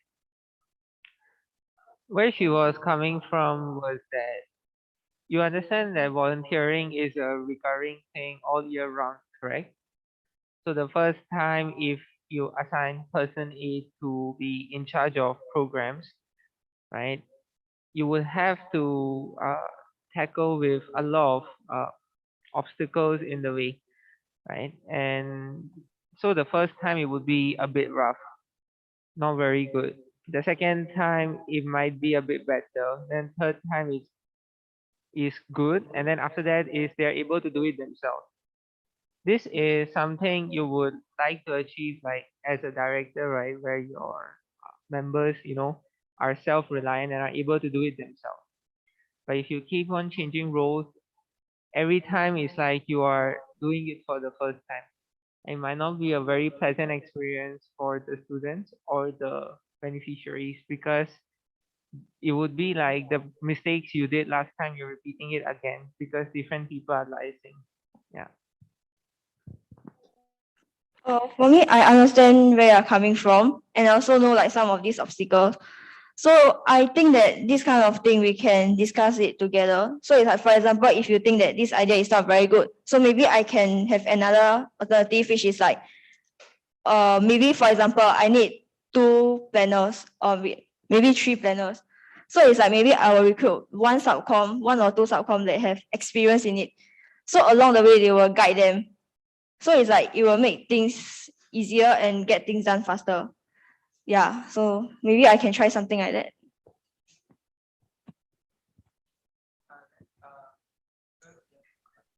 Sure, year 2. Thank you for your answer. Then my next question is, it's always a challenge to get students to get them to volunteer. So what is your how would you make sure that you always have enough number of students to sign up for a particular volunteering job? So for this, right, for me personally, I think that I need to work with the communication cell team member.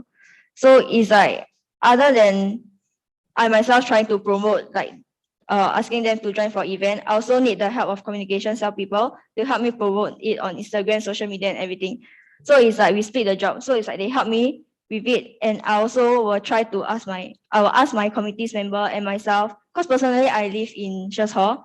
So it's like I know some of the engines people also. So it's like I will try to engage them and try to ask them to come and help. It's like it's okay if you think that you're not interested or what. Just try it for the first time. Once you get the first-hand experience, who knows, you might love it. So it's like from there onwards, you can try to recommend it to your friend. Yeah, so it's like something like that. Yeah.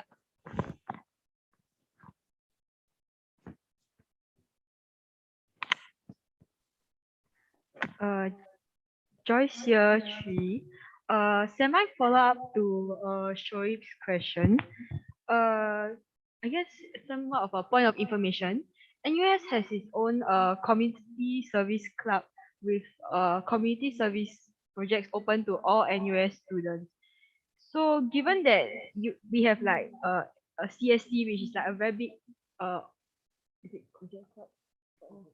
A very big club with many community engagement projects. How will you encourage like engineering students to join like your projects instead of like joining CSC projects?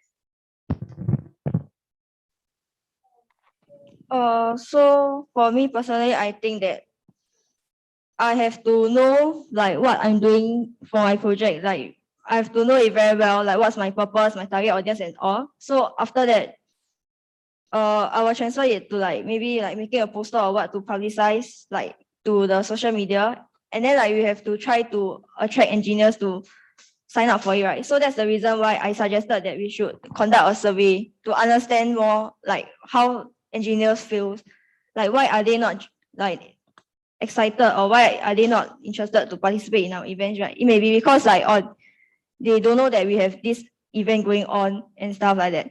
So it's like for me, I think like we should try all ways, like social media, Instagram, everything.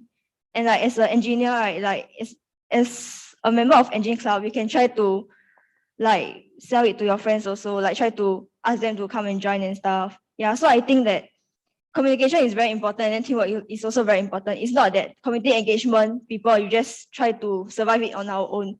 It's more like for me, I feel like I have to work with so many different people, so many different directors and committees to get this thing done.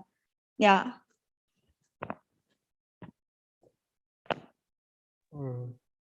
Hi, Joseph here too. Okay, so can you go back to slide number 8? So it's about other ideas in physical. So with this, right, so the first point of is indicating that you want to find external sponsors who are willing to donate some canned food, dry food, that kind of thing, that they need daily necessities to low income families. So all those donations, why? Are you only looking at sponsors who are willing to donate it? Or are there any other ways that you can obtain such items? Is to me it's not okay. Maybe I phrase it like as in it's only if like external sponsors who are willing then they donate. It's more like I feel like we can reach out to different sponsors. Like doesn't matter whether like they are like they is like okay for this one it's like willingly, right? So it doesn't matter whether they are willingly to sponsors or stuff anything, right? So it's like I feel like we can still go ahead and try because who knows, they might want it, right? So it's like because for them, right, for some of the sponsors they may feel like they will get nothing in return if they donate for free, right? But it's like if they donate stuff to a low income family and stuff, right? So it's like confirm there will be like their company brand and stuff. So it's like will help to create awareness or there's this company actually exists. This company actually help out to donate certain food and stuff to this low income family, right? So it's like it also will sort of raise awareness to let other people know that this company is like a company that do good deeds also. Yeah, so it's like it will help to promote their company and at the same time also benefit the low income families. Yeah, so it's like a two-way thing instead of just a one-way thing. So it's like I think that what we need to do is like maybe we have to make it attractive to them, like to tell them exactly like what benefit you will get from donating all these things. Yeah, because for this, right, I have actually never done it before. So I wanted to try something new. Yeah. Joseph here too. Another follow-up for this question is because you indicate there that you are willing to find external sponsors to supply this kind of like foods or necessities, correct? So in this light, with a suggestion that I feel like, for example, in order to further engage the community in a sense of the engine student population. So with this in mind, right, do you think by getting those kind of donations from the engine population itself would be a good idea as well?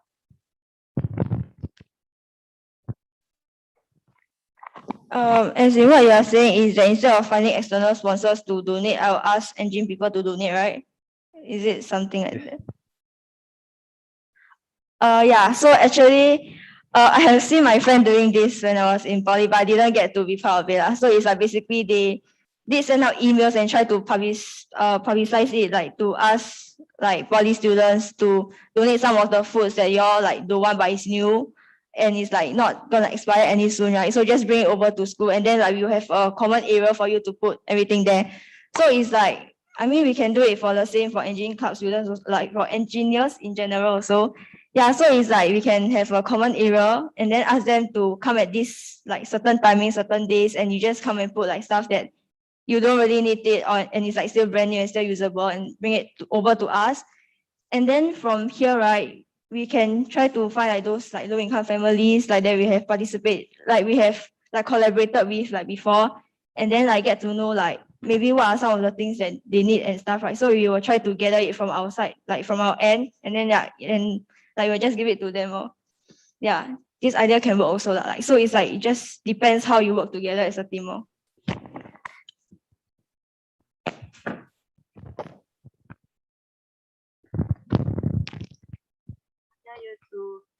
This marks the end of the Q&A session. Would anyone like to extend it?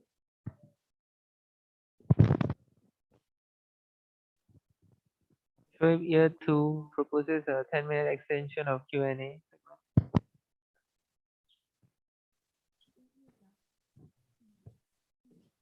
Joyce, here 3 seconds. Okay, so hi, Joseph here too. My final question would be about the same thing, the same slide, the second point about providing free teaching sessions for students. So on this part, right, I have a question in terms of your team members will be the one that's teaching, or would you have another like community of people that is willing to do so, like the engine professional? Okay, so for this, right, I apologize for making it so generalized in my slides. So basically, it's still the same thing. I welcome everyone who are willing to join. So it's like for my committees, I would try to make it compulsory for them. But if they don't feel comfortable doing it, I'm okay with it. I won't force them to do it. But at the same time, I also will try to raise this thing out to all other engineers, like through social media or emails and everything, to try to engage them to try to help like these low income families, because it's like we have to try to promote to them like why we are helping this low income family. It's like the students, the children, they also want to learn, but it's just that they don't have enough financial support for them to learn extra stuff. So it's like if you were to put yourself in their point of shoes, you also want someone to tutor you so that you can like learn more stuff and gain more knowledge, right? Yeah, so it's like we can try to like promote this in their point of view to like all the engineers are like, I welcome everyone to join basically. So as long as you're willing to commit your time to this, I'm okay with it already. Yeah.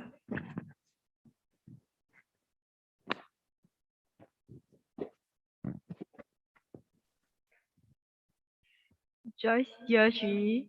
Okay, you mentioned a lot about I think your members being able to commit, as long as they're able to commit their time, you're willing to accept them, right? So what about yourself? What are your commitments?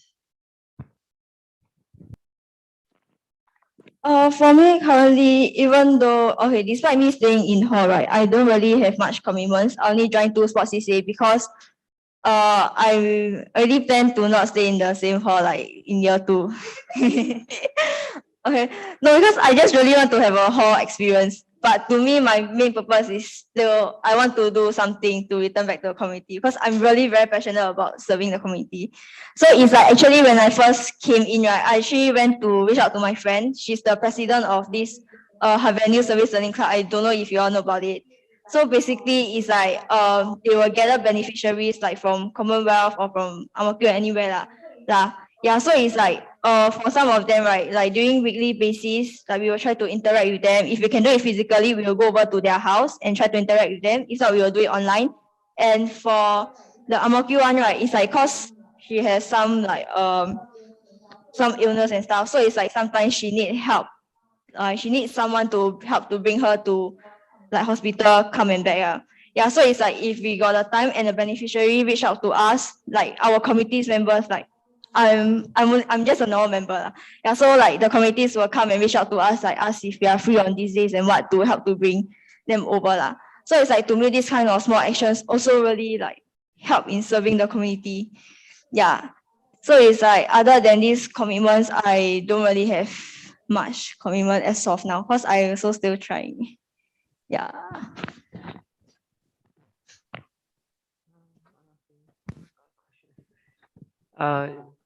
Sure, year two. So first of all, like coming back to this external sponsors one, right?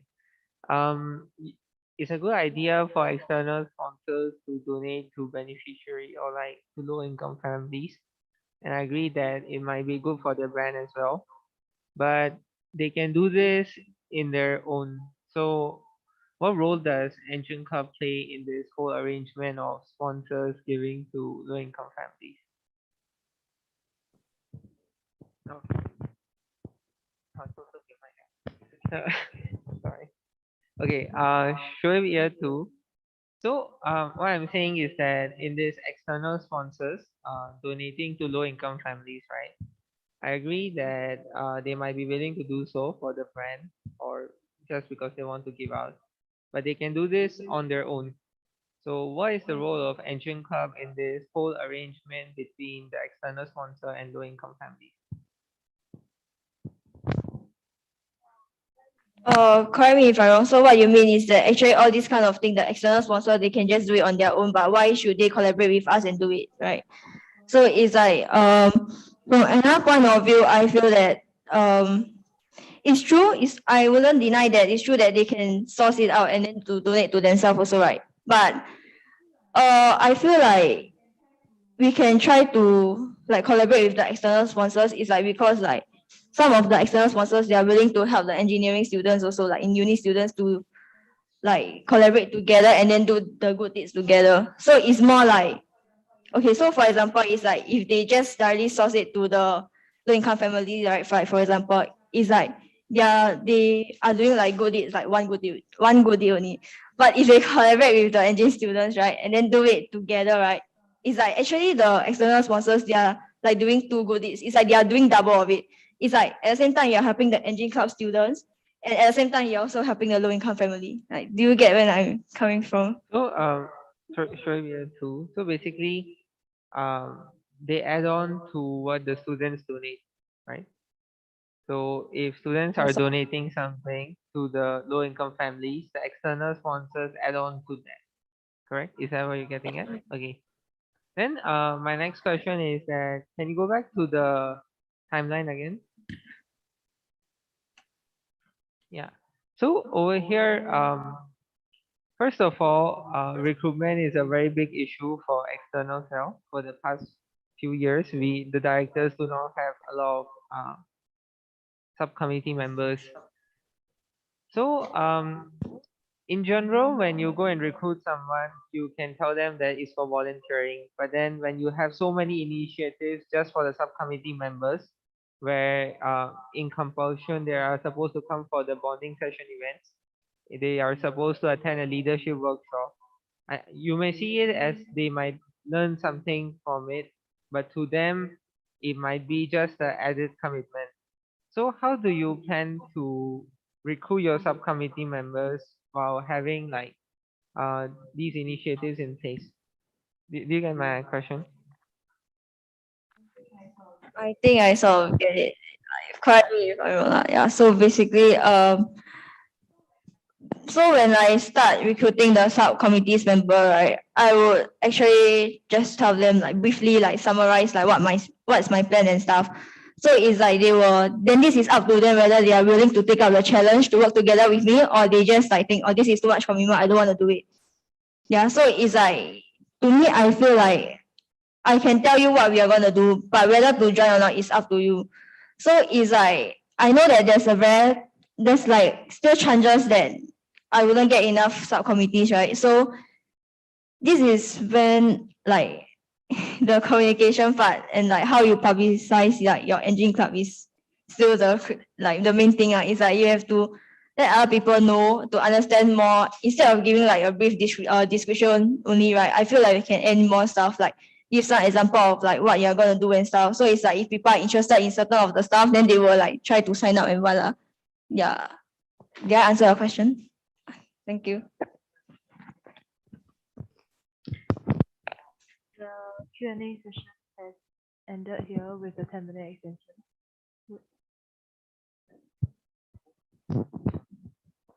Okay. Okay, show it proposes to extend the Q&A by 1 session. All right. Joy seconds. All right. So, sure, we are two. So, given your experience and all that, why do you think you're better than the other two candidates out there? Personally, like what I said before, like I am an active listener, so I will try to please. It's like I will listen. I'm willing to listen to other people and then think from their point of view and try to understand them instead of just telling them that, oh, you should do this, you should follow me. This is like I'm in a higher position than you. That's why this is what you should do. I'm not someone like that. I want to like have a very healthy committee club, like committee members together. So it's like I'm willing to be an active listener. So if you got anything, feel free to approach me. I'm more than willing to listen to it. So if like you reach into like any difficulties or you need help, like you cannot commit to the things that I give you or what, just come and tell me. It's like we can work it out together as a team. It's like to me, I feel like if you are active listener, you can solve like a lot of more things instead of just communicating. Because communicating is just verbally talking to you, like telling you that, oh, I'm okay with this, I'm not okay with this. But if you're a listener, you will try to think and then like try to like as in like you will try to think from their point of view and try to understand like why are they feeling this way and what and stuff, right? So it's like as a community engagement director, right, I feel like other than communications, like having teamwork and stuff, right, being a listener is also very important. Yeah. Thank you.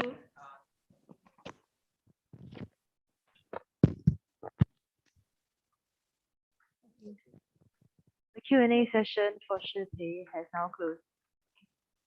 Thank you, Shipei. All right. I'll bring you out and I'll call the next candidate. Would anybody like to propose for a 5-minute break? All right. Okay. We will now call for a 5-minute break. Please be back by 4:55.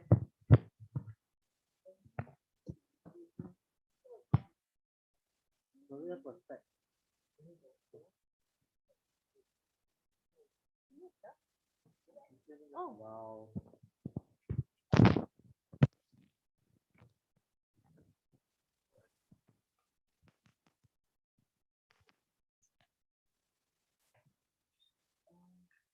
I love beef. You know my mom sometimes. Yeah, I don't know why. She makes rice.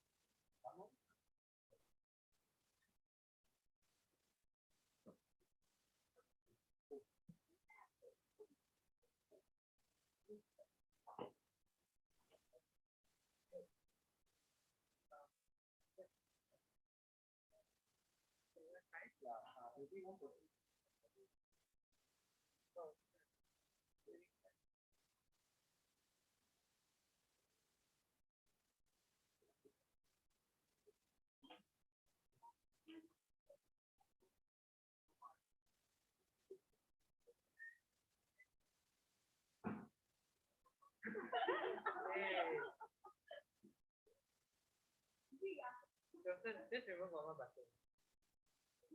Remove one more button.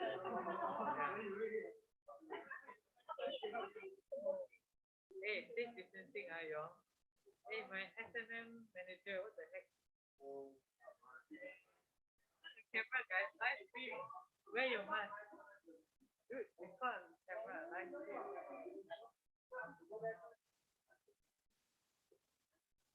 Friends, you're the problem.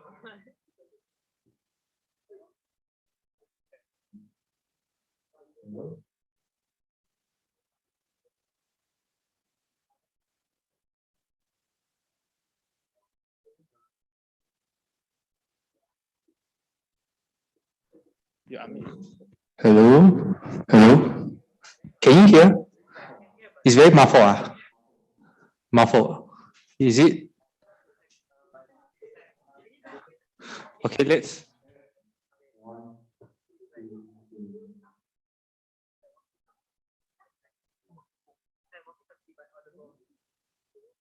Yeah, but I guess we'll go there, I guess. Yeah, it's safer. Yeah. There's other mics there, by the way.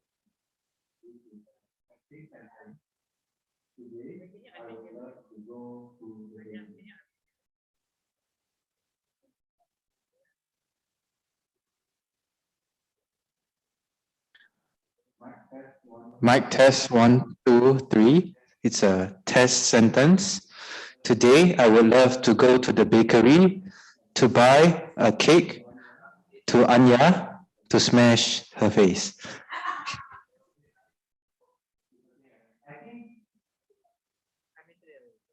I think maybe that time when they tell the audience, the people who wish to ask the question, they actually ask to respond at a slower pace, so they don't talk like when they talk like this today. After that, it's very long. Yeah, so it's more clarity and so hello, today I am going. Hello, today I'm going. Yeah.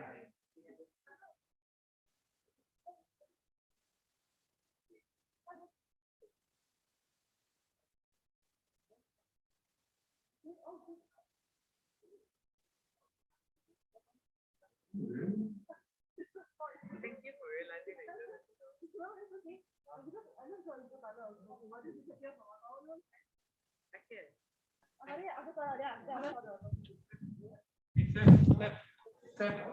Are you still inside? Are you still inside? Can I press one more mic? Hello, this is a test. Can you hear this like just now? Okay, great.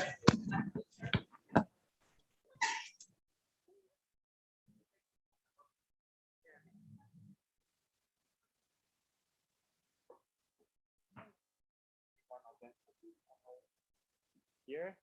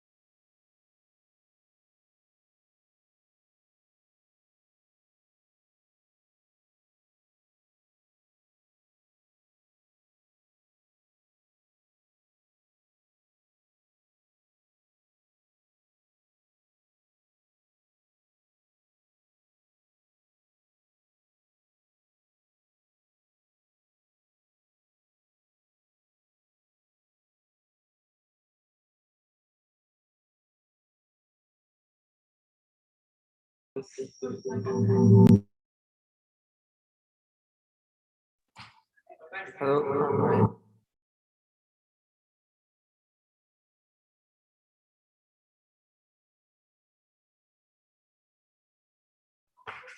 Hello.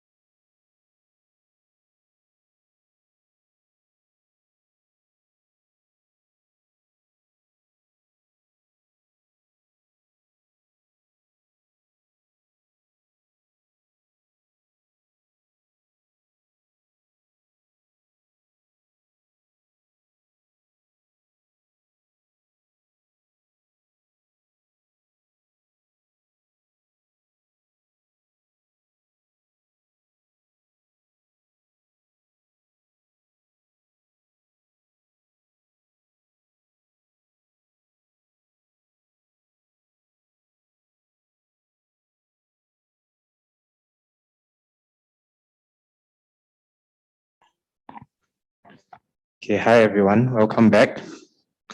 So Shupei, you can proceed outside and you call Sok Ling in. Yeah, and second candidate for what is this? What is this? Sorry? Oh, Community Engagement Director.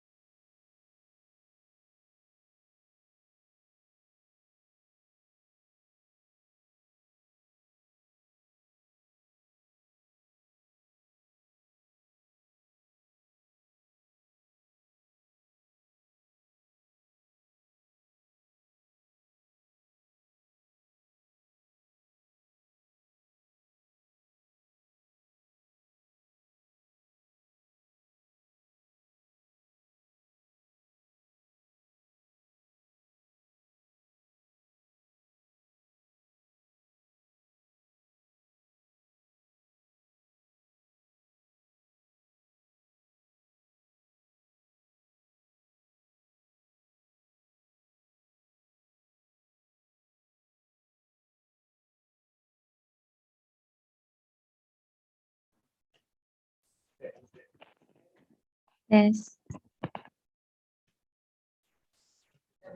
Can you hear me?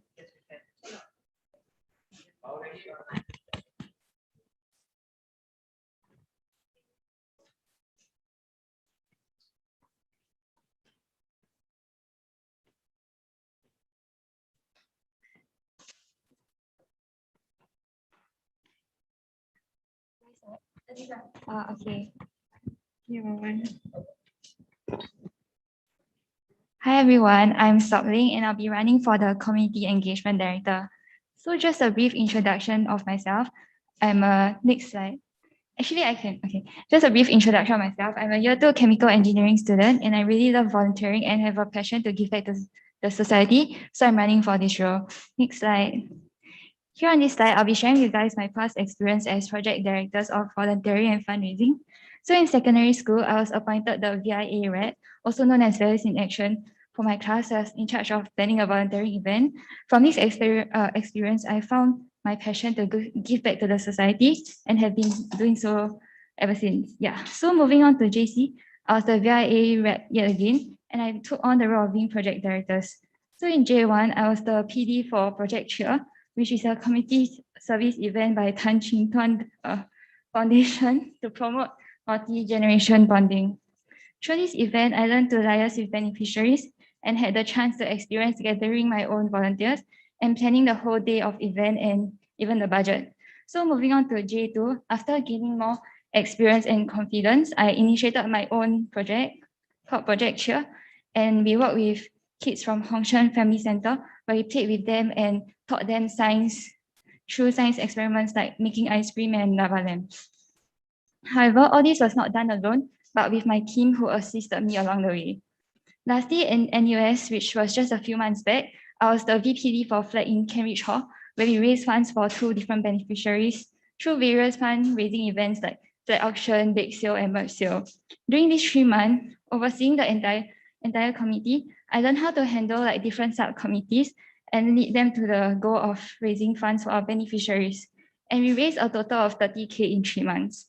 Hence, all in all, I definitely have the experience to lead the community engagement team. Yeah, so next slide, I'll be sharing more about my goals. Since my role is under external cell with the purpose to bridge the gap between student and future jobs and to bridge the gap between Engine Club and the companies, in this case, the beneficiaries. So for the case of bridging the gap between students and a job, I hope to relay the message to them that in the future, when employers see their resume, then there's volunteering on it, right? They'll often be impressed and are more inclined to hiring the person. Yeah, so to bridge the gap between Engine Club and the beneficiaries, where we can successfully meet their goals and hopefully liaise with companies to get donations for the beneficiaries. Yeah, on top of that, within my term, I hope to raise 10K for my beneficiaries, meet their needs so that they'll be satisfied with my service. And I hope to get sufficient volunteers for every event. So example, if the beneficiary need 10 volunteers, I hope that I'll be able to find 10 for them. Yeah, in the long run, I hope that there'll be a community of volunteers within SDE and FOE, which I'll talk more about this later. And I hope to create a long-term relationship with our beneficiaries. Next slide. During my term, I hope to be able to carry out both volunteering and fundraising. And I hope to work with Hope Center and Thong Teck Home, which was last year's beneficiaries. Yes. Next slide. So to start off with volunteering, I plan to work with children and elderly. As from experience, people our age prefer to work with these groups. Animals would be a popular choice. However, due to the long-time commitment, it's not very ideal as uni students are very busy and asking them to commit long-term would probably deter them from volunteering. Also, I aim to volunteer, have volunteering session once a month, avoiding exam periods as people are highly likely to go MIA, and I would like my committee members to focus on their studies as well. Yeah, so on top of that, I would like to propose a Telegram group for the volunteers. So the purpose of this group is to gather potential volunteers and send out the various events in the group. And it's easier for the student body to find volunteering opportunities. And adding on to the point of the merger, I hope to invite SDE students into this group, and from there, through volunteering events, SDE and FOE students can bond and we'll have a smooth merger. Yeah, and after consulting last year's director, she raised a few issues. Number one, there's insufficient volunteers. volunteers. And yeah, to target this issue, I hope to provide some incentives for volunteers. So for example, every session that they attend, volunteers will get like a token, maybe a sticker or badge to acknowledge their efforts. Also during volunteering events, I hope to be able to like Insta story the event down to show others how fun it is, like, and then possibly they would attend like future events. And after that, I hope to also personally PM the volunteers that attend my volunteering session to appreciate their efforts, and hopefully they will continue volunteering. Yeah. Secondly, events get cancelled due to COVID, and so I will propose a backup plan for every event to ensure that the event can still go on, and I won't disappoint like the beneficiaries or the volunteers that signed up. Next slide. So this is a rough timeline on how the volunteering process will be like. So if I get elected in November, I'll start engaging beneficiaries and asking them for their needs or what kind of programs they would like. Then in December and January, I will start writing proposals. So the entire committee starts working here. Then February to June will be like once a month kind of volunteering thing. Then during summer, if there's like good response rate, I'll continue volunteering. If not, I'll just focus on engaging the beneficiaries where we get feedback and see whether they want us to change any part of the programs. Yeah. So for the D-Day, so volunteering, 20 days before we'll prepare like the materials, 2 weeks before we'll publicize, then 5 days before we will like pump the group if we don't have enough volunteers, and we will send a message of confirmation and instructions to the volunteers.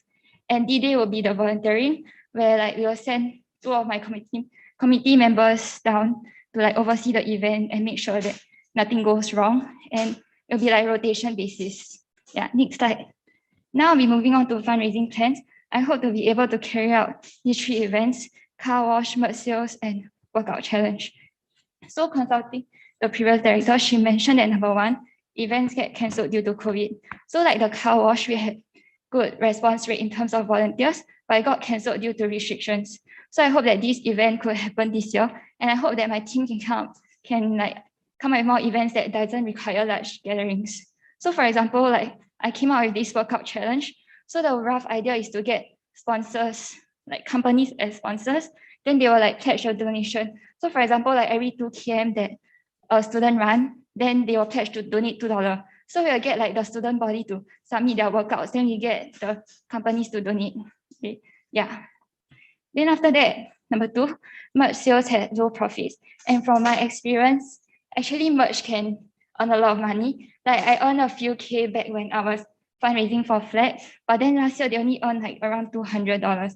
So I would suggest to sell a bigger variety of items like pants, singlet, lanyards instead of just shirts, because students have a lot of shirts already, so like they might not buy if we keep selling shirts.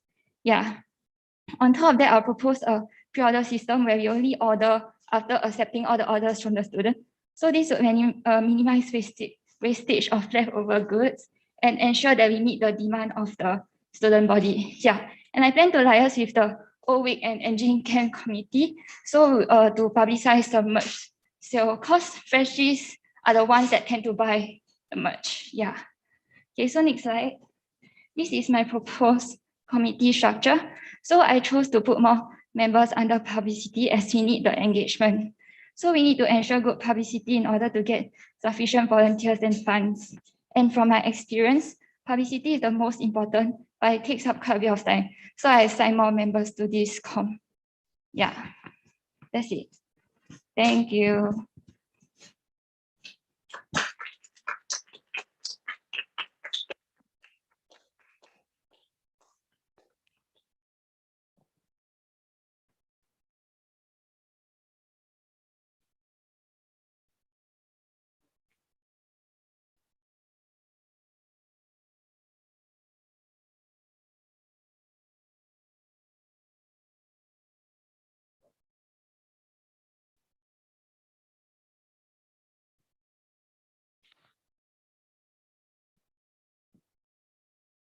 No.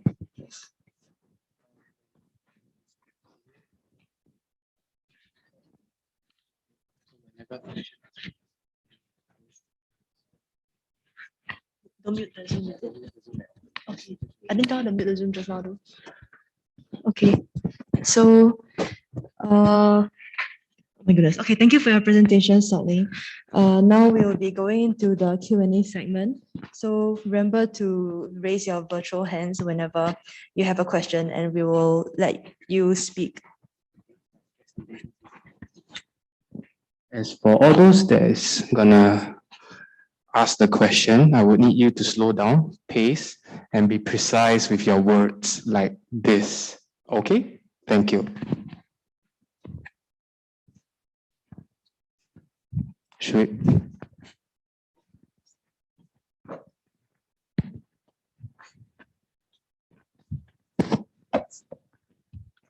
Hello. Shoaib year 2. So thank you, Saltling, for your presentation.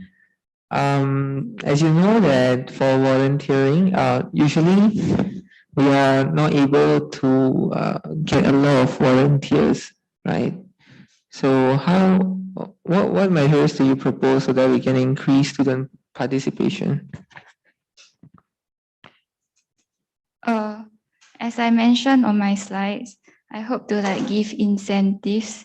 So for every 3 volunteering session that a volunteer attend, then they will get a badge or a sticker as a token of appreciation. After that, I also propose to publicize the event through Insta story, on the day itself. Then hopefully when the students see, they will be more inclined to join, as they can see that the event is very fun. Then on top of that, I also propose to message every volunteer after the event, individually PM them, so to thank them for coming down and appreciate their effort. And hopefully after that, they will join more events, future volunteering events. Yeah.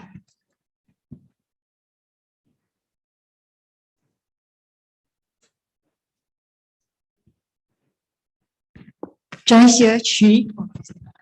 Okay, follow up on Shoaib's questions. Point of information, just in case you're unaware, NUS itself has its own community service club, and CSE has a lot of community service projects as well. So how will you encourage engineering students to join Engine Club's community engagement projects instead of joining CSE's own community engagement projects? Okay, so as I mentioned, we will have this Telegram group where we will try to get engine students to join. So then maybe we can build our own community of engine volunteering students. Then maybe through attending volunteering events, they'll hopefully make friends and maybe ask other friends. So kind of a word of mouth thing. Then eventually it'll be a whole community of engine volunteers. Then on top of that, as I said, I also offer incentives. So that's something that CSE don't offer. And I don't think CSE also Insta story their events, or I don't think their directors would actually PM the volunteers after the event to appreciate their effort. So that is the plus point of joining our engagement, our volunteering events, because there's all these incentives, which is very different from what CSE does. Because also personally, I went for CSE event and I don't see them doing all this. Yeah. Joyce here, 3 follow up. So you're saying that hello. Okay. So are you saying that when you publicize your events, you will be publicizing that you will after that they will receive a token of thanks and even a personal message from you when you're publicizing about your events? Okay, when I'm publicizing, I won't explicitly say oh, I'm going to thank them.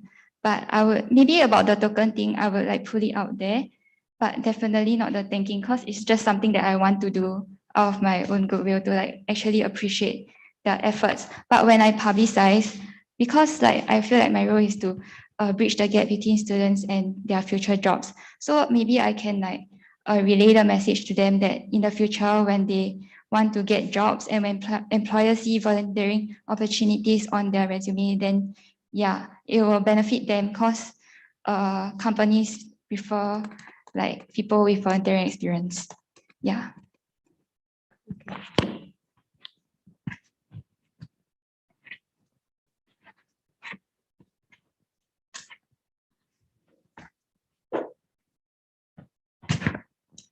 Hello. Joseph, year 2. Okay, so I do have a question with regards to, okay, let me get to the slide. So sorry. Yeah. Yes, your slides 8, I think. Yeah, slides 8. So in terms of like the merge sales that you mentioned, like you're not just looking at merge sales, right? Per se. Like for From my fundraising. understanding. Yeah. Was it? So in that direction, okay. So in terms of like revenue funding and stuff like that, how are you gonna allow, like for example, is this also part of the volunteering process of obtaining the token that you have mentioned, like for people that come down for like to host this merch sales, or how are you gonna go by doing that? Is this part of a volunteering act? Oh, for the fundraising, the merch sales is not part of a volunteering act. So that is just fundraising. Like it's the same idea, just selling merch to students and then them buying would help generate like funds for our beneficiaries. Yeah, so it's not part of the volunteering act. But the other two events, the students are part of the volunteering act, like the car wash and the sports challenge. Yeah. Okay, Joseph, here too. Another curious question that I have. In your slides 5, you mentioned about volunteering being in backup Zoom sessions. So may I know like how does it go by in terms of volunteering through Zoom? Like can I know the process in the Zoom setting? So probably in the Zoom setting, it will be like, okay, there's actually like a lot of different ideas for Zoom volunteering. For example, if we engage kids through Zoom volunteering, maybe it can be through a form of tuition. So it's like same online Zoom lessons. Or if not, it can be like, maybe we can send the materials down to the kids and then through Zoom, we teach them, for example, maybe like painting or origami or even the science experiments. Yeah. Because I know that NUS has this initiative where there's like students creating like science experiments boxes and then like they will sell these boxes or like distribute. So I think that we can maybe liaise with them and possibly like send the boxes over to the kids. Then we teach them how to do the science experiments through Zoom. Yeah. And then like elderly, we can also actually take on the same style of volunteering, but for them, probably maybe like just engaging. So like maybe just talking to the elderly. Because I know whenever we volunteer with elderly, right, they really appreciate like us talking to them, listening to them. So maybe if we volunteer with elderly through Zoom, that will be my approach. Or like origami. I know that some elderly really like origami or bingo, which are possible to be hosted over Zoom also. Yeah. So that'll be like the approach and plan. Okay, Joseph, here too. So speaking of all these value adding to the students' population in Engine, what about you value adding to your own committee? My community engagement committee. Okay, how I can value add is my experience.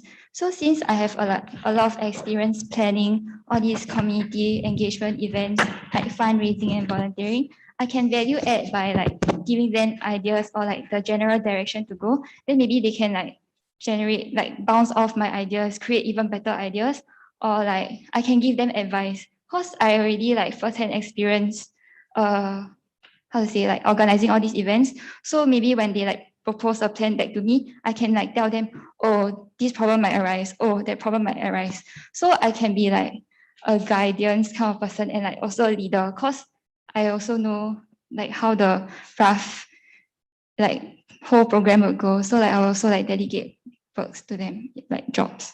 Yeah. Sure, year 2. So my first question is, why do we have 3 members for the publicity team? When yeah. Okay, so I have 3 members for the publicity team because honestly, for community engagement, publicity is very important. Like we need publicity to get volunteers and we need publicity for fundraising. And like from my experience, publicity is something that takes a lot of time, yet is so important. So I chose to put more members there. Okay, then from year two, a follow-up question would be that usually external cell doesn't really have a lot of students joining us. So how would you be able to recruit so many people? Okay, I actually have like some engine friends, and I asked around, oh, if I became the community engagement director, will you all be interested in joining? And my friend said yes. And other than that, like some other people, I asked whether they're interested to join engine club, like just in general. They said they might be interested. So yeah, I definitely can find people. Yeah. Okay, then show year two. So thank you for your answer on that. Then my next question is, why should students volunteer? Okay, like as I stated, students should volunteer because number one, it helps like their resume and their opportunity to get jobs, which I know is what a lot of students want. And number two, volunteering is actually a very fulfilling experience where like you can learn more about other people, like the kids you're volunteering with, the elderly you're volunteering with, or like any other people that you're volunteering with. And it's just a very fulfilling experience, but at the same time, you get to meet new people. So, because when you volunteer with people, you all tend to have like a common topic of volunteering to talk about. For example, like, oh, this lady tell me like blah, blah, blah. Oh my God, so funny, or something like that. Yeah. So there's actually a lot of like advantages to volunteering. And overall, it actually like helps like broaden your horizon and like that you see a different perspective to things. Yeah.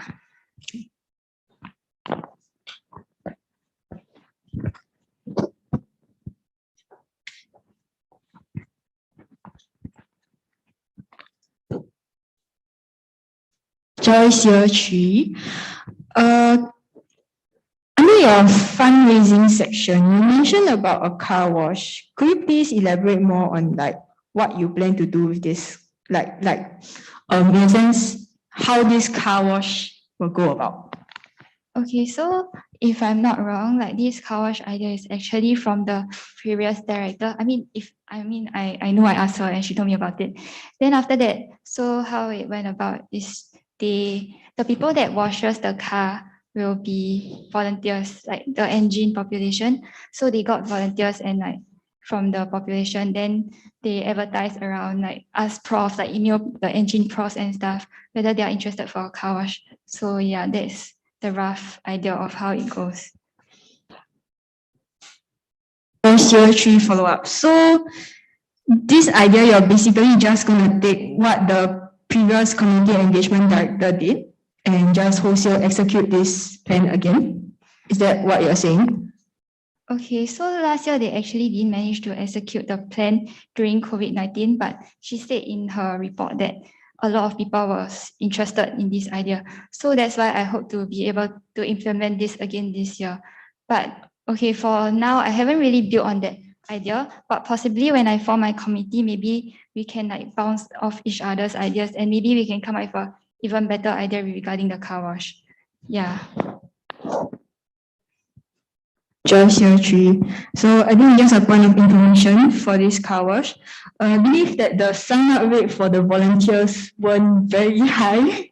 Neither was the response rate for the car wash. So that is something you might have to keep in mind when you're planning this. Yeah, that's all. Okay. Can I add on? Yeah, but actually for like fundraising events that I'll be organizing, actually I hope to send out a poll, like maybe through like the Engine Tally channel to check whether the student population is interested in the event. Only if they are interested in the event, then we will carry on the event with the event. Yeah. So it's solely based on like popularity. Because if like a lot of events got cancelled due to low response rate. So that is how I would like to tackle the low response rate. Yeah. Joyce year 3 follow-up question. Sorry, give me a moment to organize my thoughts. Okay, you mentioned you want to send a poll through the, say, like the Telegram channel, is it? In a sense, how will you ensure that, like, of course, this channel is like a public channel, anyone can join. So, in a sense, how will you know that these responses, right, would truly be coming from engineering students? Or like, and like also how would you quantify in a sense what is a sufficient enough response to deem that you should continue to carry on with this event? Okay, I think there's a lot of way to go around this. So like maybe we can see like the scale of the event first. So like maybe like smaller scale events, we just need like maybe 50-50 or like 60% say, okay, then we will go along with it. Yeah, but then like larger scale events, then probably we need like a higher portion of people agreeing to go along with it. And then regarding the part where you said a lot of people can just join the group and stuff like that. But I believe that if they are not part of Engine, the event wouldn't concern them. So I don't see why they would like vote in the poll. But then, okay, another way to like tackle this situation is that instead of just doing the poll, we can ask like people around us. So like all our Engine friends. So maybe I can say like, oh, my team is proposing a sports challenge. Can you all help me to ask around and see whether people are open to it? So we can go through word of mouth also, actually. Yeah, not necessarily just the tele group. Miss Joyce here, 3 follow-up. You mentioned that in the Telegram poll, you will be based off the ratio, correct? Yeah. So you won't be basing your decision on the sample size of responses? Oh, actually, yeah, the sample size matters also. So definitely we'll take that into account and like judge it based like the portion of students that respond compared to like the entire Engine population. So yeah, that's something that I have to take into consideration also. Okay.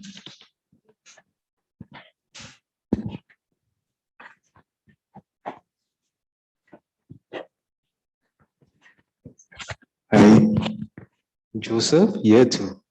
Okay. Can you go to slide 7 about your timeline? So I have just some questions with regards to your timeline that you have planned. Sorry, Anya.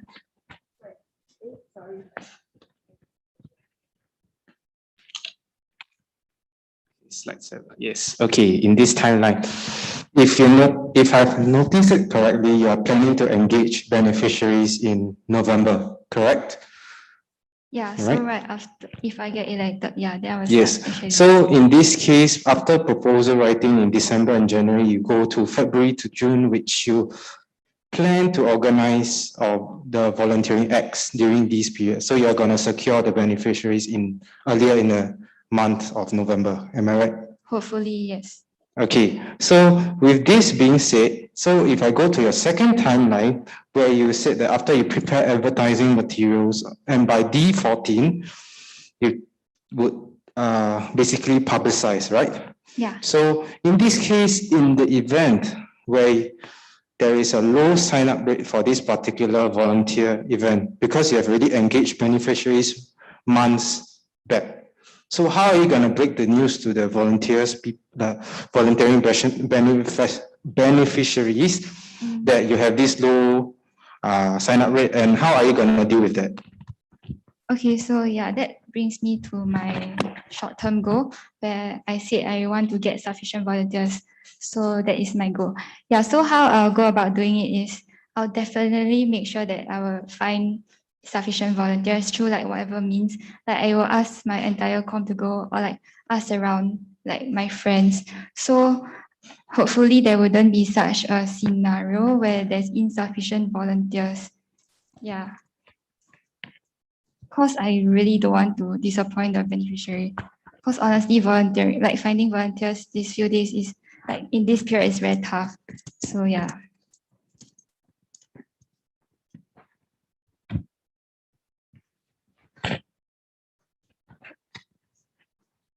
Sam Year 3, I wanted to ask, how would you manage your volunteers to sign up for your initiative? Sorry, can you repeat your question? Yeah. Sam Year 3, I wanted to ask how you would manage the volunteers who sign up for your initiatives. How do I manage, as in, how do I get them to sign up or how? No, after they've signed up, like how would you manage them?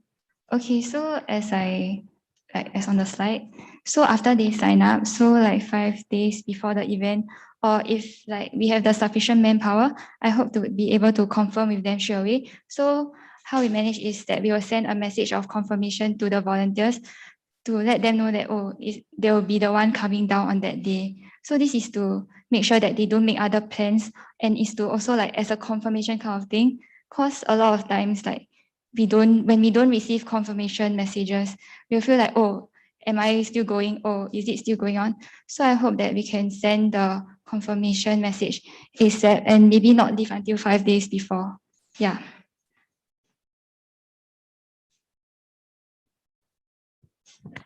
Thanks for the suggestion, by the way.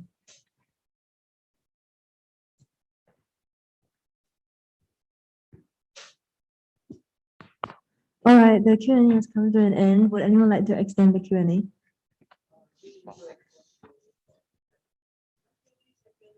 All right, the Q&A will be extended for 10 minutes.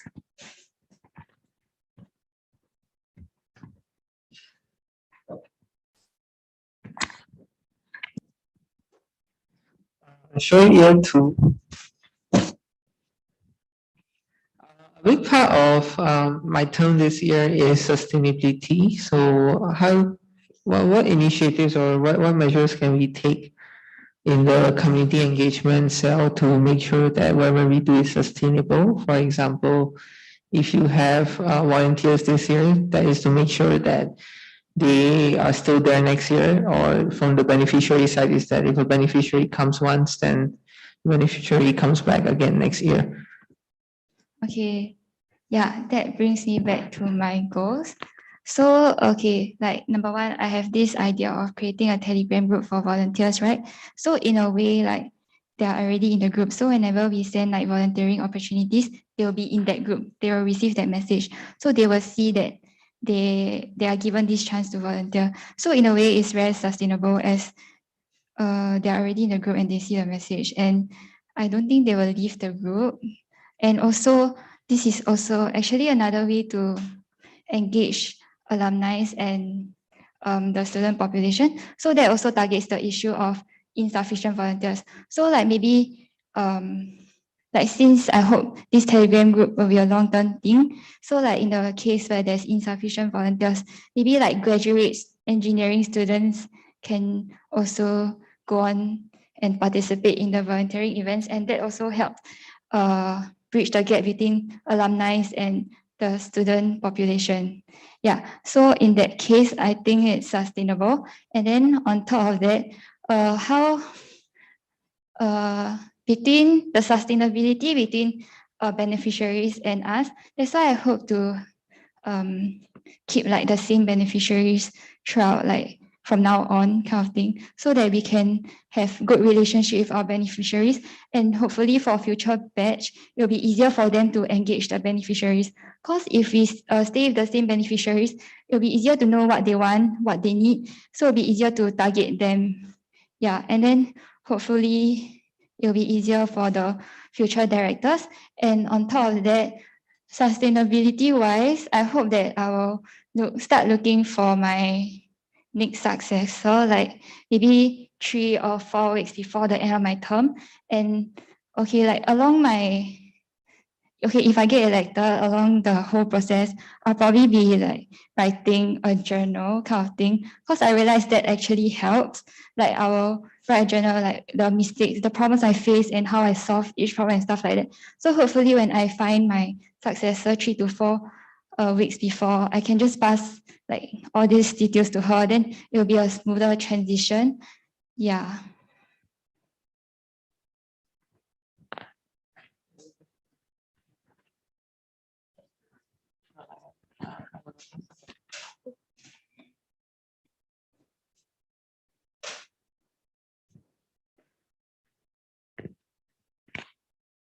Joyce, year 3. So maybe a situational kind of question. If say your committee has decides to wait, sorry, give me a moment. Okay, Joyce, year 3. So maybe, for example, when doing your planning, your committee has planned to do like maybe plan to propose the event to run in a certain way, but PCell does not believe that this is the right way to do. but your committee is very, very insistent that this is the only way that this event should occur. How will we then address this disagreement between your committee and PCEL? Okay, for me, how I'll tackle this situation is I must hear like the reasoning from both sides. So I want to know from the PCEL, oh, why do they think the plan is not working? Then I will ask my committee, why do they think that it actually works? Then after that, I will like share share their opinions with one another. Then I will see whether they are convinced in some sense, like whether like each other makes sense or not. I also put in my own knowledge and experience and expertise into this issue because since I have experienced planning so many events, I probably have some knowledge to also target why they are not happy with it and why they are so insistent on it. But then I hope that I'll be able to come with like a common ground where everybody will be happy with the plans at the end of the day. Because technically, we don't want to, while working together, we should be happy with one another. So maybe we can try to compromise. Yeah. Year 3. So, okay, another question. I understand from your plans, you plan to address two fronts in the sense of volunteering and fundraising, right? Yeah. Okay, so in the ideal situation, you'll be able to dedicate like equal amounts of time and energy to both of these fronts. So if say you can only focus mainly on one activity, what would that activity be? Like between volunteering and fundraising? Okay, I will definitely focus on volunteering because that is the main purpose of community engagement. Because fundraising, there's many other like directors doing it, like Flag and probably like business probably do fundraising. So if I were to choose one, it would just be volunteering. Just year 3. Final question from me. So in terms of fundraising, you mentioned that you will be focusing on doing a pre-order system instead of ordering beforehand. So let's say a particular item that you want to sell, maybe a cap, doesn't have a lot of orders. Say maybe 2-3 people have ordered it. Compared to like maybe something else you're selling, like a lanyard which has like over 100 people selling it. Would you still continue to order the caps for the people who have ordered, or would you cancel like this order given that you're doing a pre-order basis? Okay, so from my experience, right, actually this scenario do exist, and from my experience, the best way is actually to cancel the order. So we probably refund the students, because when there's very low order, right, the price will be higher. Yeah, as you know, like in bulk orders, the higher the order, then the lower the price. So definitely, if like that item have very low orders, right, we will just cancel it. Yeah, because we don't want to make a loss here. We are fundraising for our beneficiary. Yeah.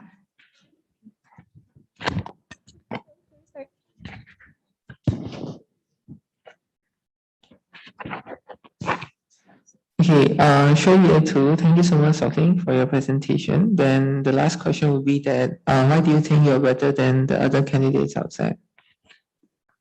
Anya, can you go to the second last slide?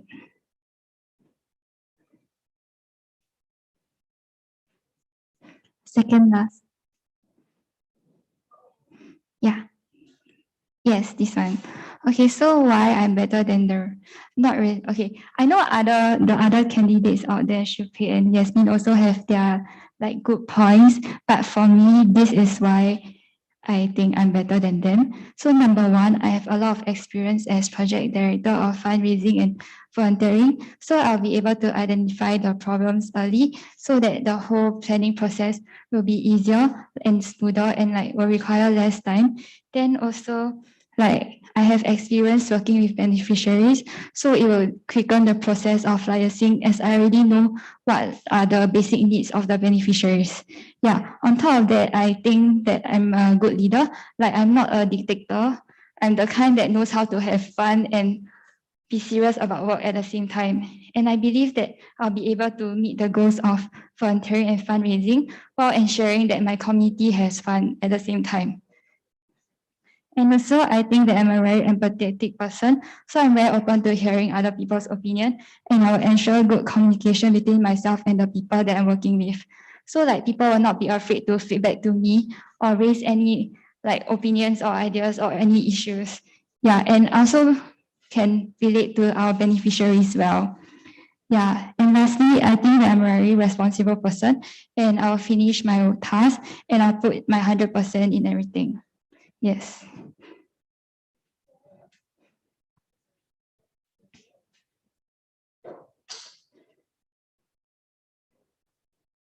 Okay, last question from me since the time is almost up. So do you have, would you say like a good idea of how like your community engagement initiatives will be received by the engineering population? As in, what are my thoughts?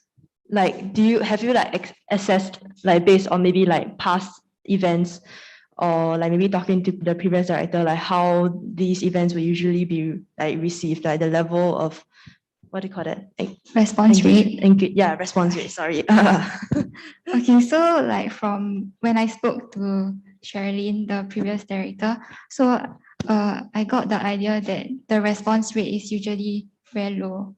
Hence, this year I really want to publicize a lot and like let the engine population know more about this community engagement com. So actually, to be honest, personally, as the year one, I didn't know this com existed. So I didn't like know that there was volunteering opportunities. Yeah, I only know more like my Chem Eng personally, my own course. Yeah, so like this year, I hope that more people will know about this com. That's why I also put more members into publicity to make sure that I will able to increase the reach of this com. Yeah. Okay. Other than, okay, so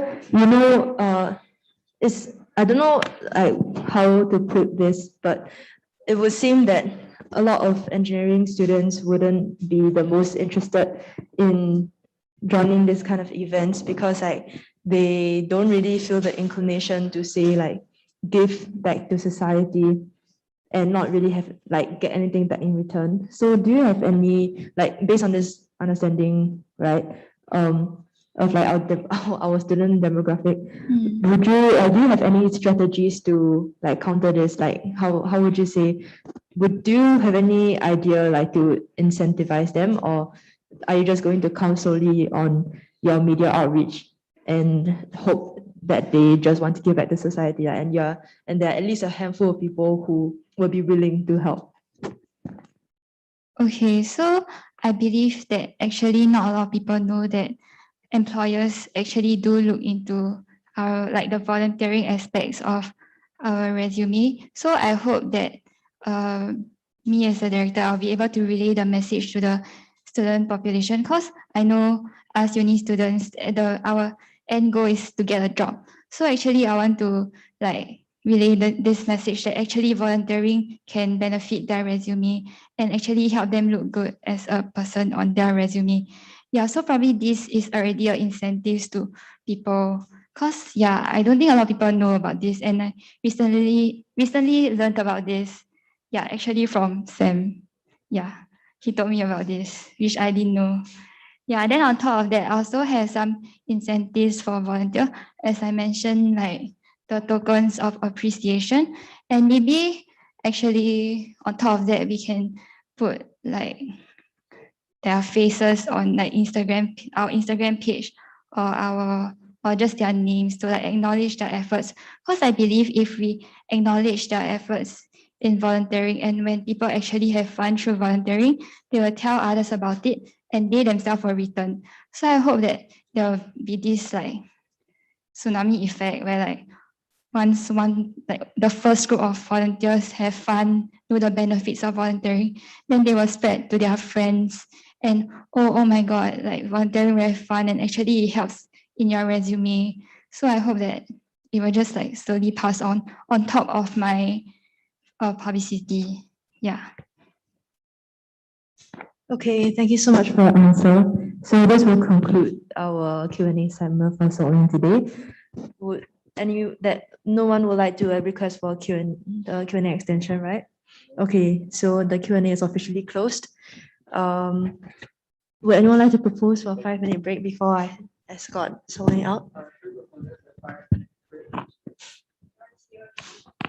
Okay, so the 5-minute break will commence now. Everyone is to be back by, okay, 5:55.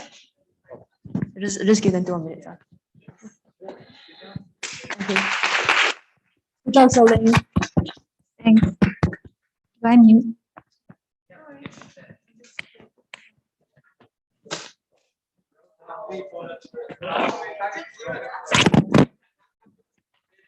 Let's sit down.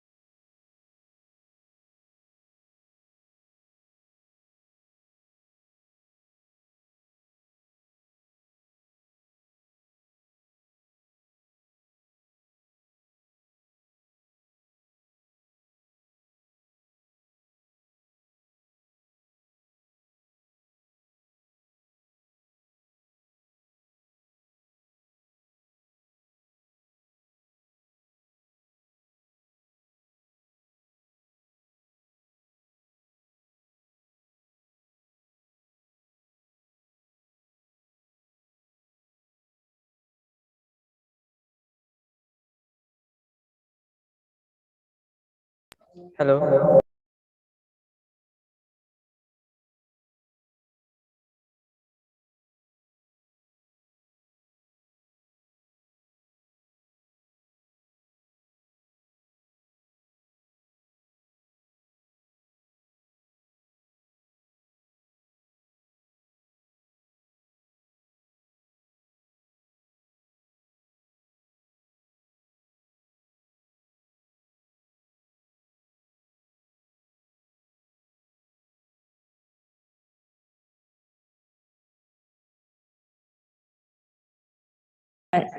Thank you very much. Okay.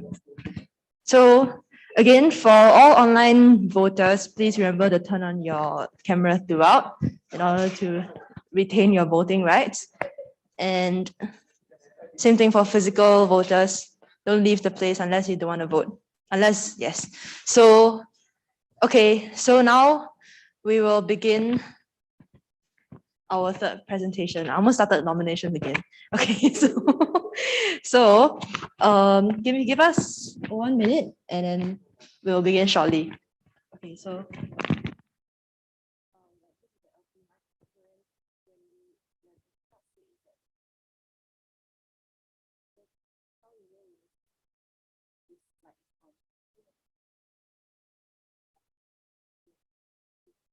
For 1 second, and then the light will turn off, and that's when you know I'm muted. So testing, I'm unmuted.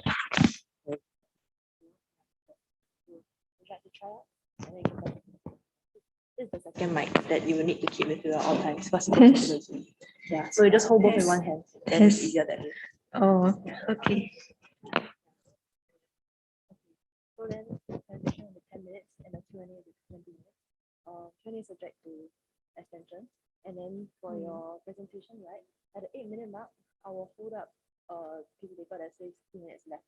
So can you look at me and nod ever so slightly so I know that you saw me? Okay, yeah. So I would like to start up your side, yeah, just check and see the side. Wait, cannot like go back. Can go back. Oh. Oh, okay. Wait, so like, okay, yeah, so just check you out. Can. Okay.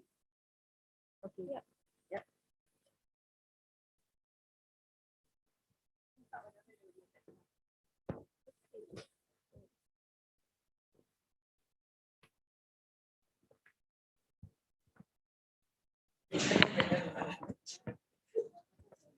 Okay, so you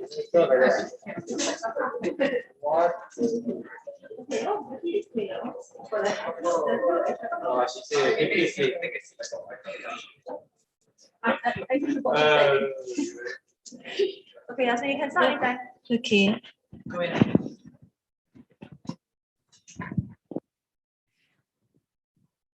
Good evening, everyone. I'm Yasmin Fang, and I'm running for the role of Community Engagement Director. Today, I'll be talking about my motivations, experiences, milestones, and vision. So, why do I join Engineering Club? Just imagine yourself hiking in a forest. The forest is very big, and you seem to not know where you are going. So this is myself in one of the hiking trips. I was lost. After that, I managed to find a group of hikers who were equally as lost. Together, however, we managed to find a way out of the forest. I believe that this hiking experience is similar to what I would be experiencing in Engineering Club.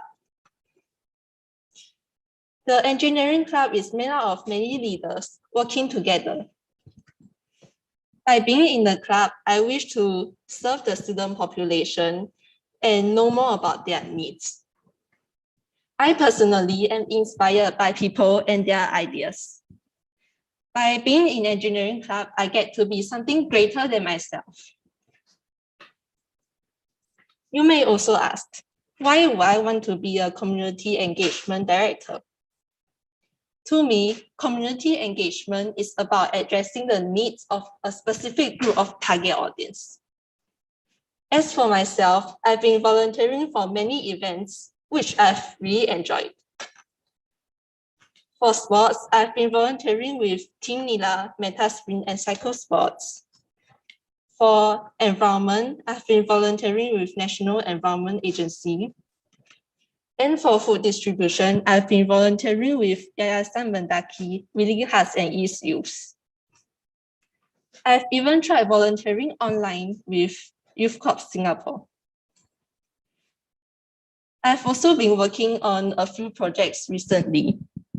One project is Project Multiplier, which is a part of Youth Corps leadership program. We conducted a fundraising event called Fundraising. I've also been involved in Project Can, where we collect and distribute canned food to those underprivileged. So why community engagement director? I believe that in being a director, I can get to explore more about the causes I believe in and also explore more about the specific target audience. By being a community engagement director, I also wish to know more about and serve the student population. By serving the student population, I mean to instill a sense of identity in them. By providing more volunteering opportunities, I hope that the students can find a course that they are interested in. And by finding this course, I wish that they can have a sense of belonging to it. And that is what I call the sense of identity. To instill this sense of identity, I have some ideas and milestones. From this month to mid-November, we can get to the ground and understand generally what the students are interested in. From mid-November onwards, we can launch this volunteer platform, a place where students can find volunteering opportunities. In the platform, there will be courses that students are interested in, and students can simply go to the course that they stand for and find volunteering opportunities from there. As students find the opportunities and engage with them, with the target audiences, we can also feature them on social media such as Instagram. I feel that featuring volunteers would be a suitable way to encourage even more students in engineering to volunteer even more and to give back the society. After motivating students, I think that we can start to sustain and scale volunteering events. So in next year, April, I have two ideas. The first one is to empower students to create their own volunteering opportunities. So after they have some experiences in volunteering, they can contribute to the cause that they stand for by empowering even more members to volunteer. The second idea is to have the committee to conduct opportunities, even more opportunities for students. The committee can discuss as a team and conduct events for the population in general. By the end of the term as a 44th Management Committee, we can even explore more by finding more target audiences and more causes.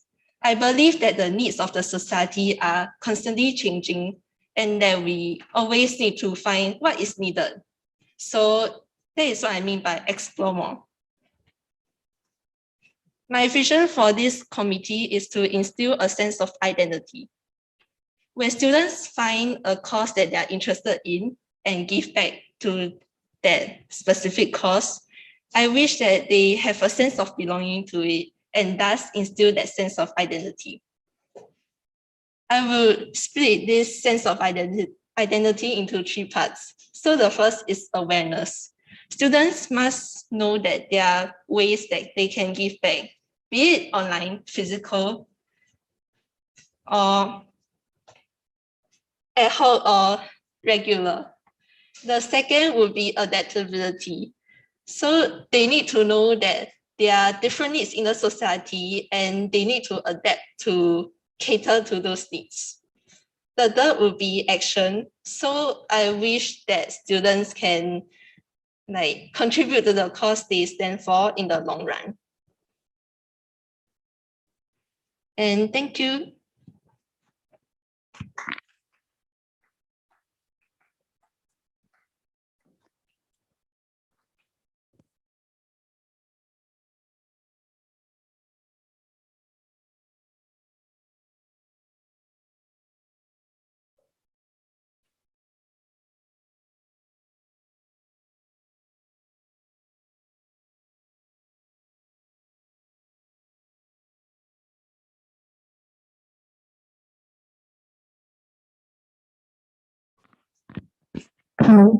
Okay, so thank you so much, Yasmin, for your presentation. So now the floor will be open to any questions from the observers.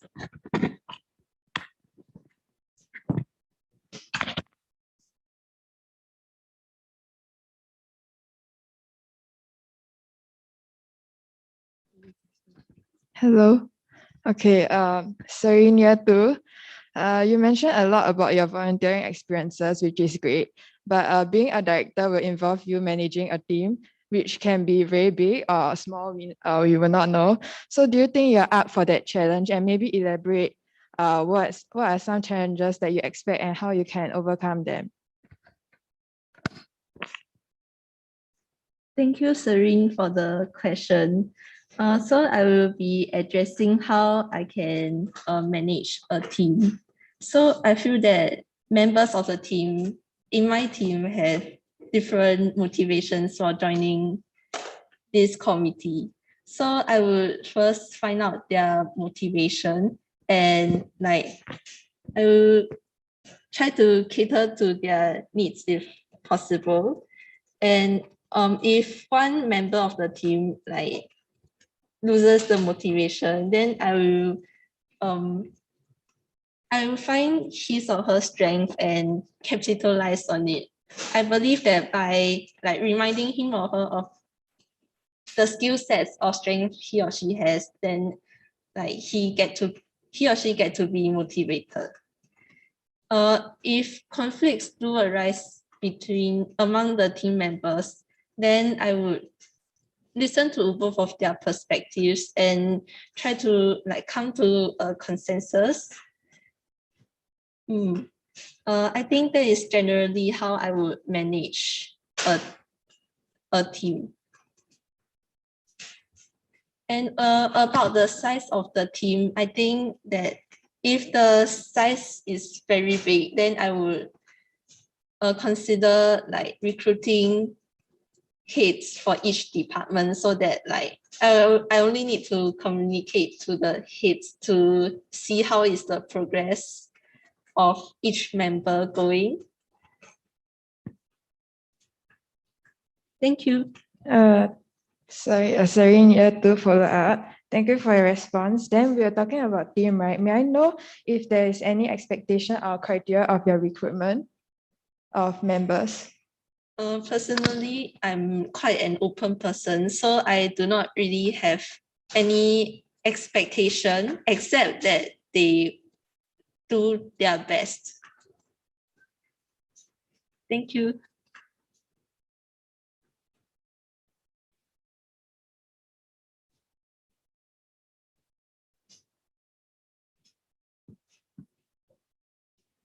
Joyce year 3 follow up. So just to clarify, if I'm following your answers correctly, you don't exactly have a set committee structure in mind. Is that what you're saying? I thought of having a committee structure before. It will definitely include publicity, logistics, and events. But I didn't think so much about it, and the structure is now not confirmed yet. Yes. Joyce Year 3 follow-up. Is there any like base number of members you expect inside your committee? I would say that I can recruit about the same number as last year's committee. So last year they had like around 1 or 2 heads and 1 or 2 members. So I think I can do the same for that. So it will be about like 10 members. Joyce Year 3 follow-up. I think external cell has had problems with recruiting members. So how would you encourage people to like join your committee?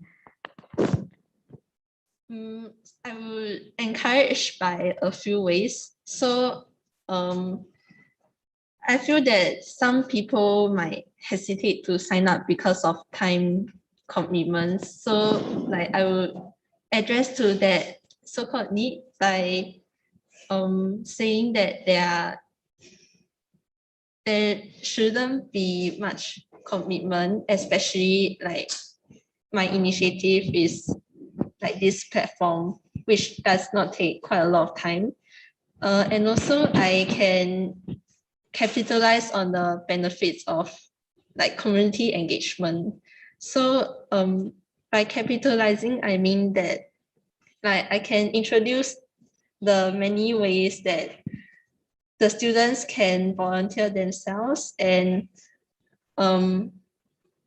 also that the potential members like see what are the impacts of their action.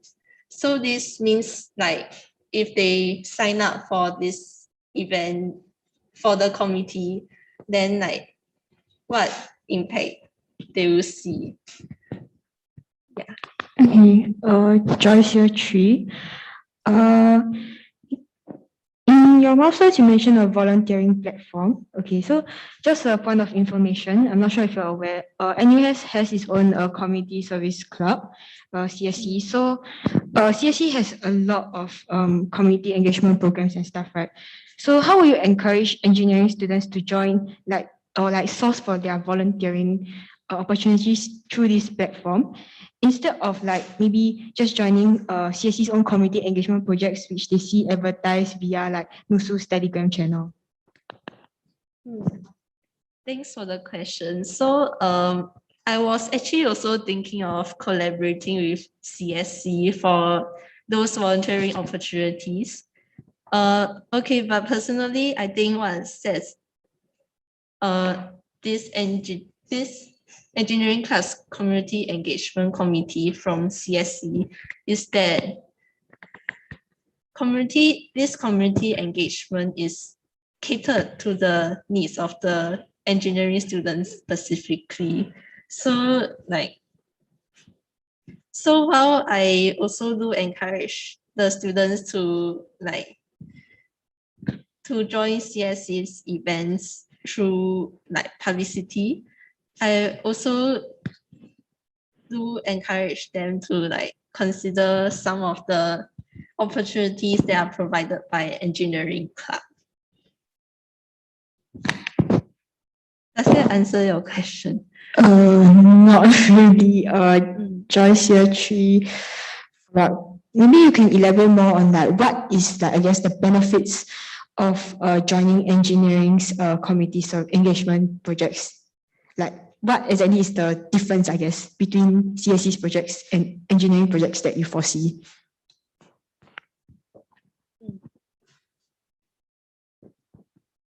Sorry, I need a while to think.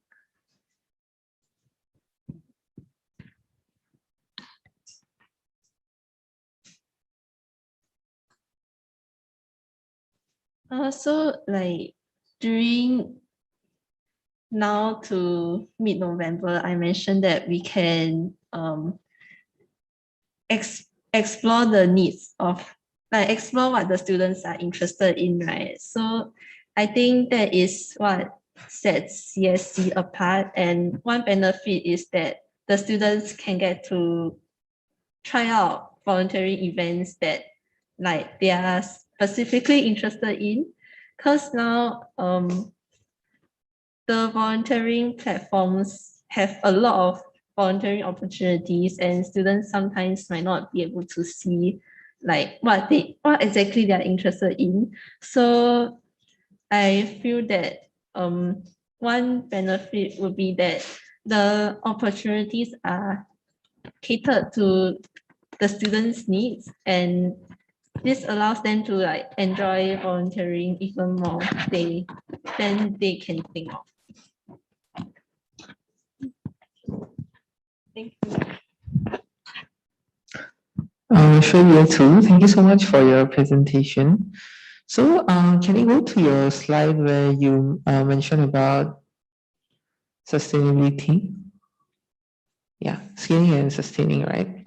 So I really like the idea and the whole timeline on how you're connecting it to a bigger picture, and you're also thinking about, future. My question is that over here, when you were presenting this slide, you said that you want to feature them on social media, you want to create a platform online, and then you want to sustain and scale so that, they can explore more opportunities, right? Yes. How do you foresee to do this for a bigger volunteering community?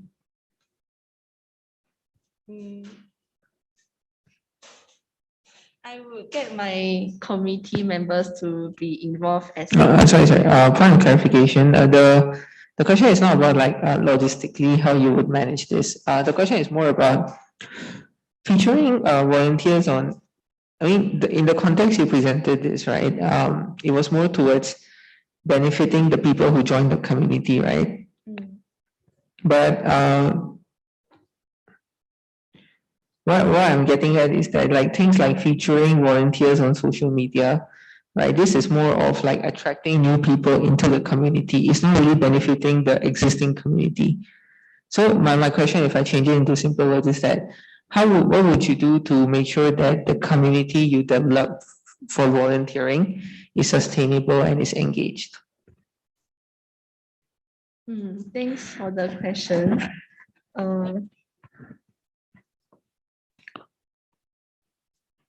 So just now I mentioned that like we can empower the existing volunteers to like create their own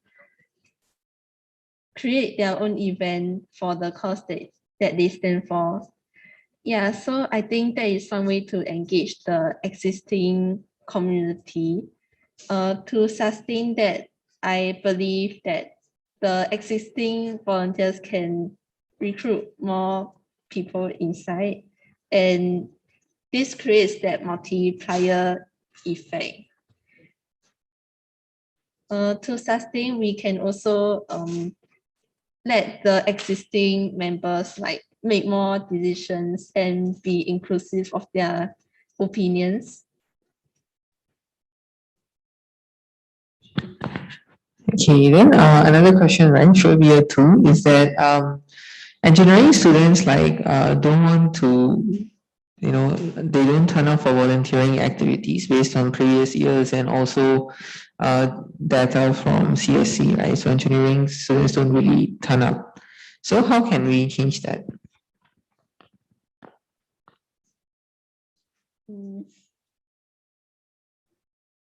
Thanks for the question. Let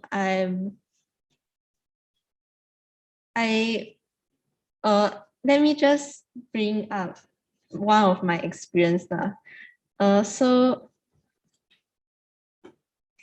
I'm in College of Alice and Peter Tan, NRC, and we organize quite a lot of volunteering events. So like when there is no one going for a certain volunteering opportunity, then we would encourage each other to go. So I think it's more like peer support and motivating each other to like give back to the society.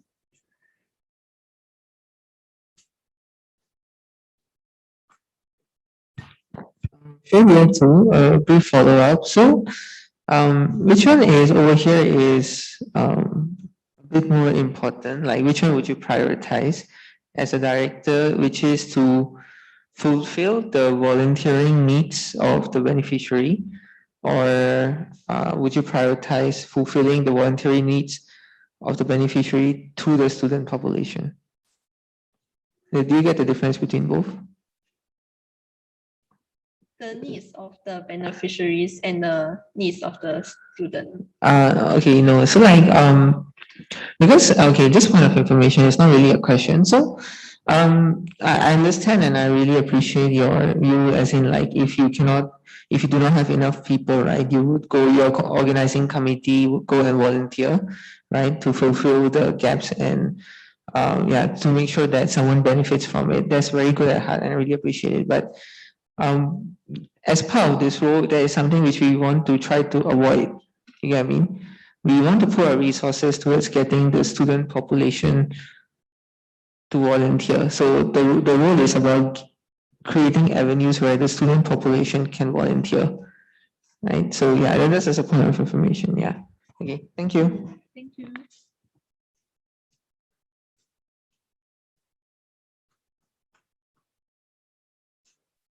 Hello, Sam Year 3. Thank you for your presentation, Yasmin. I wanted to ask about the volunteering platform. So, what are the steps required to make this a reality?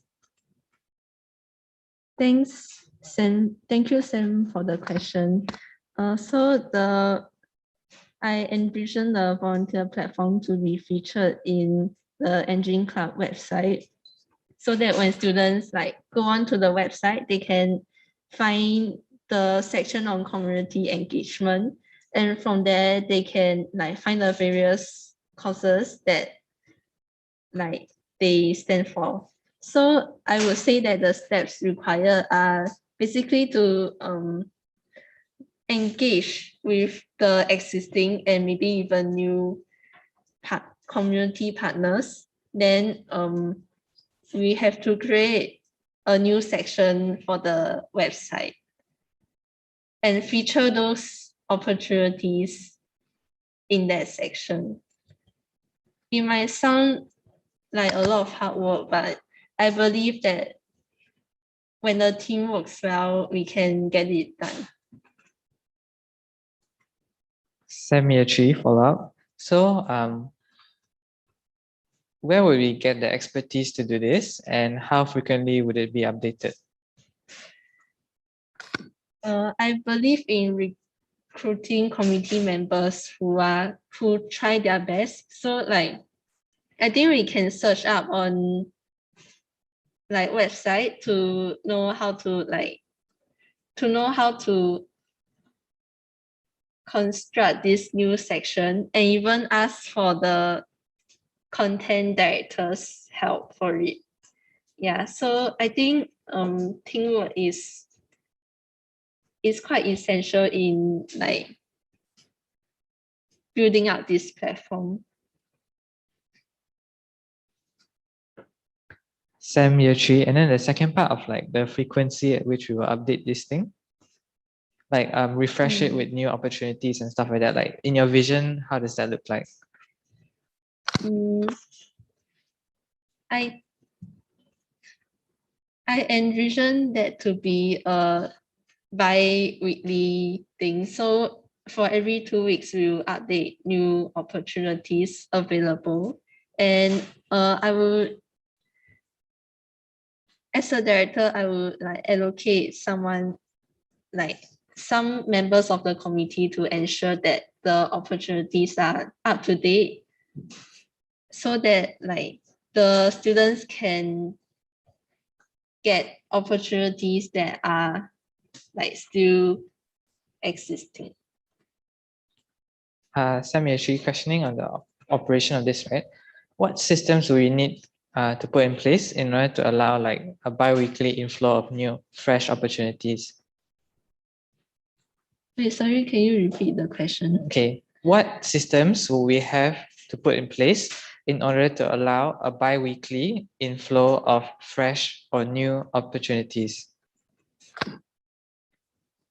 Thank you, Sam, for the question. I feel that we can create an Excel sheet where we like allocate the manpower so that like the website can be monitored. And as a director, I'll be the one like following up on the Excel sheet to ensure that my committee members have like done their part in ensuring that the platform is updated. If like a certain member didn't like update, I will approach the person and like try to find out why. And if the person really has a reason, then I will just do it myself. Thank you.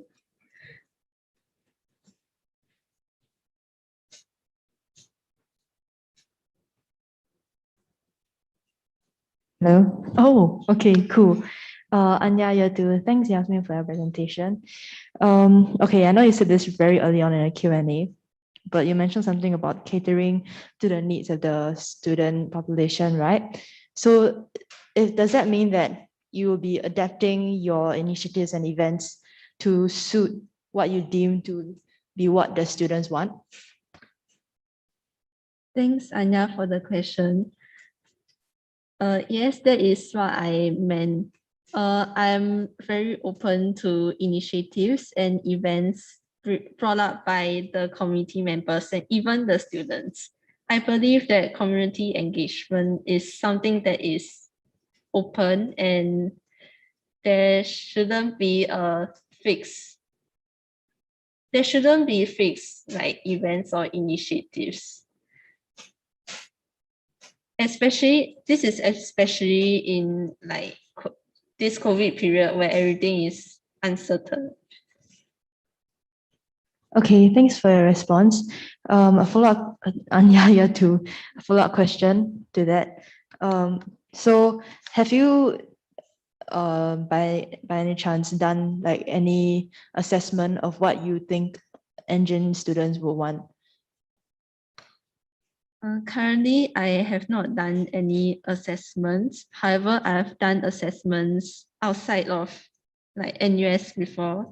So I'm in a Youth Corps leadership program and we have to like conduct assessments for persons with mental health conditions to see like what kind of activities they enjoy. So I think that is like the kind of assessment that we can do if I were to conduct an assessment for engineering students.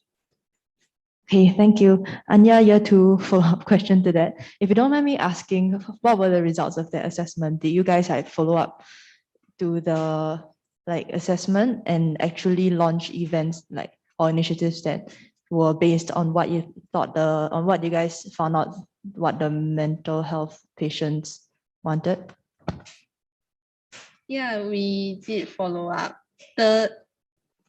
We conducted workshops which are part of the SAMH Creative Space 10th anniversary. So at that time, the workshops that the people wanted are basically like watercoloring and clay molding. So we managed to conduct those workshops online and it was quite well received even among the public. Okay, thanks so much for answer. One more question, sorry. So you touch on a lot of these, like, okay, say you want volunteering platforms and feature people on social media, right? But can you cover more depth on the actual events you do plan to launch throughout the AY? Maybe you can give like a brief timeline, like outline of a timeline. Thanks, Anya, for the question. I believe in empowering students and the community to make decisions. But if I were to have my own initiative, I would definitely engage. I will conduct workshops which targets a specific group of target audience. So for last year, I remember they performed music for the elders online. And since I really like that idea because it serves the community. As for me, I believe in mental wellness, so I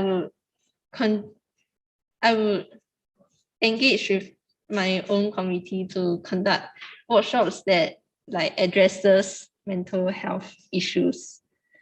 Yeah, so all in all, if I were to like conduct my own initiatives, it would be like a series of workshops and events which like addresses a specific target audience.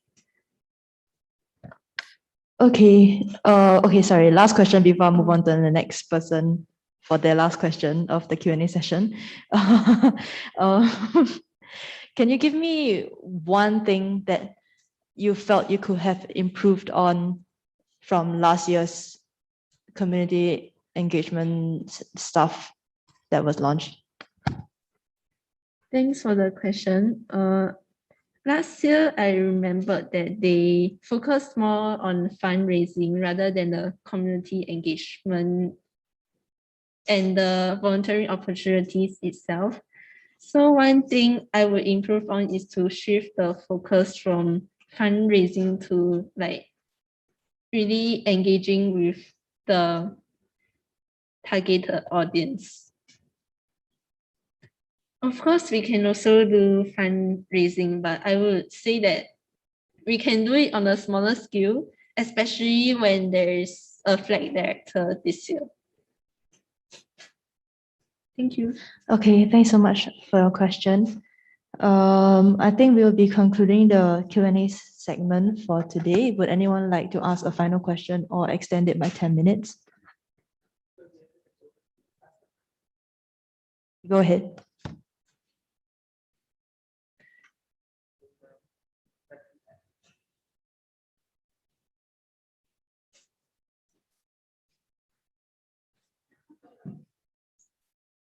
Hello. Okay. Thank you, Yasmin, for your presentation and Q&A. So the last question is, what makes you a better candidate than the other two candidates outside? As a volunteer, I really like to explore around my community. And with that, I've volunteered for many different types of events, which other people probably didn't experience before. And my openness to different types of people, events, and basically the community around me is, I think, what makes me stand out from other candidates. I think this openness is useful for this role of director because I feel that a director needs to be like open-minded in order to work well with other committee members. Thank you. All right, Conrad. Get to propose a closing of Q&A.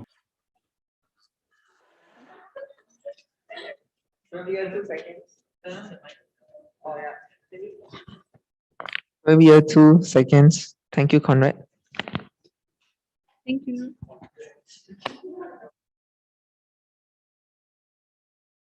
Okay, thank you, Conrad, for the proposal. The Q&A segment will now be closed, and that concludes our community engagement director nominations. So thank you, Yasmin, for your presentation. Okay, would anyone like to, okay, is it dinner time now? Oh yeah, you're absolutely right. I almost skipped the voting process. Okay. So can you sorry, can you kindly see yourself out? I'm sorry.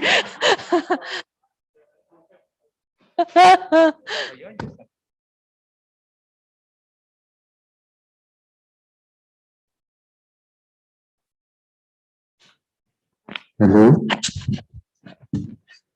No Huh? battery. Sorry. What?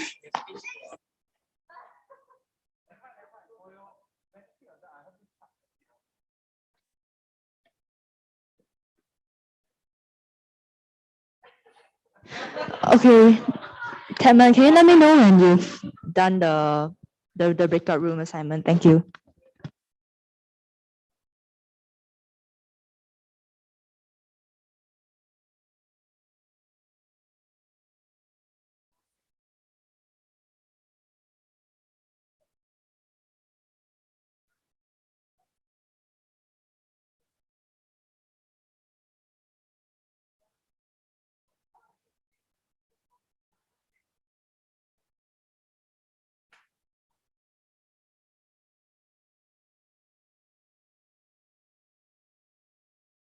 Okay, everyone remember to raise their hands.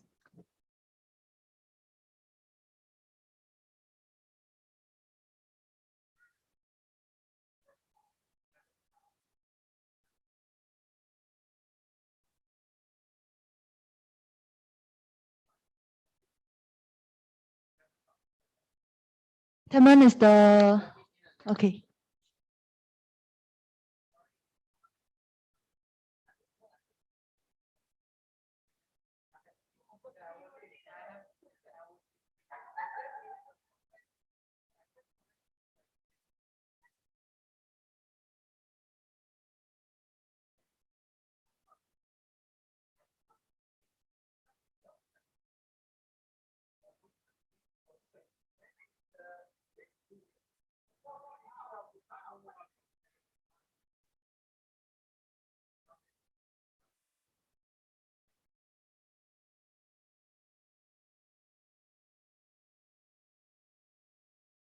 Okay, is there anyone with voting rights who's not in the Zoom?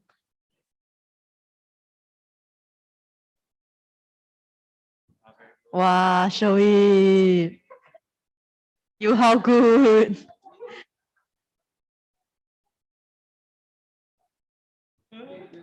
Okay, very proud of everyone who successfully made it into the Zoom.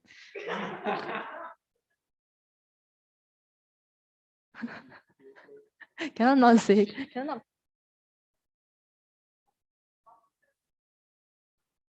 I've sent the link into the. I will activate the poll soon. Don't worry about it.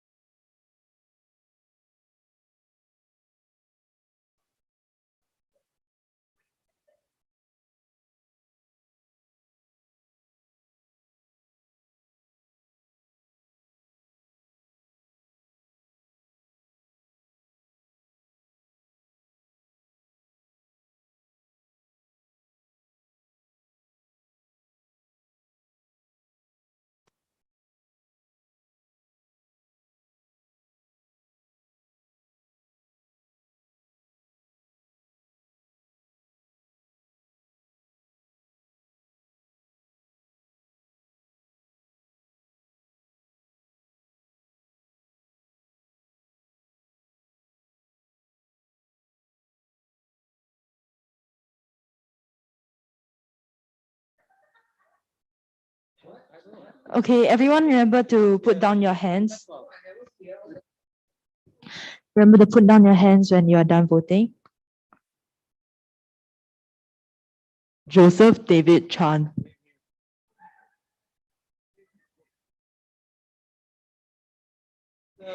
Okay, Joseph, take your time. Take your time, Joseph. No, listen to me. Take your time.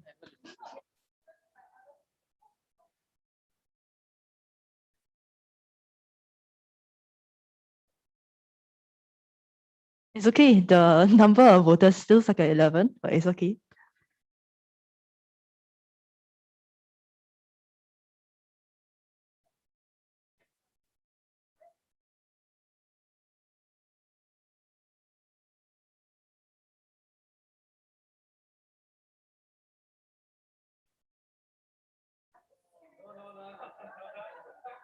Joseph.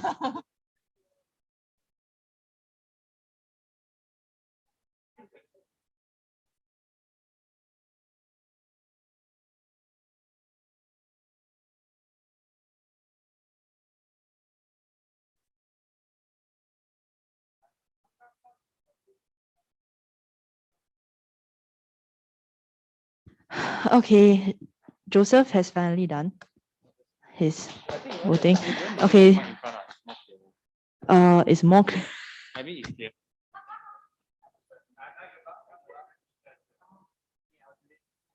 Okay, so let me introduce the results. All right. Is everyone back from the voting from the breakout room? Okay, so now we'll release the results. There'll be a share screen. Most important person in the team. Yeah, if you can do that for us today. Yep, just a little longer. Okay, great. All right, so ladies and gentlemen, we have tallied the votes and these are the results.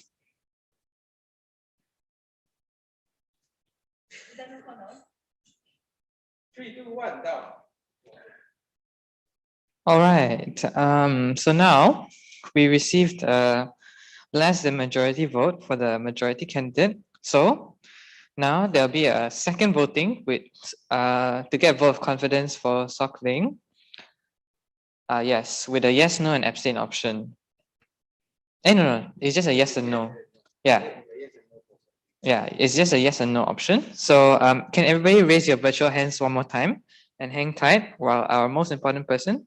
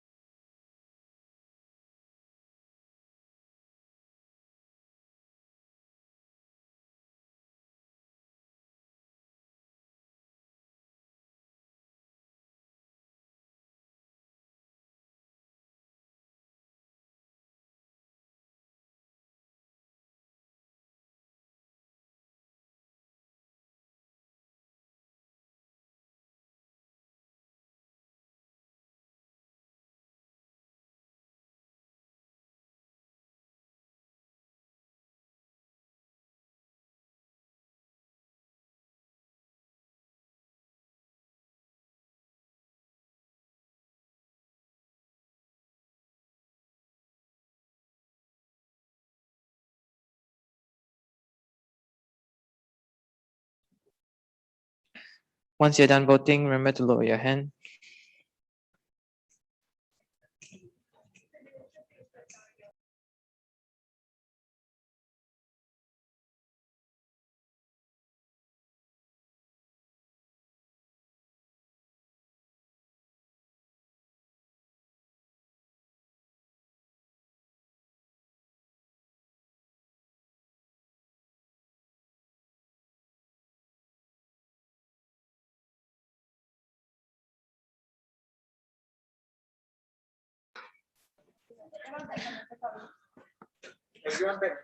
Okay.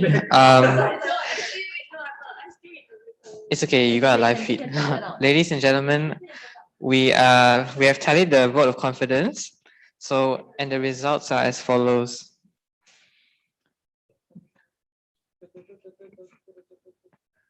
Okay, so it's more than the majority, which is 66.7%. So she has been voted in. All right, Shoaib, would you like to do the honors?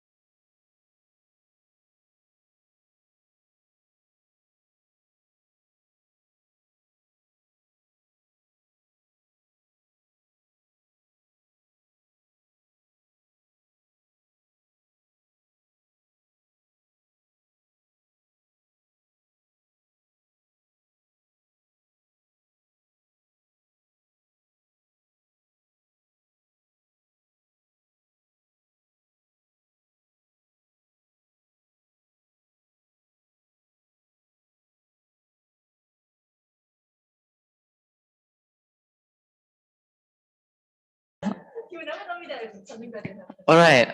Can we have all three of y'all on the stage, please? Yeah, you do it. I just want to say before we release the results, like all of y'all did a good job. Okay. The sad part. Oh yes. Let's give them a round of applause. Yeah. The unfortunate part of this is that it's a 3-choose-1, right? So that there can only be one person who gets it, and the other two of y'all, please don't be too disheartened. Okay, we will find different ways for you to serve. Yeah. Okay. And this is not a reflection of your performance or anything. Just saying. Okay. Sorry. Oh, okay. Thank you. Okay. So I'll be taking over. So I'll be showing you the results from the first poll, which is the choice of candidate for Community and Engagement Director. So I'll be showing the results in 3, 2, 1.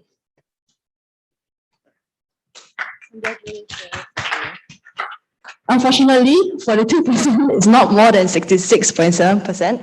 So Solane, you have to go through another round of voting, which has already occurred. So don't worry about it. I will currently show you the next poll. So will Solane get the vote of confidence for the position of Community Engagement Director? She did!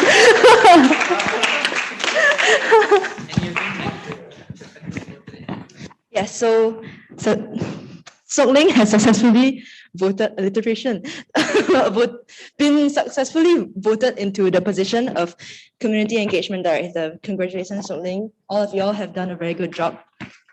Yourself on the back for going through the elections.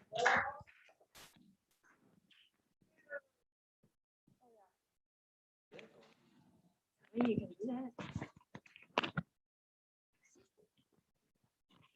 that. So y'all can take a seat first. To the audience joining us online, we'll be taking a break for dinner. We'll do a 1-hour break for dinner. Now it's 6:50. So please join us at 7:50. All right, thank you. Oh, wow, who's that?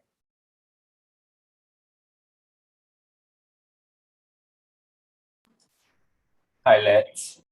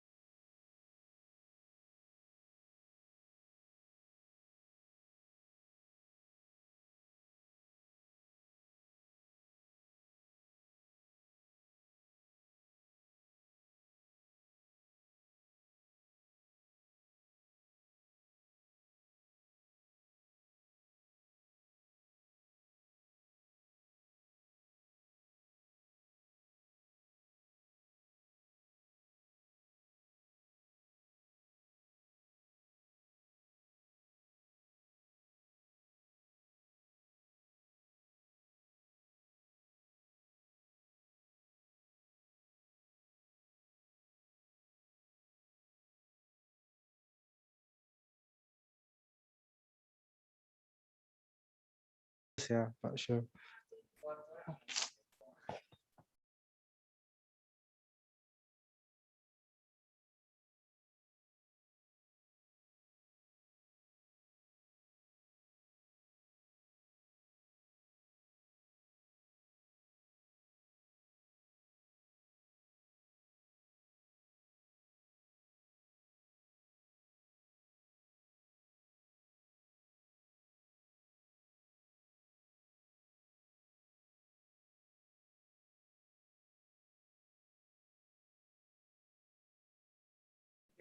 Unmute first.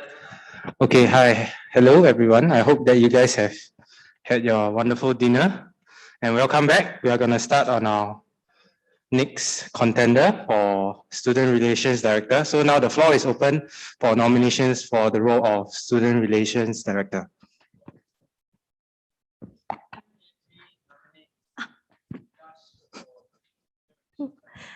Anya, year 2, seconds. Okay, let's wait 10 seconds. Yeah. All right. Do you accept your nomination, sir? All right, let's wait 10 seconds before we close the nomination. Okay, the nomination is now closed. Josh, you can come down and prepare your presentation. Good luck.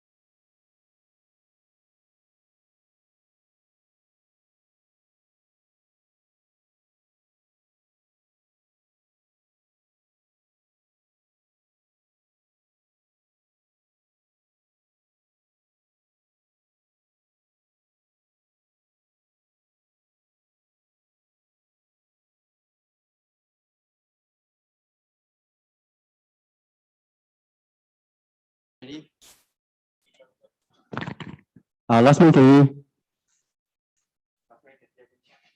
Okay, good.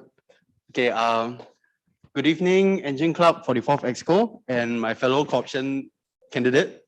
My name is Joshua. I am running for the position of Student Relations Director, and this is my co-option presentation. Apologies. Okay, the flow of the presentation will be as follows. I'll begin with a short self-introduction before diving into the vision I have for Engine Club's Student Relation Committee. Thereafter, I'll dive into the detailed plans I have in store if I am elected, followed by a round of questions from the floor. So let's get the show on the road. Okay, first off, a quick introduction. So once again, my name is Joshua, and I'm from Year 2 Mech-Eng. And as you can see from my slides, I have about 5 nice photos of myself. And this. So I'm sure you all are curious as to why I want to run as a Student Relations Director. So what I'll say is that in the past year with the global pandemic raging, I found interactions with classmates to be challenging at times. And I know that many engineering students in NUS feel the same way as I do. Luckily, I was part of the in-house committee for the past year. And in this small group of 5, I felt like I found a place where I belonged in a huge school like NUS. I know that many students like me have felt lost and very sian about school and online classes. In running for student relations, I hope to serve the student population. I wish to give my fellow engineering students who have felt lost and alone at times in the past year a voice. Next, please allow me to share my vision for Engine Club Student Relations Committee. So, in addition to life with COVID, some more changes lie on the horizon for our faculty, namely our upcoming merger with SDE to form CDE.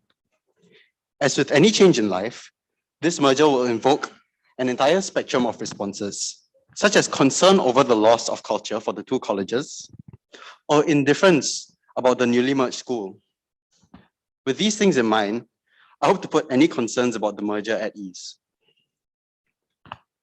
Moreover, I intend to work closely with our SDE counterparts in coming up with new initiatives to meet the needs of the student body as we transition in this new phase of life. I believe the most important aspect at the heart of student relations is maintaining open communication. We must assure every member of our engineering student body that we have a stake in the way our school is run. In line with the key principle of open communication, I hope to broaden the avenues by which our committee can be reached to foster an open door culture throughout Engine Club.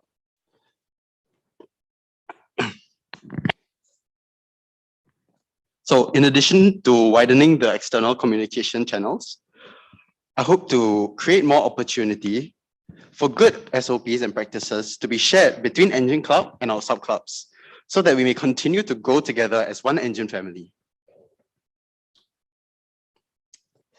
In line with these visions, here are some plans I will implement if elected.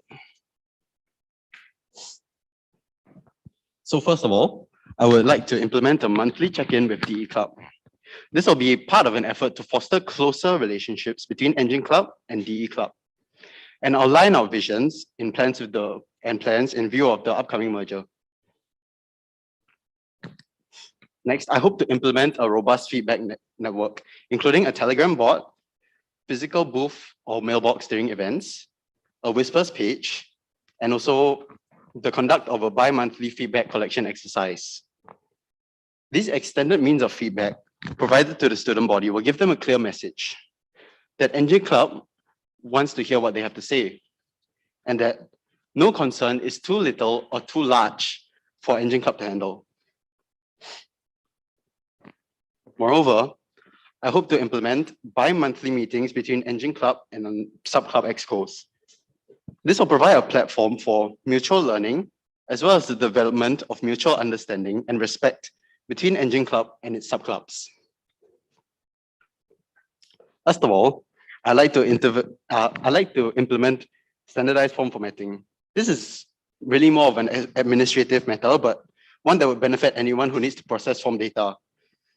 As someone who has handled a fair share of it in the past year, I understand the pain of having to toil through inconsistent data for hours on end. I hope to be able to avoid issues like this by having one standardized template used throughout Engine Club. In closing, we stand at a crossroads. We could just let this next year of our uni lives pass us by and have nothing to show for it. But this year especially, we have a chance to make a difference, not just for us, but for the generations of NUS students who will pass through these halls for years to come. We must be brave, we must be ready to put in the work, but most of all, we must have the interests of our fellow students close to our hearts. Thank you.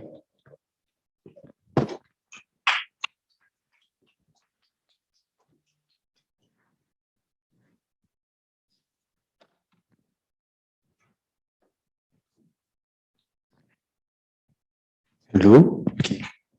So the floor for Q&A is now open. So please raise your virtual hands before you ask your question. Okay. Joyce. Joyce, year 3.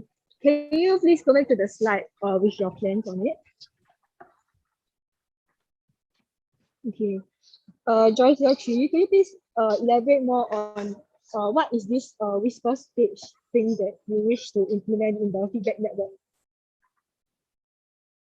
Okay, I understand the concept of a Whispers page may be slightly controversial, given that there's a lot of bad rap given to a lot of whisper pages online. It's often used as a platform for people to essentially become keyboard warriors and to hide behind screens and say nasty things about other people.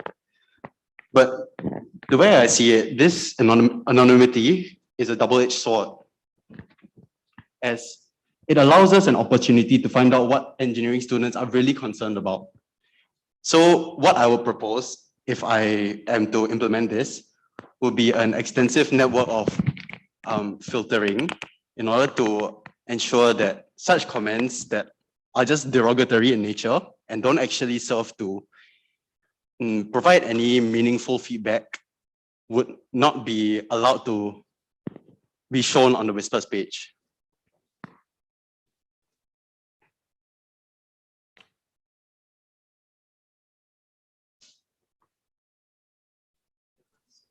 Sorry, does that Joyce. answer, Joyce?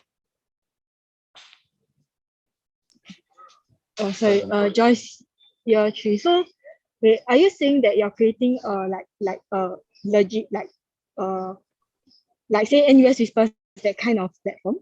Like, or am I misunderstanding that? Okay.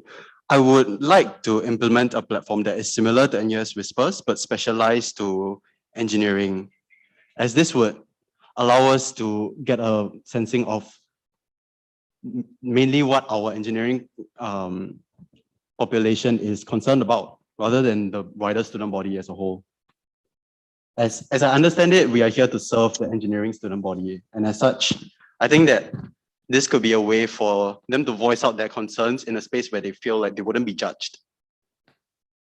Does that answer your question, Joyce? Joyce, year 3 follow up. For this page, are you planning to, so in a sense, is like NUS Whispers where people send in their like so-called confessions, and then it will be displayed on the page after being moderated. Is that what you're saying? Or are the responses like hidden from public? I think it will be quite similar to NUS Whispers in that sense. I have every intention of sharing the responses, as it could create a sort of butterfly effect if people identify with these responses given, and then we would really know that these concerns that are raised are ones that are shared, and then we can formulate plans to deal with these concerns. Joyce, year 3 follow up. Sorry, give me a moment. Sorry, if anyone's got any question, can just ask first. I'm trying to think of how to fix my question.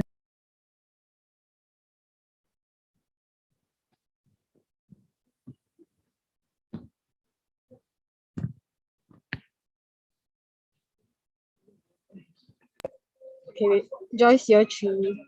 Is there anyone? Sorry, in case I'm. Oh, okay. Wait, sorry. Can I follow up my question first? Sorry. Joyce, year 3 follow up. Can I ask what kind of moderation are you planning to enforce, and how is this moderation going to be done? I think the main concern I would have would be, I wouldn't want negative comments to be perpetuated on the page. So maybe some filter words like, let's say, curse words or words that would be affiliated with hate would be like blacklisted, so that there's a certain layer already in place that we don't have to look through every response, just responses that, let's say, seem a bit more malicious in. Okay. The initial plan would be to put a filter in place to get rid of any malicious, like the baseline would be, okay, there's this list of words that you cannot say or that wouldn't be allowed to be put on the Whispers page because it's very clear that they are derogatory in nature. Then following which, if there's a certain, maybe like a certain lower and upper limit to the word limit, so people don't just spam the page, which would be one thing, and don't go on long rants about people, which would be another concern. Okay, Joyce year 3 follow up. Could you take me through the process of how you envision this system to work? Like say, maybe I submit my feedback. From there, what does the system do from the point of submission till it's posted onto the website? Like, could you take me through maybe a Agar flow of how you envision this system to be? Okay, I think that, okay, my vision for this would be something like a Google form, something very safe in that sense. And then an initial layer of filtering, like a black list of words, if you would, of things that would immediately flag out that, okay, this is a derogatory comment and we are not going to post this on the page. Then following which, if there are certain other conditions met, perhaps if certain particular, like let's say if there are names in the comment or names in the confession, then it's quite clear that this is directed to a person. Then at that point, I would like to be able to screen this comment to see if it is particularly hurtful in nature, to ensure that nobody is being put down by the things being put on the Whispers page. I think, okay, sorry. I think that it is inevitable that some of these comments would make their way through. I think that there is space for tough love, or like just people who, I'm not saying people should get scolded, but there are some, there will be cases, I'm sure, that some of this feedback might be appropriate. I doubt so, but it genuinely could be the case.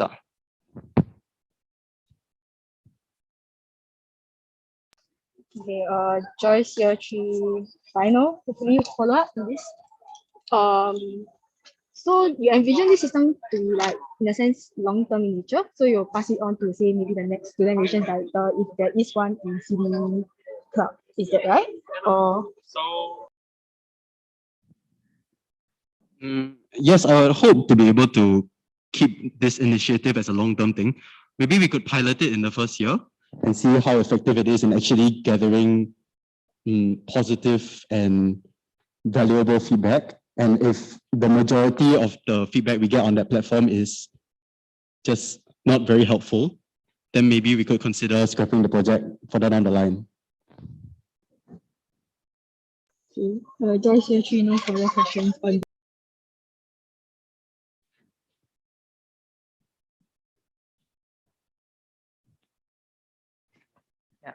Sam year 3. Thank you, Josh, for your presentation. I wanted to ask for the feedback. Bi-monthly feedback collection exercise. Can you run us through how you would go about it and what kind of insights you hope to glean from it? Okay, thank you for your question. I think that the way I envision it is that you just open the platform up for people to be able to, so let's say you send out an email blast to say, okay, we will be having this event, this bi-monthly event coming up to gather your feedback, if any. So then if any person has their concerns to raise, they could maybe if it's a Zoom session, they could just pop in and share, and we could take their feedback into consideration. Otherwise, if it's a physical session, then maybe we could gather people who are more representative of different student groups to be able to get a sensing of the general concerns that they are facing.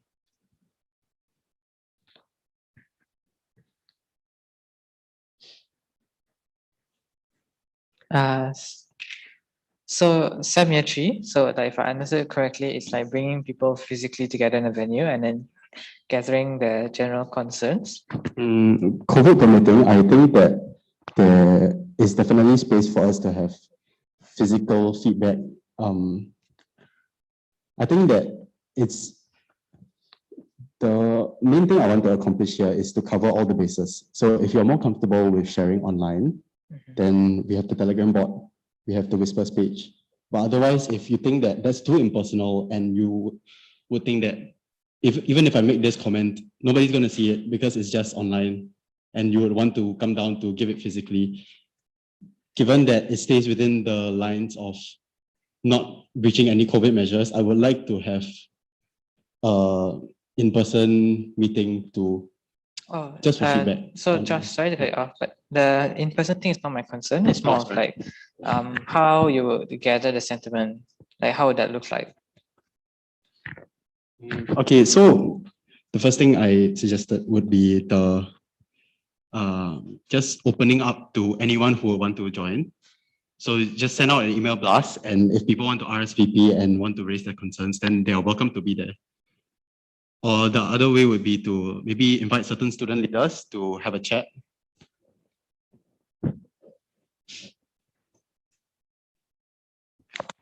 Oh, okay. But then like the most effective form of like feedback is like normally we like have a hypothesis, then we like use the data to validate it in a sense. So like before gathering the sentiment or anything, we need to figure out like how to what's like gather the hypothesis. Does that make sense? Yeah. So what you're saying is that we should have the sensing of what is already an issue and then go and ask people to validate. Is this something that you're facing? Is that correct? Yes. I think that definitely is also, maybe we can see it as like different flows of getting to the same endpoint, as like maybe some of the things that are raised online during these in-person sessions, we can also use this as a place to ask, okay, are these the concerns that you are facing at this point in time?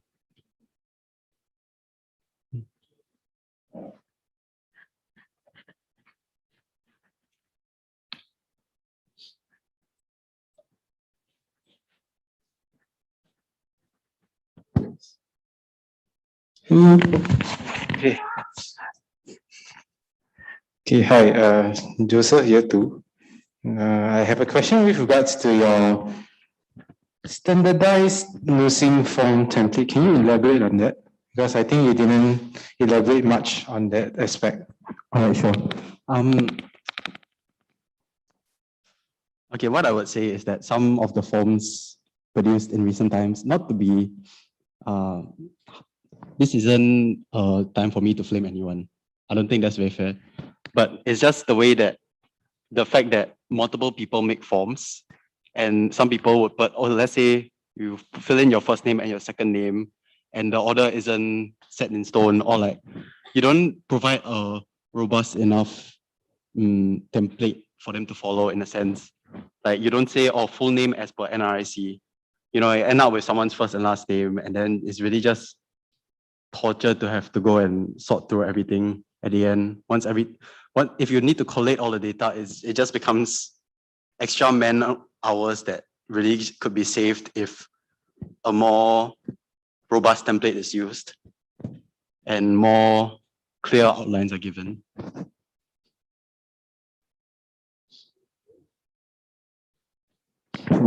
Okay, hi. Joseph here too. Okay, so just a point of information as well. I think there was this engine whispers thing previously, quite a few not decades, but yeah, a few batches back that existed for a while, and there was this big thing where somebody with learning disability kind of thing got complained over there, and I think the person didn't really like it. That's why the whole Whispers got shut down. So in the event, let's say if you were to implement this Whispers page, you might need to give a lot more thought on this, because it may be a time bomb as well. And a lot of these implementations may not be 100%, but you cannot be always looking at it 100% to maintain and moderate. Yeah. So my next question to you would be, can you move to your previous slide? Yeah. Yes, hi. So you mentioned about you want greater communication between Engine Club and affiliated subclubs. Can I know Like, how are you going to do so? I know during you mentioned about the bi-monthly meeting, right? Something along that. Like, what are you really going to discuss? Are you going to discuss the same things all over again, or is there like an agenda basis? Like, may I know, like, what's your agenda, that kind of thing? Yeah. Okay, thank you for your question. I think that it's more about opening a space for people to share what they have planned. Like honestly, the way I envision it is that clubs will have an opportunity to learn from each other. So maybe we can ask them ahead of time during the meeting. Do you have anything planned? Do you have anything that you want to share with the wider engineering body so that we can perpetuate some good practices? Or maybe if we see that, okay, this club in particular, let's say for an example, they are doing something that maybe isn't very sound, or we can say that, hey, actually, this plan has some issues in it, and it just opens up an avenue for these conversations to be had where they wouldn't be previously. Oh, yeah. Joseph, here too. My next question would be about the usage, like the different avenues that you can get from feedback. Can I know, like, what are the list of some areas that you think you can get feedback from? The what, sorry? The list of like the different avenues that you can get feedback on. Like, for example, let's say if you require feedback on a certain item or a certain aspect in school or a certain project. So what are the avenues available for you that you will conduct such feedbacks through? I think that we could use potentially the Engine Club Telegram channel, if that is appropriate, to be able to blast out certain forms. We want your feedback on this, or we want to know what you think about this, because we value your opinions about these matters. Beyond that, I mean, email blasts also as well. I'm sure there are many of those. And I think the dialogues that I brought up, those will definitely be platforms for us to be able to discuss matters openly, as long as they are not too sensitive or not too derogatory in nature. Okay, Joseph, here too. Another question would be regards to, there was supposedly, like last batch, the 43rd, actually had plans for a feedback box outside the, the E4, the walls, the Engine Club walls. Yeah, so what are your take on this? And should you continue like developing it, like to make it, and making that box to be there in a sense, in your term? Okay, thank you. To be honest, I think there are merits to having the feedback box there. It's a very clear signal of we will always be listening, right? Because there's literally a physical embodiment of if you want to contact us, the box is always open. But at the same time, I don't know how much it will feasibly be used if implemented. I mean, same with all my other ideas, honestly, that like even if I plan for a feedback session, nobody might show up. But at the same time, I think that we would put a lot more resources into or maybe not.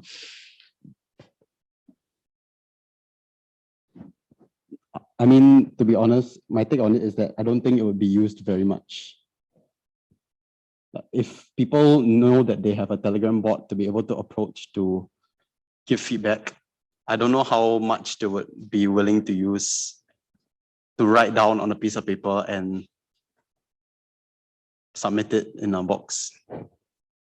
But that's just my take on it.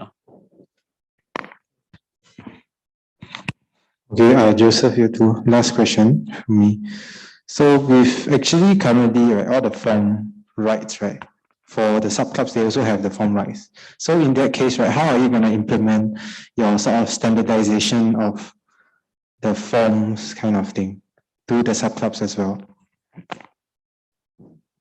I think if there's a way to at least just standardize the key information, such as your full name, your NUSNet ID, things like this that would really help to be able to make things clearer. Like it's very easy to identify using these things, like such as your email, your full name, your NUSNet ID, rather than having someone put a different name on every form.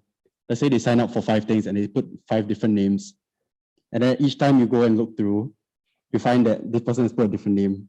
Then how will you conclusively know that this person is the same person unless the information is standard across the board?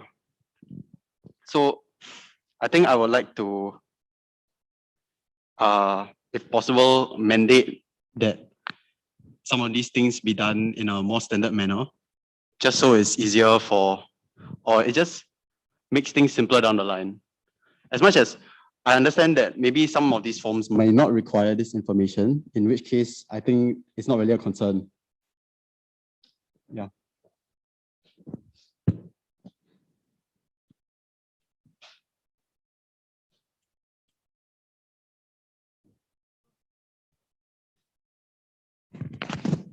Hi, Anya. Sorry. Anya here too. Thanks for your presentation. Can you go back to the slide about that your plans for your term? Yes, this one. Thank you very much. So notice that the first point is that you want to have a monthly check-in with DE Club. Wouldn't okay, so wouldn't DE Club be combined with us? So why would we need a monthly check-in with them? Wouldn't we just form CT? Sorry. No, it's okay. Policies. Are we being combined now? Like as in once we are elected, will we immediately be working with DE Club? Sorry, I couldn't hear you. Could you please repeat Yeah, that? sure. So as of right now, once we are elected into Engine Club, will we immediately start working with DE Club as of? The PCL is currently quite in touch with the DE Club. Like for me, I'm already working with like the VPI, the person who does VPI roles in DE Club. They call it VPSA there. But like we are like keeping in touch with each other so that we can get aligned before the combining even starts. Okay. Then maybe it would be less necessary in a sense to have to mandate this dialogue every month, I guess, since we are already working with DE Club. And it's good to know that the visions align in that sense.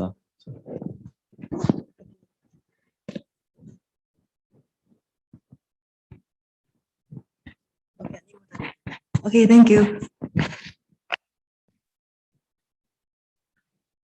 Okay, Joyce, would you like to ask your question? Oh, thank you. I didn't listen, sorry. Joyce here. When Joseph, more of a follow-up to Joseph's question about like how you want to standardize this missing form template. The example you mentioned was about how if you have a single form, some person can fill it like 5 times with different names. Is that like, am I correct in understanding this? Sorry, I couldn't really hear what you were saying at the last part. The 5 something. Sorry.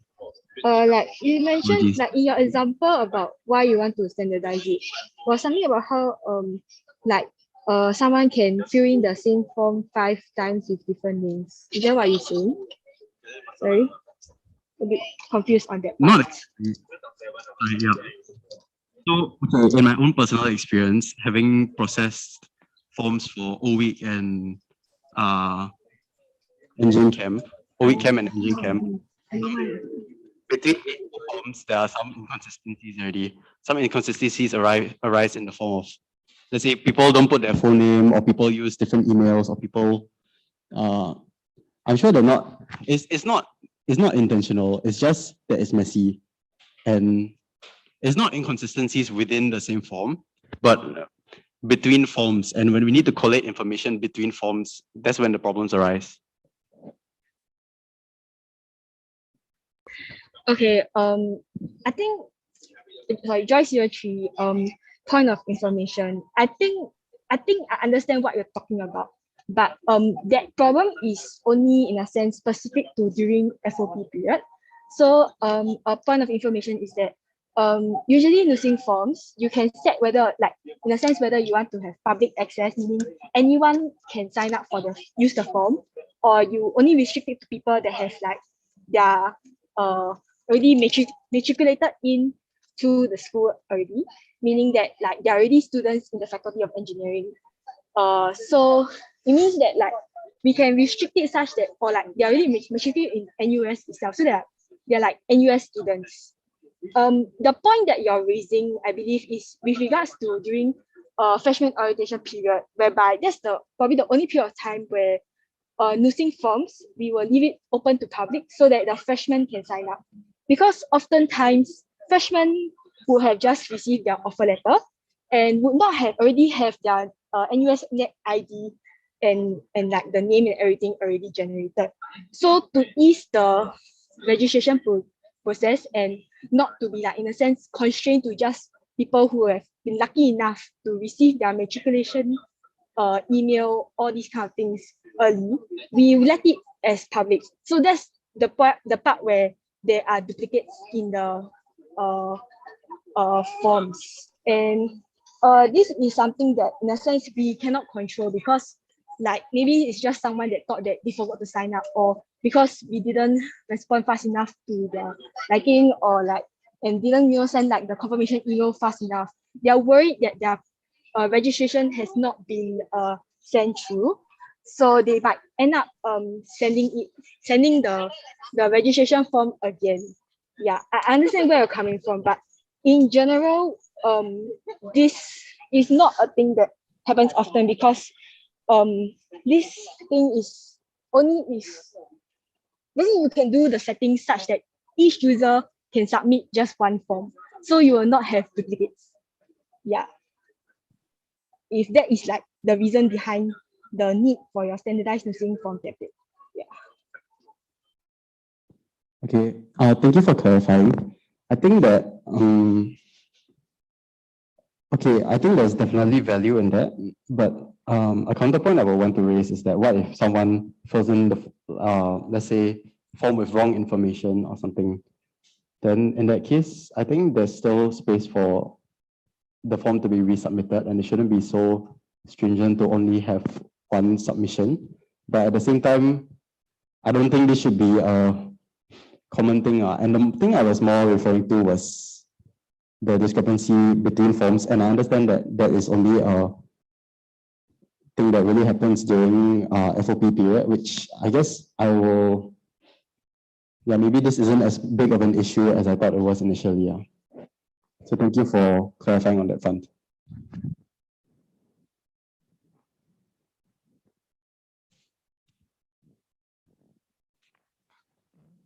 Show here too. So thank you so much for your presentation, first of all. Then how does, I'm just asking you this question, as in like, how do you know how does Engine Club take feedback, both formal and informal right now, currently, like last year? Okay, thank you for your question. I think that I am not very well versed at the moment in the current ways that we are receiving feedback. I know for a fact that the Telegram bot is a work in progress, like a plan that we have in the works, and that it's been difficult to bring up the physical booth because of COVID. Yeah, and I think beyond that, it's probably through, like, I would assume orientation, post-orientation, and as well as there are probably some initiatives already being done on the Engine Club channel. Okay, then okay, let's talk more about like informal methods of feedback. Okay, so if you talk about informal, the few channels we use is Instagram or Telegram or something like that, and also like in one of your initiatives is the Telegram bot, right? Which is, yeah. So when was the last time you actually gave feedback to any organization through Instagram or Telegram, if you remember? Never, actually. So that's the case for most students, and that's what I wanted to like bring forward. So why do you think that us going through any form of social media. Okay, so to me, anyone can do a point of information, but the most valuable way we get feedback is through by giving like to an event where we ask them to do a form or to a welfare pack giveaway or something like that. Right? In that scenario, the student is in front of you or like to get something, they can provide feedback. Anyone please feel free to like point of information over here if I'm missing out something, right? But other than that, usually social media, which is something we hold so close to us for feedback, right? And we release questions or something like that. It's not very effective. So how do you think, I know it's a big problem, but how do you think you can, what steps do you think you can take in your term towards getting better feedback by not relying on our current social media channels?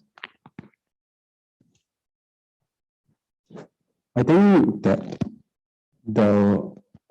I would like to think that you could incentivize to an extent the student body to give feedback. So for example, let's say we do have a bi-monthly event, then maybe if it's possible, if we have the funds, we could provide some free food. I don't think anyone in anywhere would turn down free food, or like, I don't know, I think that it would help. It wouldn't like reinvent the wheel overnight and make everyone want to give feedback. But at the same time, it would help to boost like it would give them a reason to want to give feedback. And also I would like to mention a bit about the welfare packs. I think that honestly, as much as I do agree that it's probably a very good avenue for feedback, but at the same time, when I think of doing a feedback form just before getting a welfare pack, I wouldn't really think of this is really valuable feedback that I'm giving, but more of, okay, I need to get this out of the way before I get my welfare pack. Do you understand? You get where I'm coming from? Yeah. Okay, Anya, year 2 proposes to extend the Q&A by 10 minutes.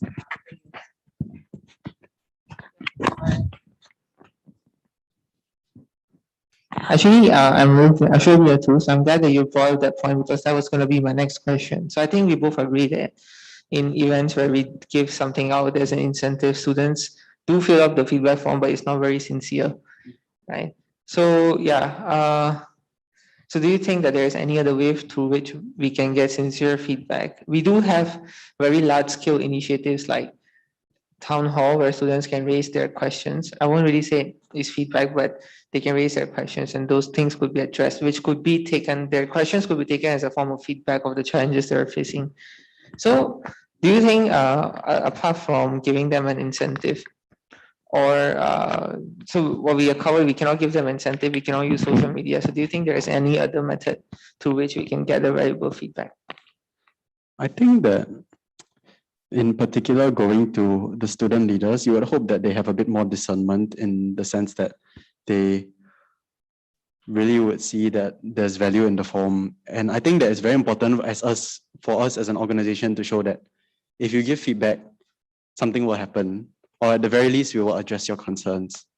So to me, I see it as a two-way street.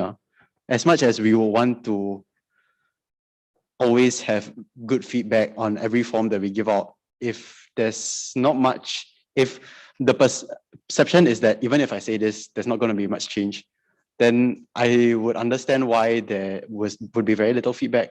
I think that there's a lot of sort of inertia when it comes to wanting to change systems. But if we show that we can make a difference, and if the feedback is going to make a difference, then I think more people will want to step forward. Thank you.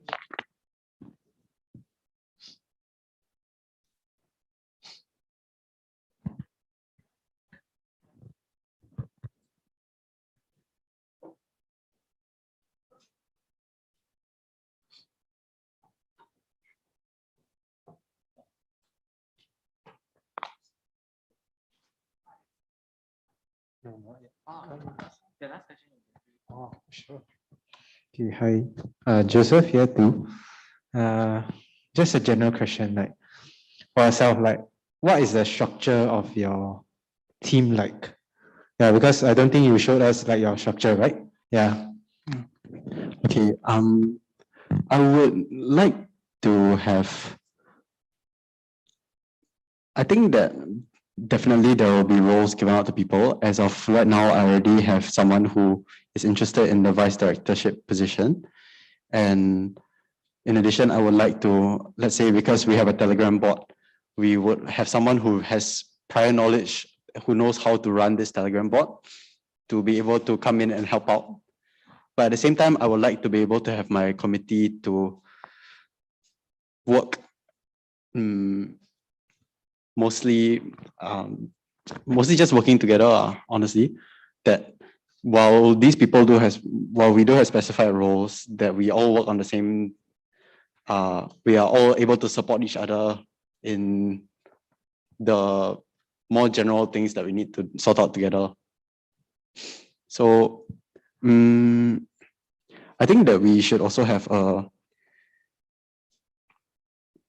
someone who can liaise with the media relations side to be able to, let's say a very pertinent issue comes up and then we need to address it ASAP, then we'll be able to leverage the social media presence to show that this is an issue that is on our minds and we are going to address it as soon as we can. So at the very least, my backbone structure would be a vice director, someone who has knowledge working at Telegram bot, and someone to liaise with the media relations side. And then, okay, as I understand it, the team is usually quite small, or it doesn't need to be very big, at least for our purposes. So I think that, generally speaking, yeah, besides the three, the names of the roles, we'll just be doing everything else together.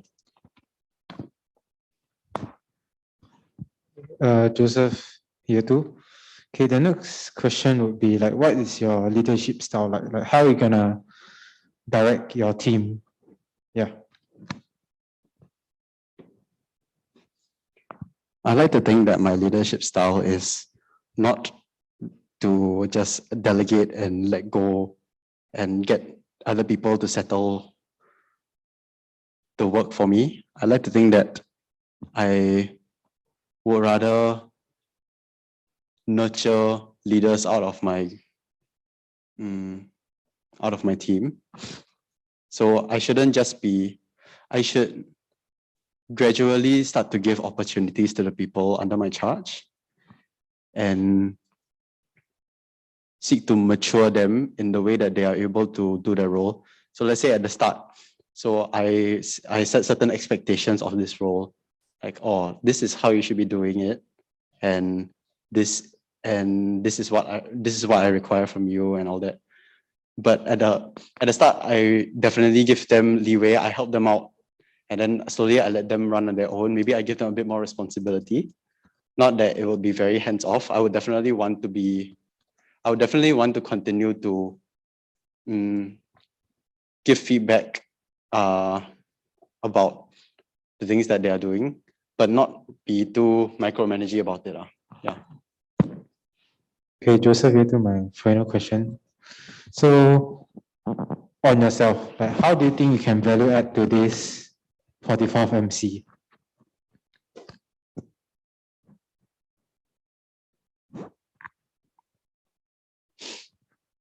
Thank you for your question. I think what I bring is that I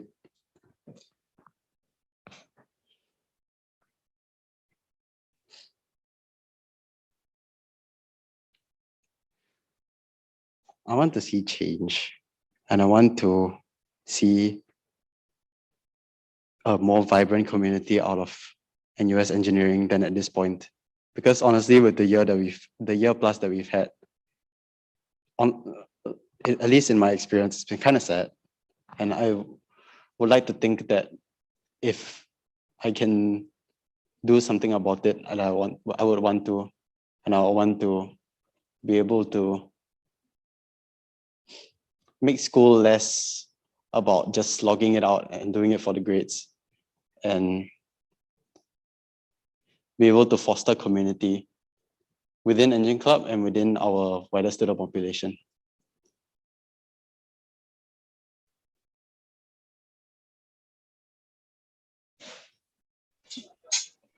Joyce here, actually, do let me know if you cannot hear me.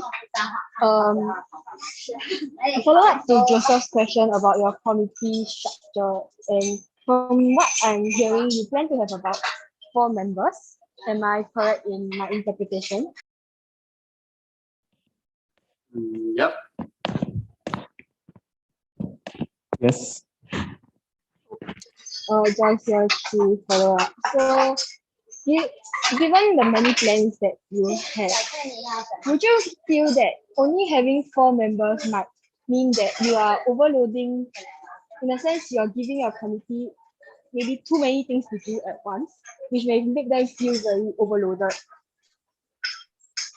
For your question, I think that the bare bones committee I'm talking about is just, these are the people that I need at this point in time. There can be people that just join in to help to lighten the load for down the line, definitely. And I think that I'd like to think that the initiatives that I have raised are not too intensive. So let's say for the physical booth, that would only really happen during events, then the processing after it.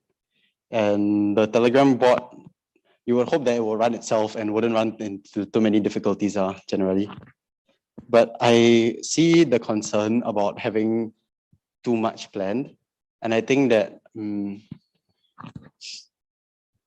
that I may consider taking on more members down the line as just to ease the load on the more kind of core roles in the club, in the committee, sorry. Okay, Joyce here, 3 point of information. So generally for subcom recruitment, Engine Club has had difficulties in gathering subcommittee members throughout like almost all the cells, I believe. So given this information, would it not make more sense to recruit more, like if possible, instead of just restricting yourself to just a small committee size?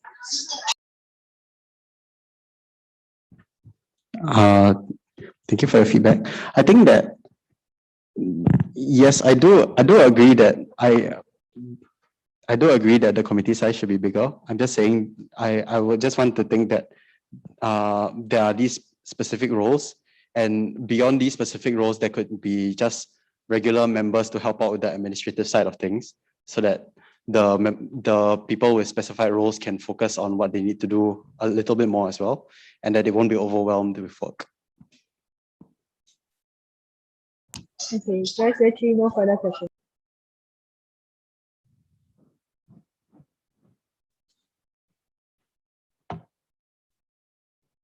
Hello, Sam year 3. Just letting you know the gravity of this question is very important. Okay, so it's the sustaining force that'll keep me going for the rest of the evening. Okay, so I wanted to ask, like, if you have a meme prepared for the guest post. Yes, I do. Okay, would you like to show? So excited. Oh, okay, let's clap. Would you like to show us the meme?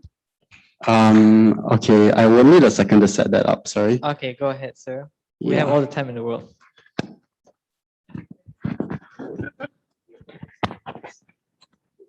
No, I just put it in the side or something.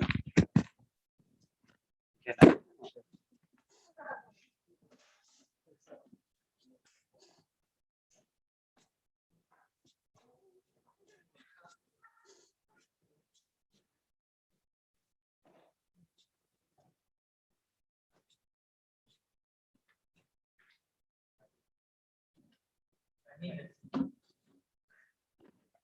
Yeah, sorry, I think I'm supposed to show this as well. Yeah, just so, yeah.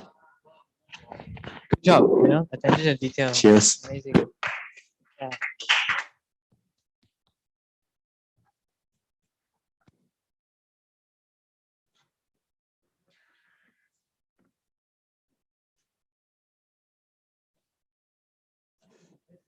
Give me a second, sorry. Oh my goodness.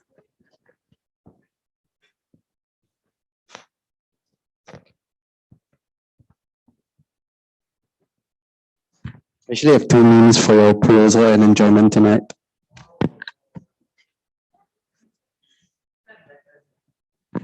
It's time to find out.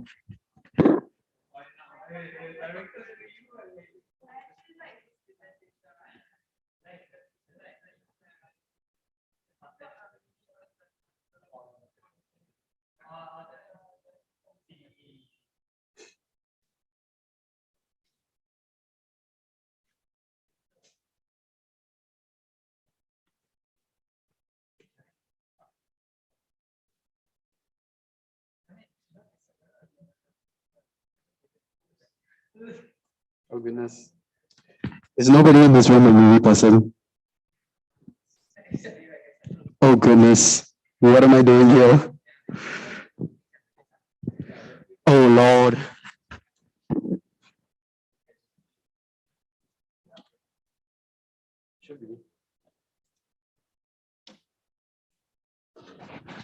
Cheers.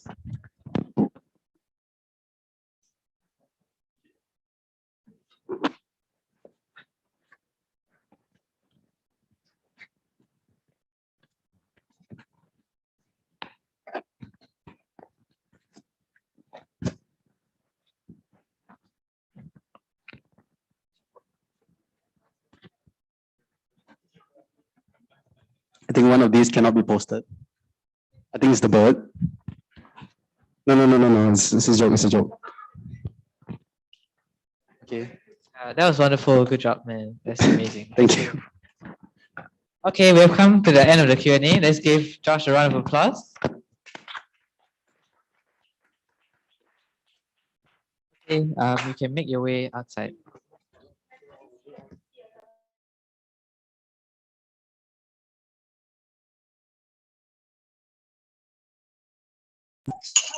Oh, wait, sorry. Oh, can I ask one last question? Sorry. Hello? Sorry. I'm so confused.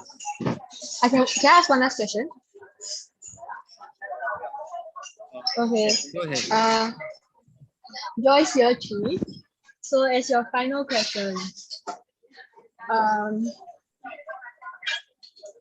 what is one thing you wish that your Gen Sec will support you in throughout your time as a student relations director?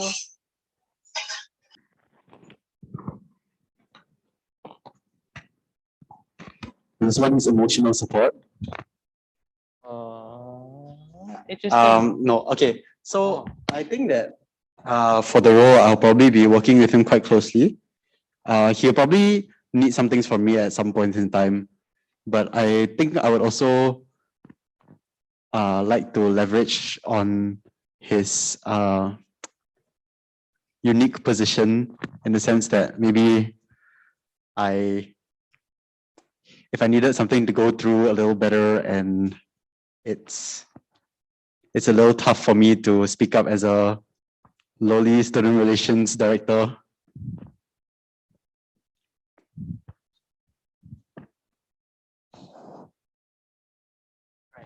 Yeah, thanks for your answer. It's wonderful. Okay. I think Joyce has another question. Oh, Joyce has another question. Oh wait, no. Sorry, she Joyce said year thank 3. you. Yeah, last question. That's all I wanted to know. Thank you. Thank you.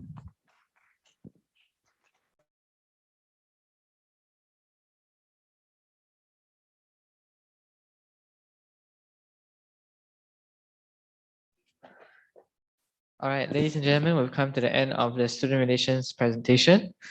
Joyce is going outside and will commence to voting. Our VPI or VIP will prepare the link, so please raise your virtual hands.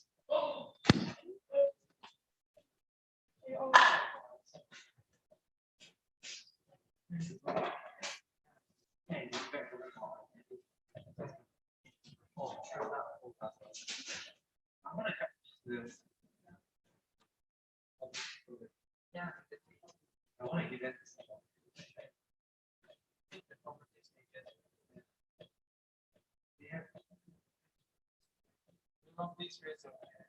Oh, right. Okay, sorry, sir. Joseph? Physically as well. Ayush? Sure, man. Okay, then we'll just question you. Where's Ayush? Okay. Okay.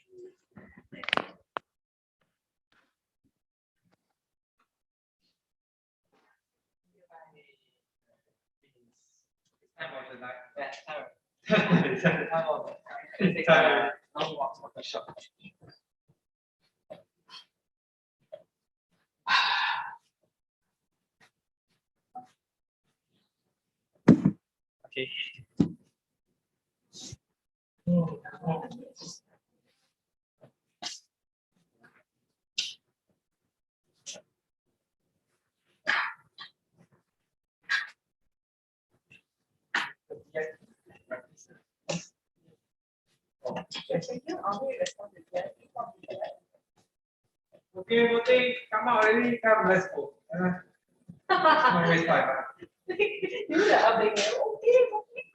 I still remember the post, like the with the hoodie. Rugged. Wow, especially this, especially I still remember that. Sam, he tell me to do some post, then freaking purposely on the. I thought what. Sorry, so let's get back to business, guys. Okay, we are official office holders, remember that. Okay, so once you're done voting, please lower your hand.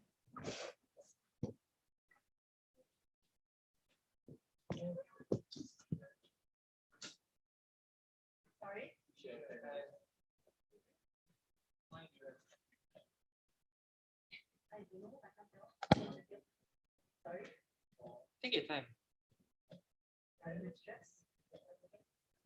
Yep, just take your time.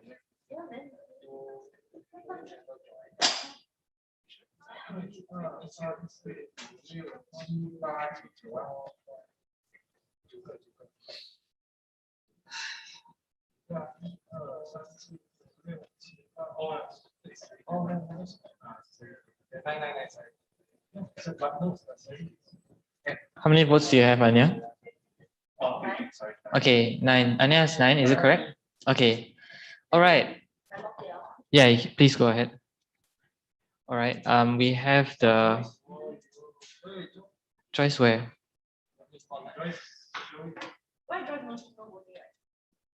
Okay, we have tally the votes. The results are as follows.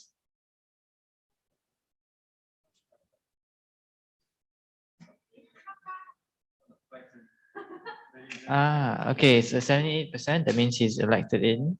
All right, Joseph, we'd like to give him the emotional support he needs. I don't know, man. Okay, please hide the result. It's my I VIP. see waiting for Joseph to cry as Josh gets elected in. Yes. Yep. Go ahead. It's the same thing. Right. Go and collect Josh that's elected in. Why make it sound so bad?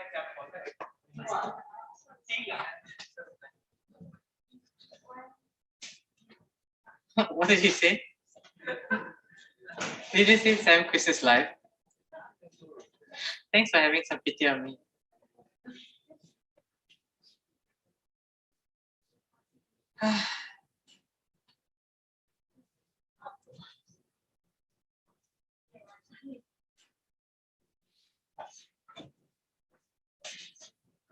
All right, Josh, you need to come down to the stage.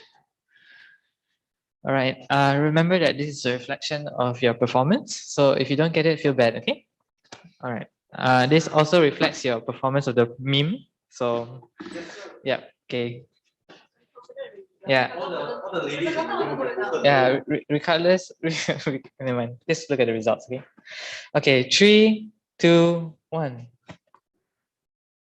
And with 78% vote of confidence, Josh has been elected as the Student Relations Director for the 44th Management Committee. Yay! Congratulations. What a wonderful presentation. I love the end. Okay.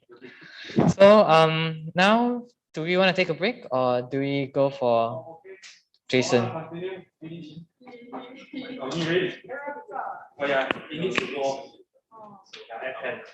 All right. All right. So now we'll get into the next part, the most exciting part of the night, a little bit of content. So I'd like to open up the nominations for content director. Jason to be content director. Sam, year 2 seconds. Year 2? Sorry. Sam, year 3 seconds. What's your name? Jason. Year? They say Jason year 1 accept. Jason year 2 accept. Okay, so Jason has accepted the nomination. Would anybody else like to run for content director? Anya? Oh yeah. Can someone nominate me? Okay. Anya, sorry. Sam year 2 nominates Anya for content director. Anya, year 2. Wait, give us a second. Let's save some seconds. Okay. No support. No.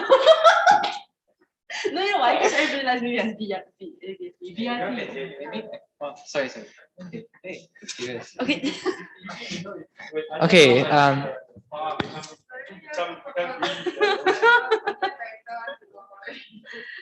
Get what? Yeah, did you hear that? Huh? I'm setting up. People are waiting. I'm setting up. You're fine. Let's go. Okay. Hey, what the? Cannot moody. It's downloading. Now only done. Sorry, I'm very grateful for you. You know that, right? Okay, shut up. I don't know that. I can't feel it. I can't feel it from you. Oh, here it's so awesome. Really? You know. Okay, let me just breathe. Are you okay?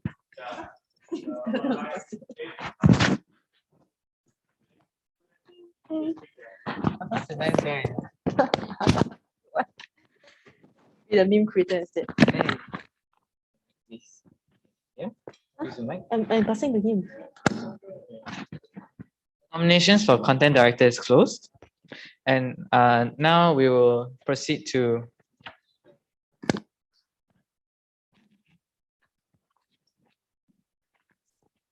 Can you come up to Jason? All the best. Okay, so Jason will begin his presentation now. Just give us 30 seconds. Okay, so basically this is the LT mic and this is the Zoom. So you're going to be holding it to your mouth at all times.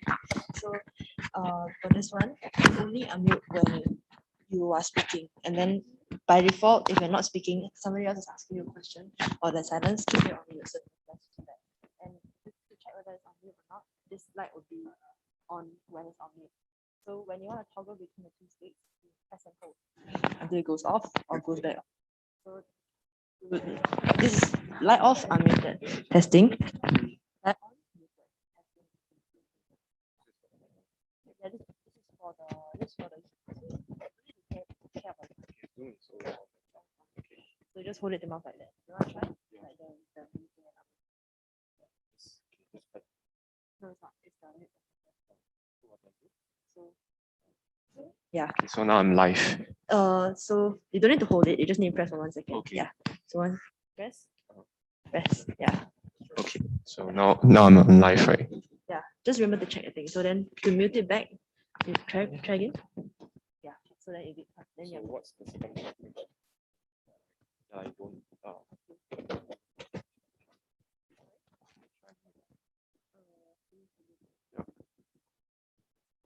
But you should only mute it when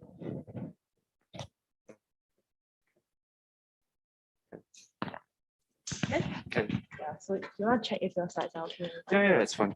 It's fine. It's fine. Yeah. Then I'll share the screen. You have 10 minutes for the presentation. So Okay. and then I will hold up the 2-minute sign for you. And then when you see me hold up the 2-minute sign, can you give me a little nod so I know that you've seen the sign? Then I can put it down. Oh. Okay? Okay. Okay. Okay. Can? Loud and clear. Okay. Can.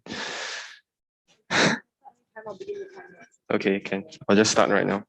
So very good evening to everybody here, in person and also in online also. I'm running for this content director position for Engine Club, and just a quick introduction about myself. Yeah. Oops. Where do I go next? Okay, so my name is Jason Wu. Some people call me Jay. I'm from Mechanical Engineering, year 3. I came from Singapore Polytechnic, so considered by timeline is actually second year right now. I enjoy aeronautical stuff. I used to love flying a lot, and I have this mantra that I believe that most engineers are all very versatile individuals who can do a trade of all things. So for this presentation I'm doing, right, I'll be covering the first things like my motivations to be taking up this position. So basically it's a personal motivation. Why do I say that? It's because that being in COVID pandemic that we are living in this situation right now, I do find it very difficult for me to make friends. And also, just now Joshua has mentioned that it was also exactly his same motivation to come here to know more people. And also, I hope that as an individual in NUS, I can begin to draw closer, firstly to be closer to the faculty, which is the student body, offer my suggestions and opinions, and also professors and peers alike. More than just that, I hope that my experiences in NUS will be fulfilling one, because like as I begin to think about my graduation in UCC, I hope that I can actually graduate together with a bunch of friends that can actually do life together, even beyond school. And I just want to hope that I can make engine relevant to the body also, because some students, like for myself, when I first came to NUS, I am unaware of what the scope engine does and all. So I hope that with more content that we'll be rolling out for the Engine's YouTube channel or any other social media platforms, we will be able to gain more awareness in the student body. So why this position? Like firstly, I just want to say that I like to serve in my strengths. For me, some brief background about me is I like to think that I'm a misfit in engineering because actually my heart's in design. Let's say if I'm not in engineering, or I've went to ADM in NTU already. Yeah. So, yeah, but yet I still love engineering because that I like to do math. Like to talk about science and technology stuff. So therefore, I'm still here. And my personal motivation and my desire is to actually build more people, to train more people. This is particularly aligned with my vision in probably creating a deep bench in my own personal team if I've ever been elected. And also to elevate engine production quality. I think that even though we are engineers, but I feel that we, like I say, we are very versatile people, then I think that we can still create good contents in terms of visual contents like photography and then videography as well. So offer value to students like through the use of media, because like I find that also particularly in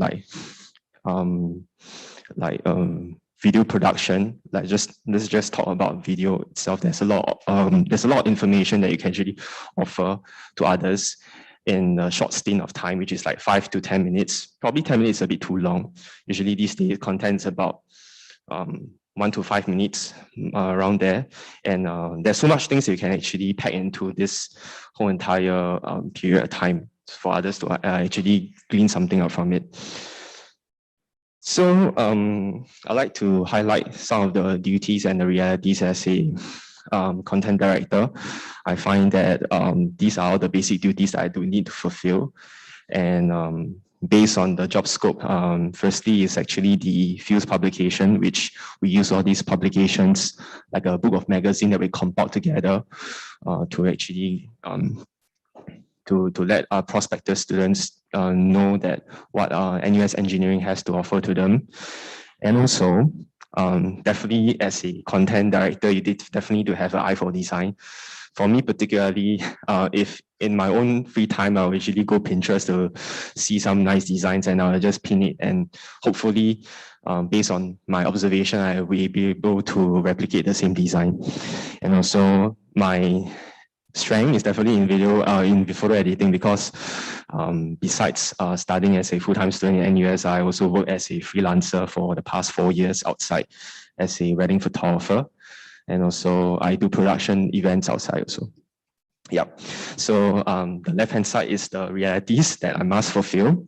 And also the right-hand side is the things that I hope that I can implement, for example, using like different a range of like Adobe softwares to educate people and to train people up. Yep. So my aspirations, these are things that in which more to the extras, the additional stuff on top of the basic things that I should fulfill. So I hope that if, let's say, I'm ever elected, firstly, I'll consider different stakeholders in the engine, because at the end of the day, we are one body. We help each other. We facilitate each other. We make each other successful. So whatever requests that you guys feel that, okay, you need certain contents to be rolled out, let us know. We will probably do a storyboarding for you, and we'll create a short video as a publication or publicity material for you to scale up into different platforms such as YouTube or even TikTok.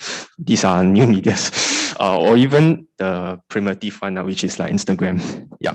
So I say that my aspiration as a content director is to build Deep Bench. Deep Bench is a sporting term being usually used in baseball. If you guys ever watch baseball, but what it exactly means is we can always find very capable people within our team to actually to be called up at any point of time at moment's notice.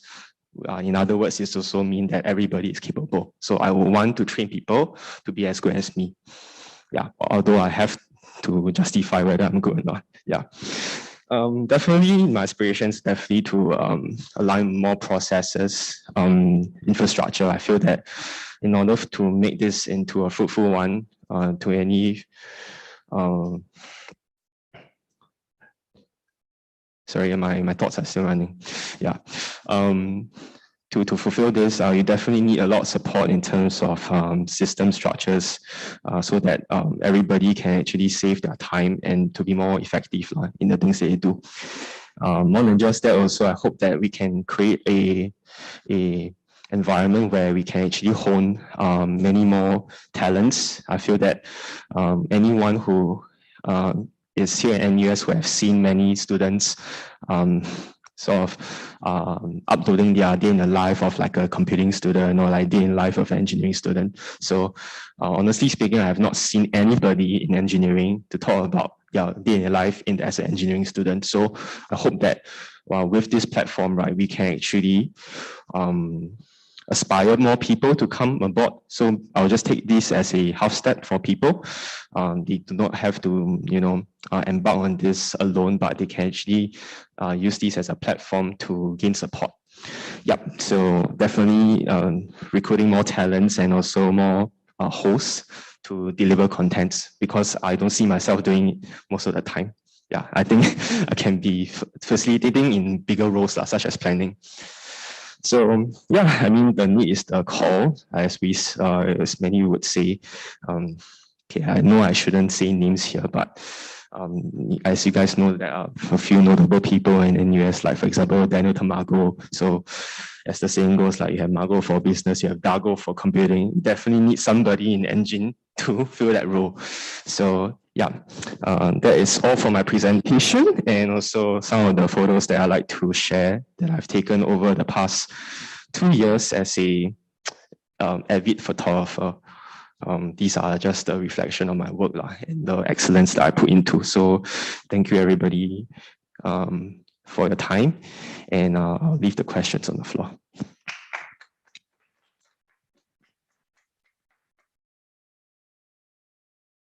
We will now proceed to question and answer, but before going into that, I would like to turn off the light to see this better.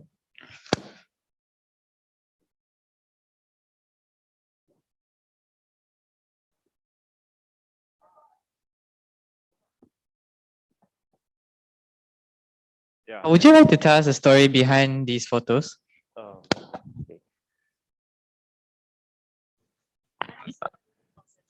Oh, okay. This is something I'm very passionate, but also I will keep it very brief and stint. I would say my style of like photography, right? It's as you can see, it's very vibrant. Predominantly, it's very cold. In any picture, you have the two spectrums, which is either it's too warm, which is too reddish, or is it too cold, which is too bluish. So as you can see, most of my shots are nighttime. So nighttime usually will accentuate more blue hues, and it brings a sort of a cool factor. Some people will link blue as to being cinematic. So I mean, who doesn't love cinematic stuff over here? Because everybody watches Marvel movies, right? So this is the kind of style that I adopt. And also, to be honest, I know that every photo has a story, but for this manner, it really don't have as much as I hope that I have, but it's more of the excellence that I put lah. So usually my process of editing will consist of like taking my photos, because I usually shot my photos in RAW, which is in uncompressed format, and I'll take that into Lightroom to sort of do the first color grading. I know that I'm using a lot of technical terms, but I hope that you can follow through. Yeah, so I will do my color correction over there, and if let's say need be, I might export these photos right into Photoshop to do more image enhancement, such as cloning, which we may conceal certain stuff that we do not wish to see, or to add more stuff such as like skies or like stars or whatsoever. Yeah, so as you can see in the fifth picture, which is on the far right, you see this light beam shining through right, the sky. Actually, that's fake.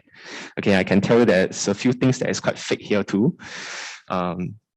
Number 4, the stars are fake. Number 2 is the stars are fake, and number 1, the reflection is also fake. But this is the beauty about image processing. Sometimes in reality, we are not able to achieve certain standards that we hope to see of the camera. Therefore, we do need image enhancements to make things better. If you can't make it good, make it look good. So this is something that I go for. Yeah, I hope this answers your questions for Sam. Yeah. Sam, year 3, thank you for that. This is an honest question. You can answer it honestly, okay? Yeah. Yes. Like, what's in it for you actually? Sorry? Like, what's in it for you? Like, you're actually like so good, and like doing all this for free is like a waste of your time, right? Yeah. There's certain truth in this. I must agree. But then again, it's keeping myself grounded. I feel that fundamentally, I'm still part of this NUS family, and I hope that my journey in the NUS will be a fulfilling one. Therefore, I took up this role with the consideration of like calculated cost lah. I mean, opportunity cost and also commitment wise and all. So I've thought it through and considered enough to be standing here today and to give you the affirmation that I'm up for it. And also I hope that through my zealous posture will inspire more people to be good content creators lah, even though they are engineers. So that's why I'm here. Yep. Sam, year 3, that's beautiful. Okay, so like, my question is, one of the questions I have is, yes, when can we have our first weekly video up, and like what kind of infrastructure do you need in order to make it happen? Just trying to understand the process on your end. So infrastructure wise, because like I mentioned, the video thing is something additional, but I hope that as I begin to be part of this, definitely I can start to do more stuff lah, to make sure that I live up to my promises and also my commitment. Video, it will be a long process, because I feel that there will be a lot of times that we need to make sure that the storyboard is solid, and we need to consider what contents to really put in there. So definitely I will have to, I will suggest a few topics to start off. I do have a few things in mind to share it together with the main committee and to see whether is there any contents that eclipses the current things that's already available on the YouTube channel. If so, then we shouldn't do it. But if not so, then we will pick that topic and we will further develop that. I feel that that is, in order to make a video to go viral, these are the little details that we have to consider. It will be tough. I must not deny that. But I hope that with the contributions of every inputs of stakeholders, right, we can make this to be a good one, and hopefully, by grace, it can be a viral video. So, yeah, I don't know how much views do you like to see, but my goal for Engine Club by the end of this year is to get at least 1,000 followers on decent means. Hope that it can be fulfilled. If not, we force students to go and subscribe. But I mean, that is a joke. Yeah. So need some time, I feel. I'm thinking to do all these stuff. Conceptualization can start now.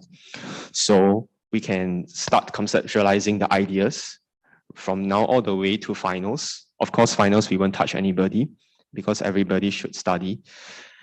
The execution part, which is the filming, we will do it during the winter break. From there, we can expect the video in the coming next 2 months, I feel. Yeah. So too long, don't read 2 months. 2 months from now? Yeah, 2 months from now. Okay. If everything goes well. All right.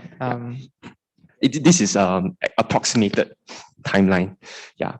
But of course, it's gonna be complex, lah. I have to tell everybody. There's this level of like uncertainty whether I'm able to pull it off as a person stand alone. Although I may have the proficiency to do that, but I hope that we can recruit more people and to learn more stuff together. Okay. Yeah. Thank you for that, Jason. Sam Yatri, next question is, are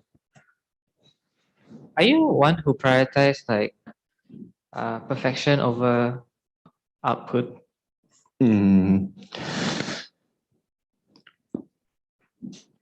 With every creator or like creative, right, there's a element of pride.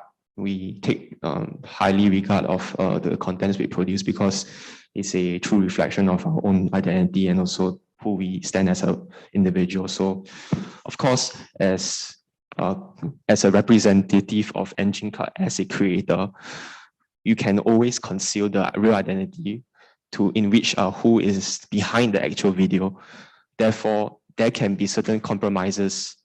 We may be able to balance it out because at the end of the day, we want quantity over quality to some extent because Engine Club YouTube channel is still in infancy. I feel that because of the low following, we definitely need to roll out more contents to make us known. Yeah, and I feel that is the most effective way to do it because it's scalable, not just on YouTube channel, but we can scale it up to Instagram, LinkedIn, or whatsoever. Yeah. So yeah. Thank you. Same thing is I will prioritize quantity output more than quality. Nice. But I will go for what's optimal. I won't say that quality is like into the trash. There will still be some quality. Yeah. I love what you said. Thank you for sharing that. Next question is, I wanted to ask about like evaluating what you invest your time in, and like, you know how you talk about how the Fuse magazine is primary and everything else is secondary, you know what I mean?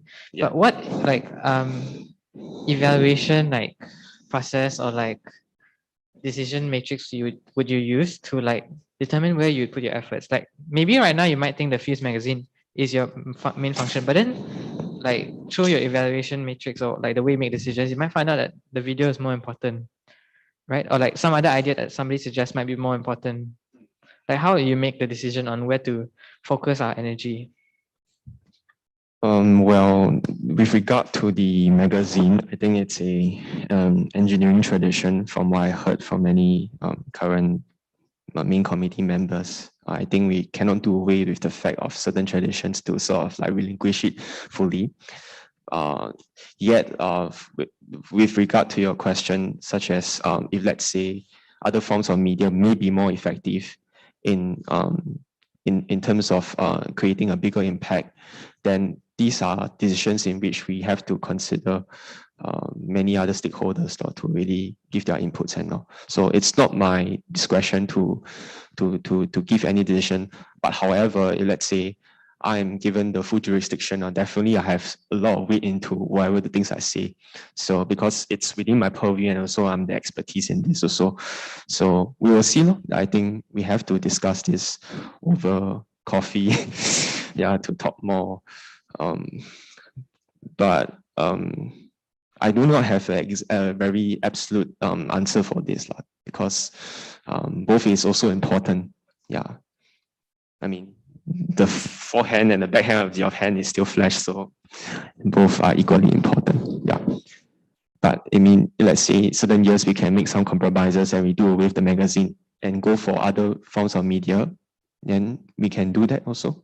Yeah, because media, like videos also creates a form of like longevity as compared to magazines, because magazines get dated out very fast, especially once you start roll out for publication and printing. But video has this special relevance. It's timeless in the sense that it couldn't be still relevant. Yeah. I hope this answers the question. Hi, Serene year 2. Yes, hi, Serene. I'm not worried of your technical capability. I believe in your skills, but just wanted to know more about like your soft skills. Like, what do you expect in your team? And maybe you can talk more about your leadership style. Let me give you a scenario. Let's say you already have like a limited number of teammates, and like some people are just not delivering on as much as what you are expecting. What will you do about it? Well, my leadership style is I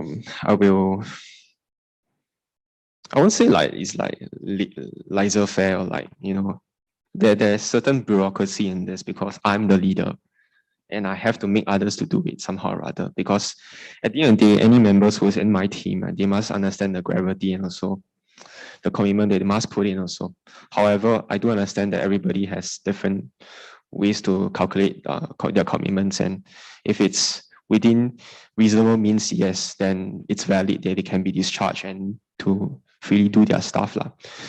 I mean, it goes with any leadership. I feel that if let's say nobody does it, I have to do it. But at what cost? Of course, I have to come into the expense of my time. But then again, in any leadership, we have to be responsible. If let's say no other people do it, we have to do it. Yeah, and I'll find avenues to do it. Probably there was this suggestion that we can actually have this circle of like the different sub-constituent clubs, such as like mechanical engineering, chemical engineering, or like any computer engineering clubs. Every club has their own representative of like publicity people, right? So we can collectively even out the distribution of commitments. I feel that if everybody do a bit, then it's gonna be more effective in terms of efficiency wise, and also everybody has a level of ownership or belonging. Yeah, I think people usually commit to things that when they have ownership, they will do it. Yeah, it's that kind of work they produce, so they should be proud of it. Yeah, that is the kind of recommended solution that I propose, or whatever that's been sort of rehashed from other people's suggestions. Thank you for your response. Second question, Serene year 2. May I know more about, like, let's say it's an ideal situation. Can you explain more about your team structure? What roles will you have, and like the quantity that you will want? Definitely more is better. The structure of team, right? Because everybody has different strengths. So we want to put people best into their strengths in terms of what they are really good at. I mean, as the name suggests.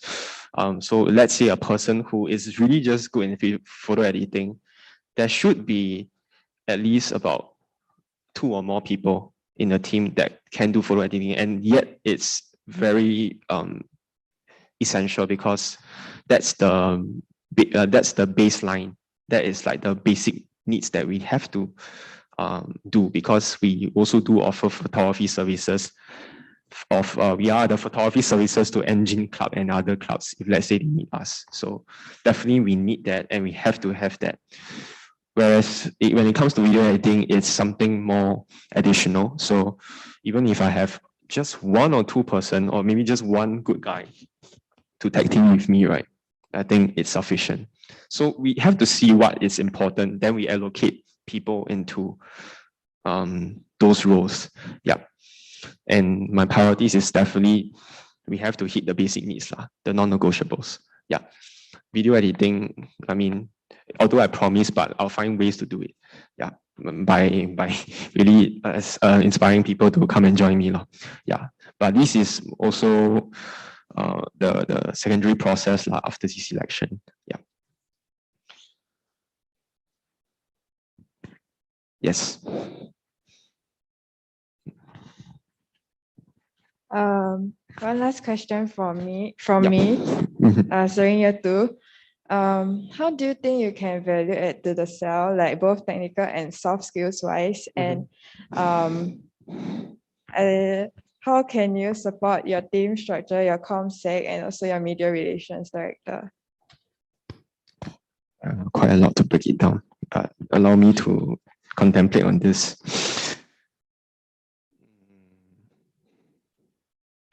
Can you say that again? Because I sort of lost it.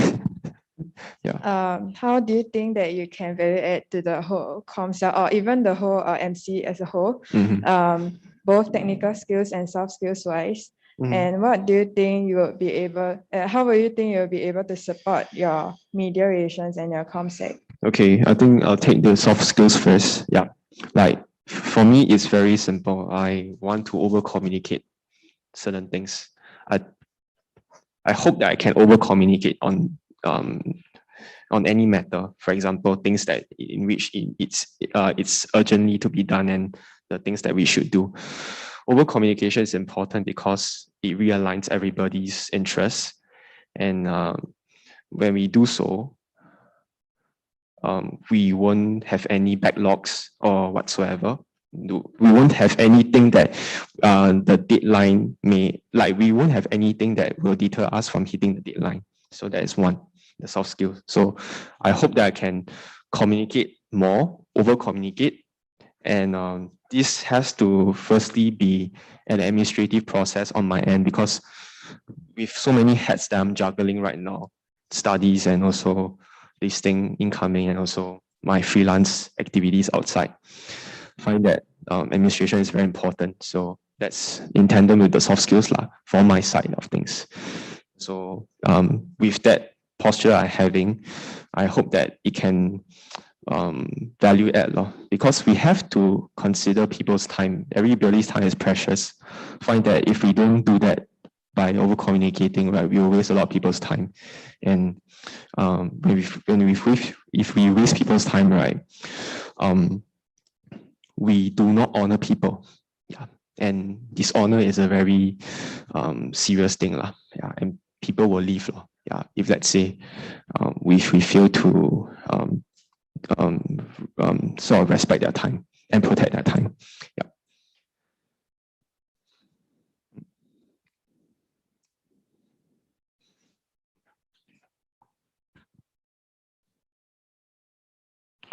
Hello. Okay. Hi. Thanks, Jason, for your presentation. Thank you. And I also really appreciated that you're realistic with the timeline. So, one question I have for you is that, do you plan to support the other MC members who may require your help?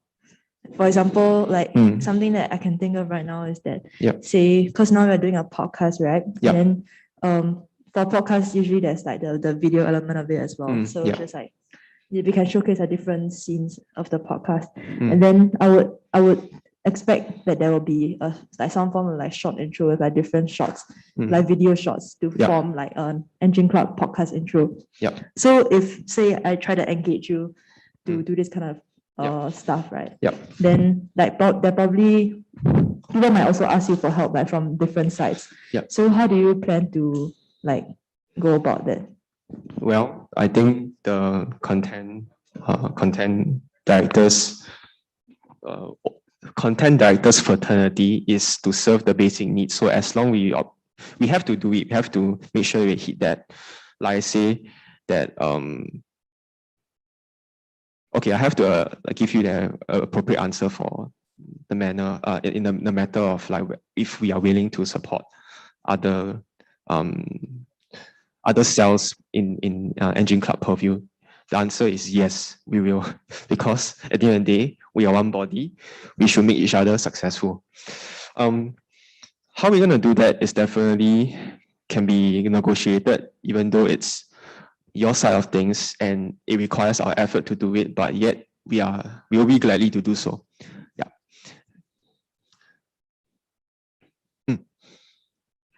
Okay, thanks so much for your answer. Can I ask, sorry, Anya, year 2, can I ask a follow-up question? How do you plan to draw the line? Because, oh, no worries at all. Take your time. Okay, It's okay, you can hold it also if it. no, the thing is broken. It's sort of dislodged, but okay, I'll get it fixed, no worries. I was the one who put it on him. Is this a mic? It is, right? It is indeed. Zoom can hear, right? Okay, can.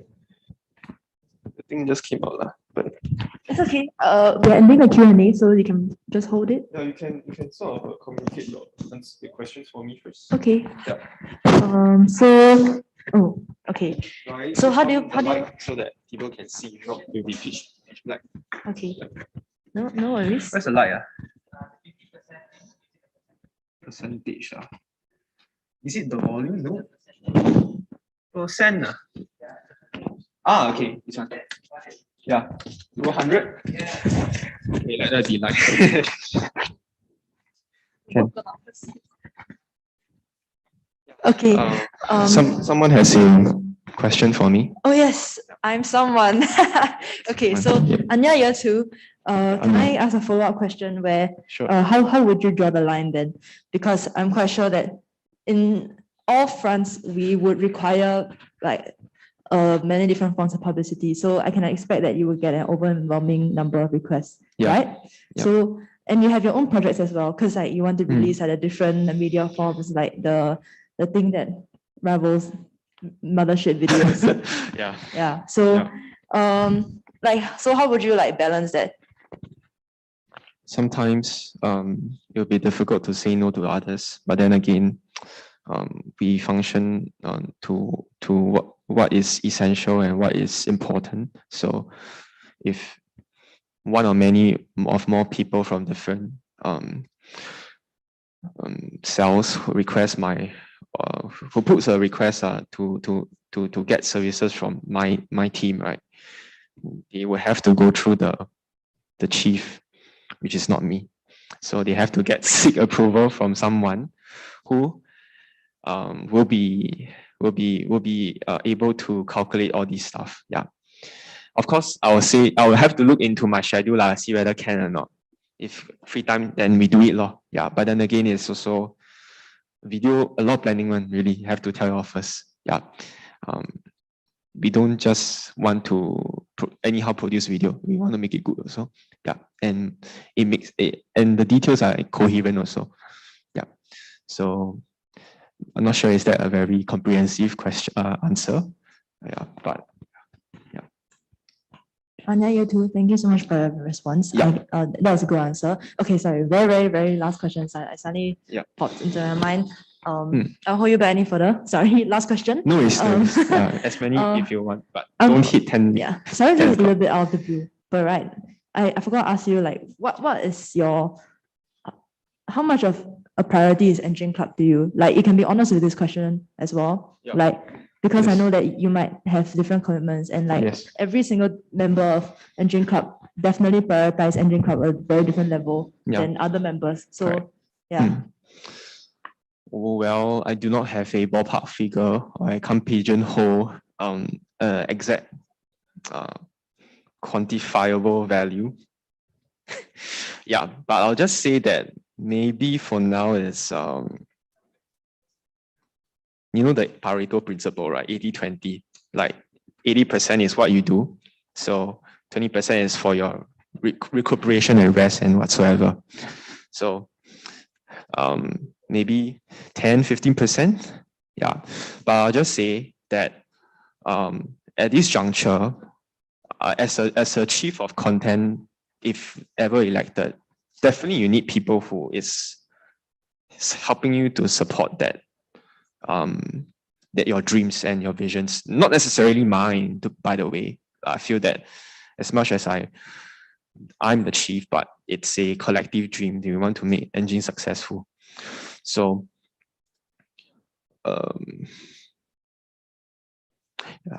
lost my train of thoughts.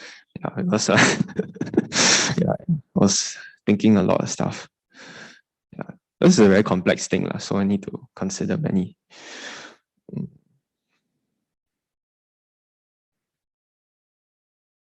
Alamak, I forget what I want to say.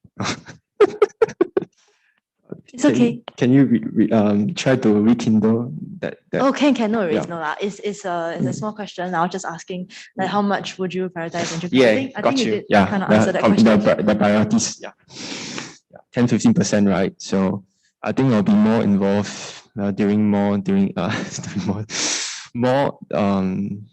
on summer breaks.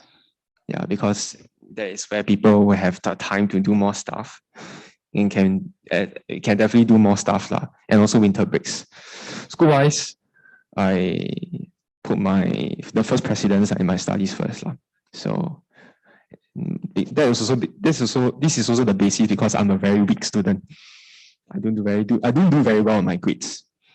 Yeah, but then again, it's not an excuse for me not to do anything lah, because I'm in for it right now. So I hope that once I build my team to be more competent and more comprehensive, where many people will be a good deep bench, everyone is capable of like replacing me and to sort of take charge. I find that I will feel that my burdens will definitely be lifted.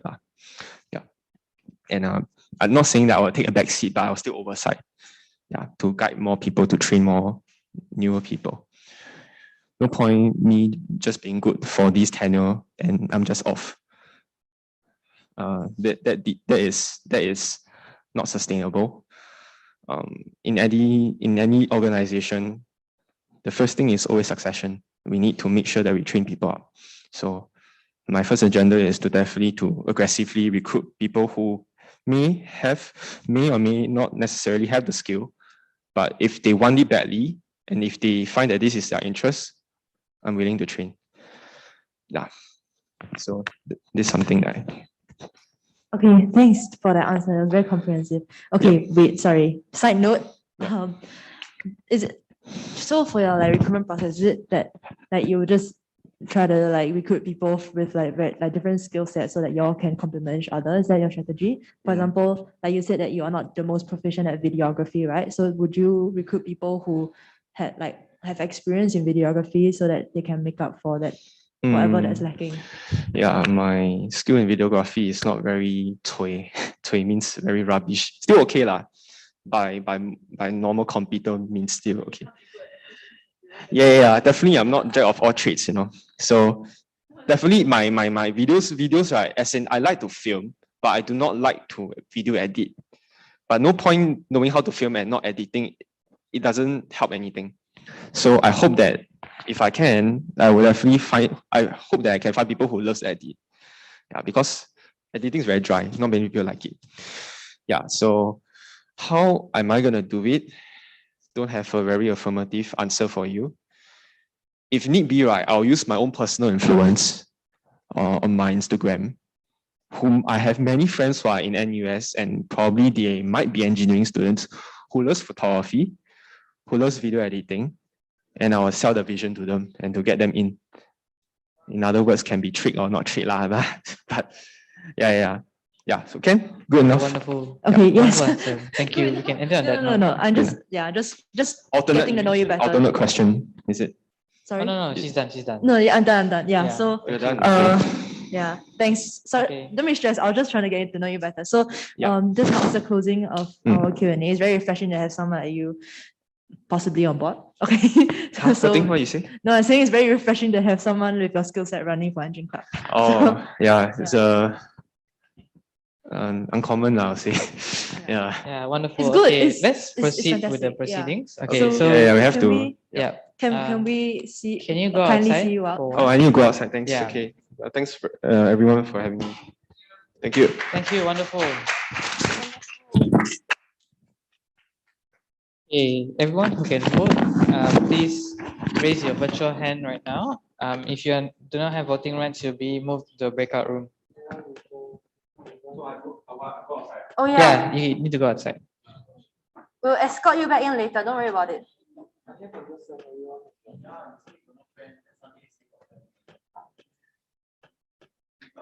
Okay, I can just send Shit. Okay. Okay, everyone, please raise your virtual hand. Hey, what am I doing? Oh my goodness.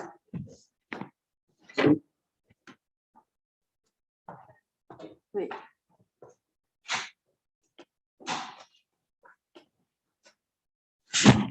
I'm so sorry.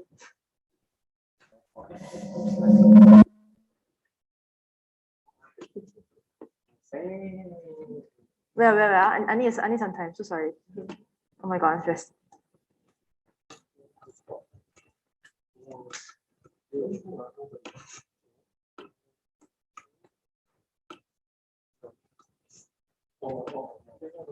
Okay, we are proceeding with the voting right now.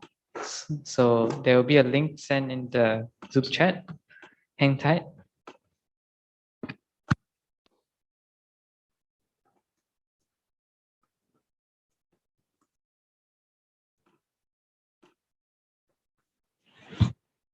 The link has been sent. Please cast your vote and lower your virtual hand when you're done.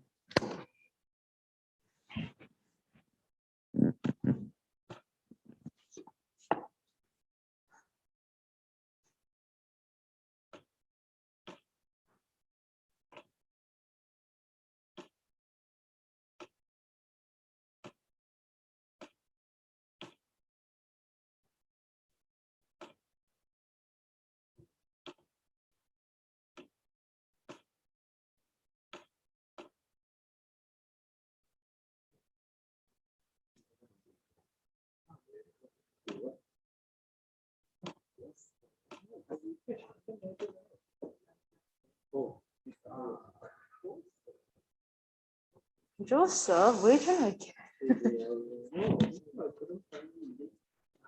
It looks like everyone has voted. Okay, everyone has voted. So, ladies and gentlemen, we have tallied the results, and here they are. Wow, a unanimous decision. Okay, Serene, would you like to do us the honor of bringing him in?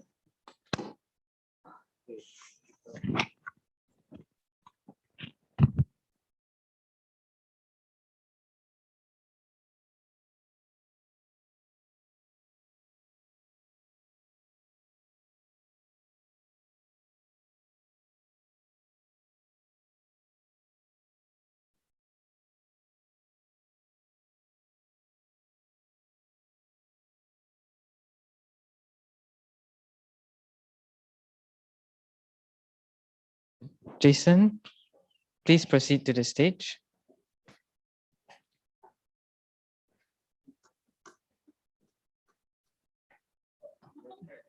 Yeah, same position. All right. Remember that you did a great job, and here are the results in 3, 2, 1. With a 100% unanimous vote of confidence, Jason has been elected as the content director for the 44th MC. Let's give him a round of applause. Congratulations, Jason. Looking forward to a year full of content. Okay, good job, good job. And with that, ladies and gentlemen, we've come to the end of day 2 of co-option. Hope that you've enjoyed this. Join us tomorrow, where we'll be having a focus on vibrancy with the different roles lined up for you. Thank you and have a good night. Bye-bye.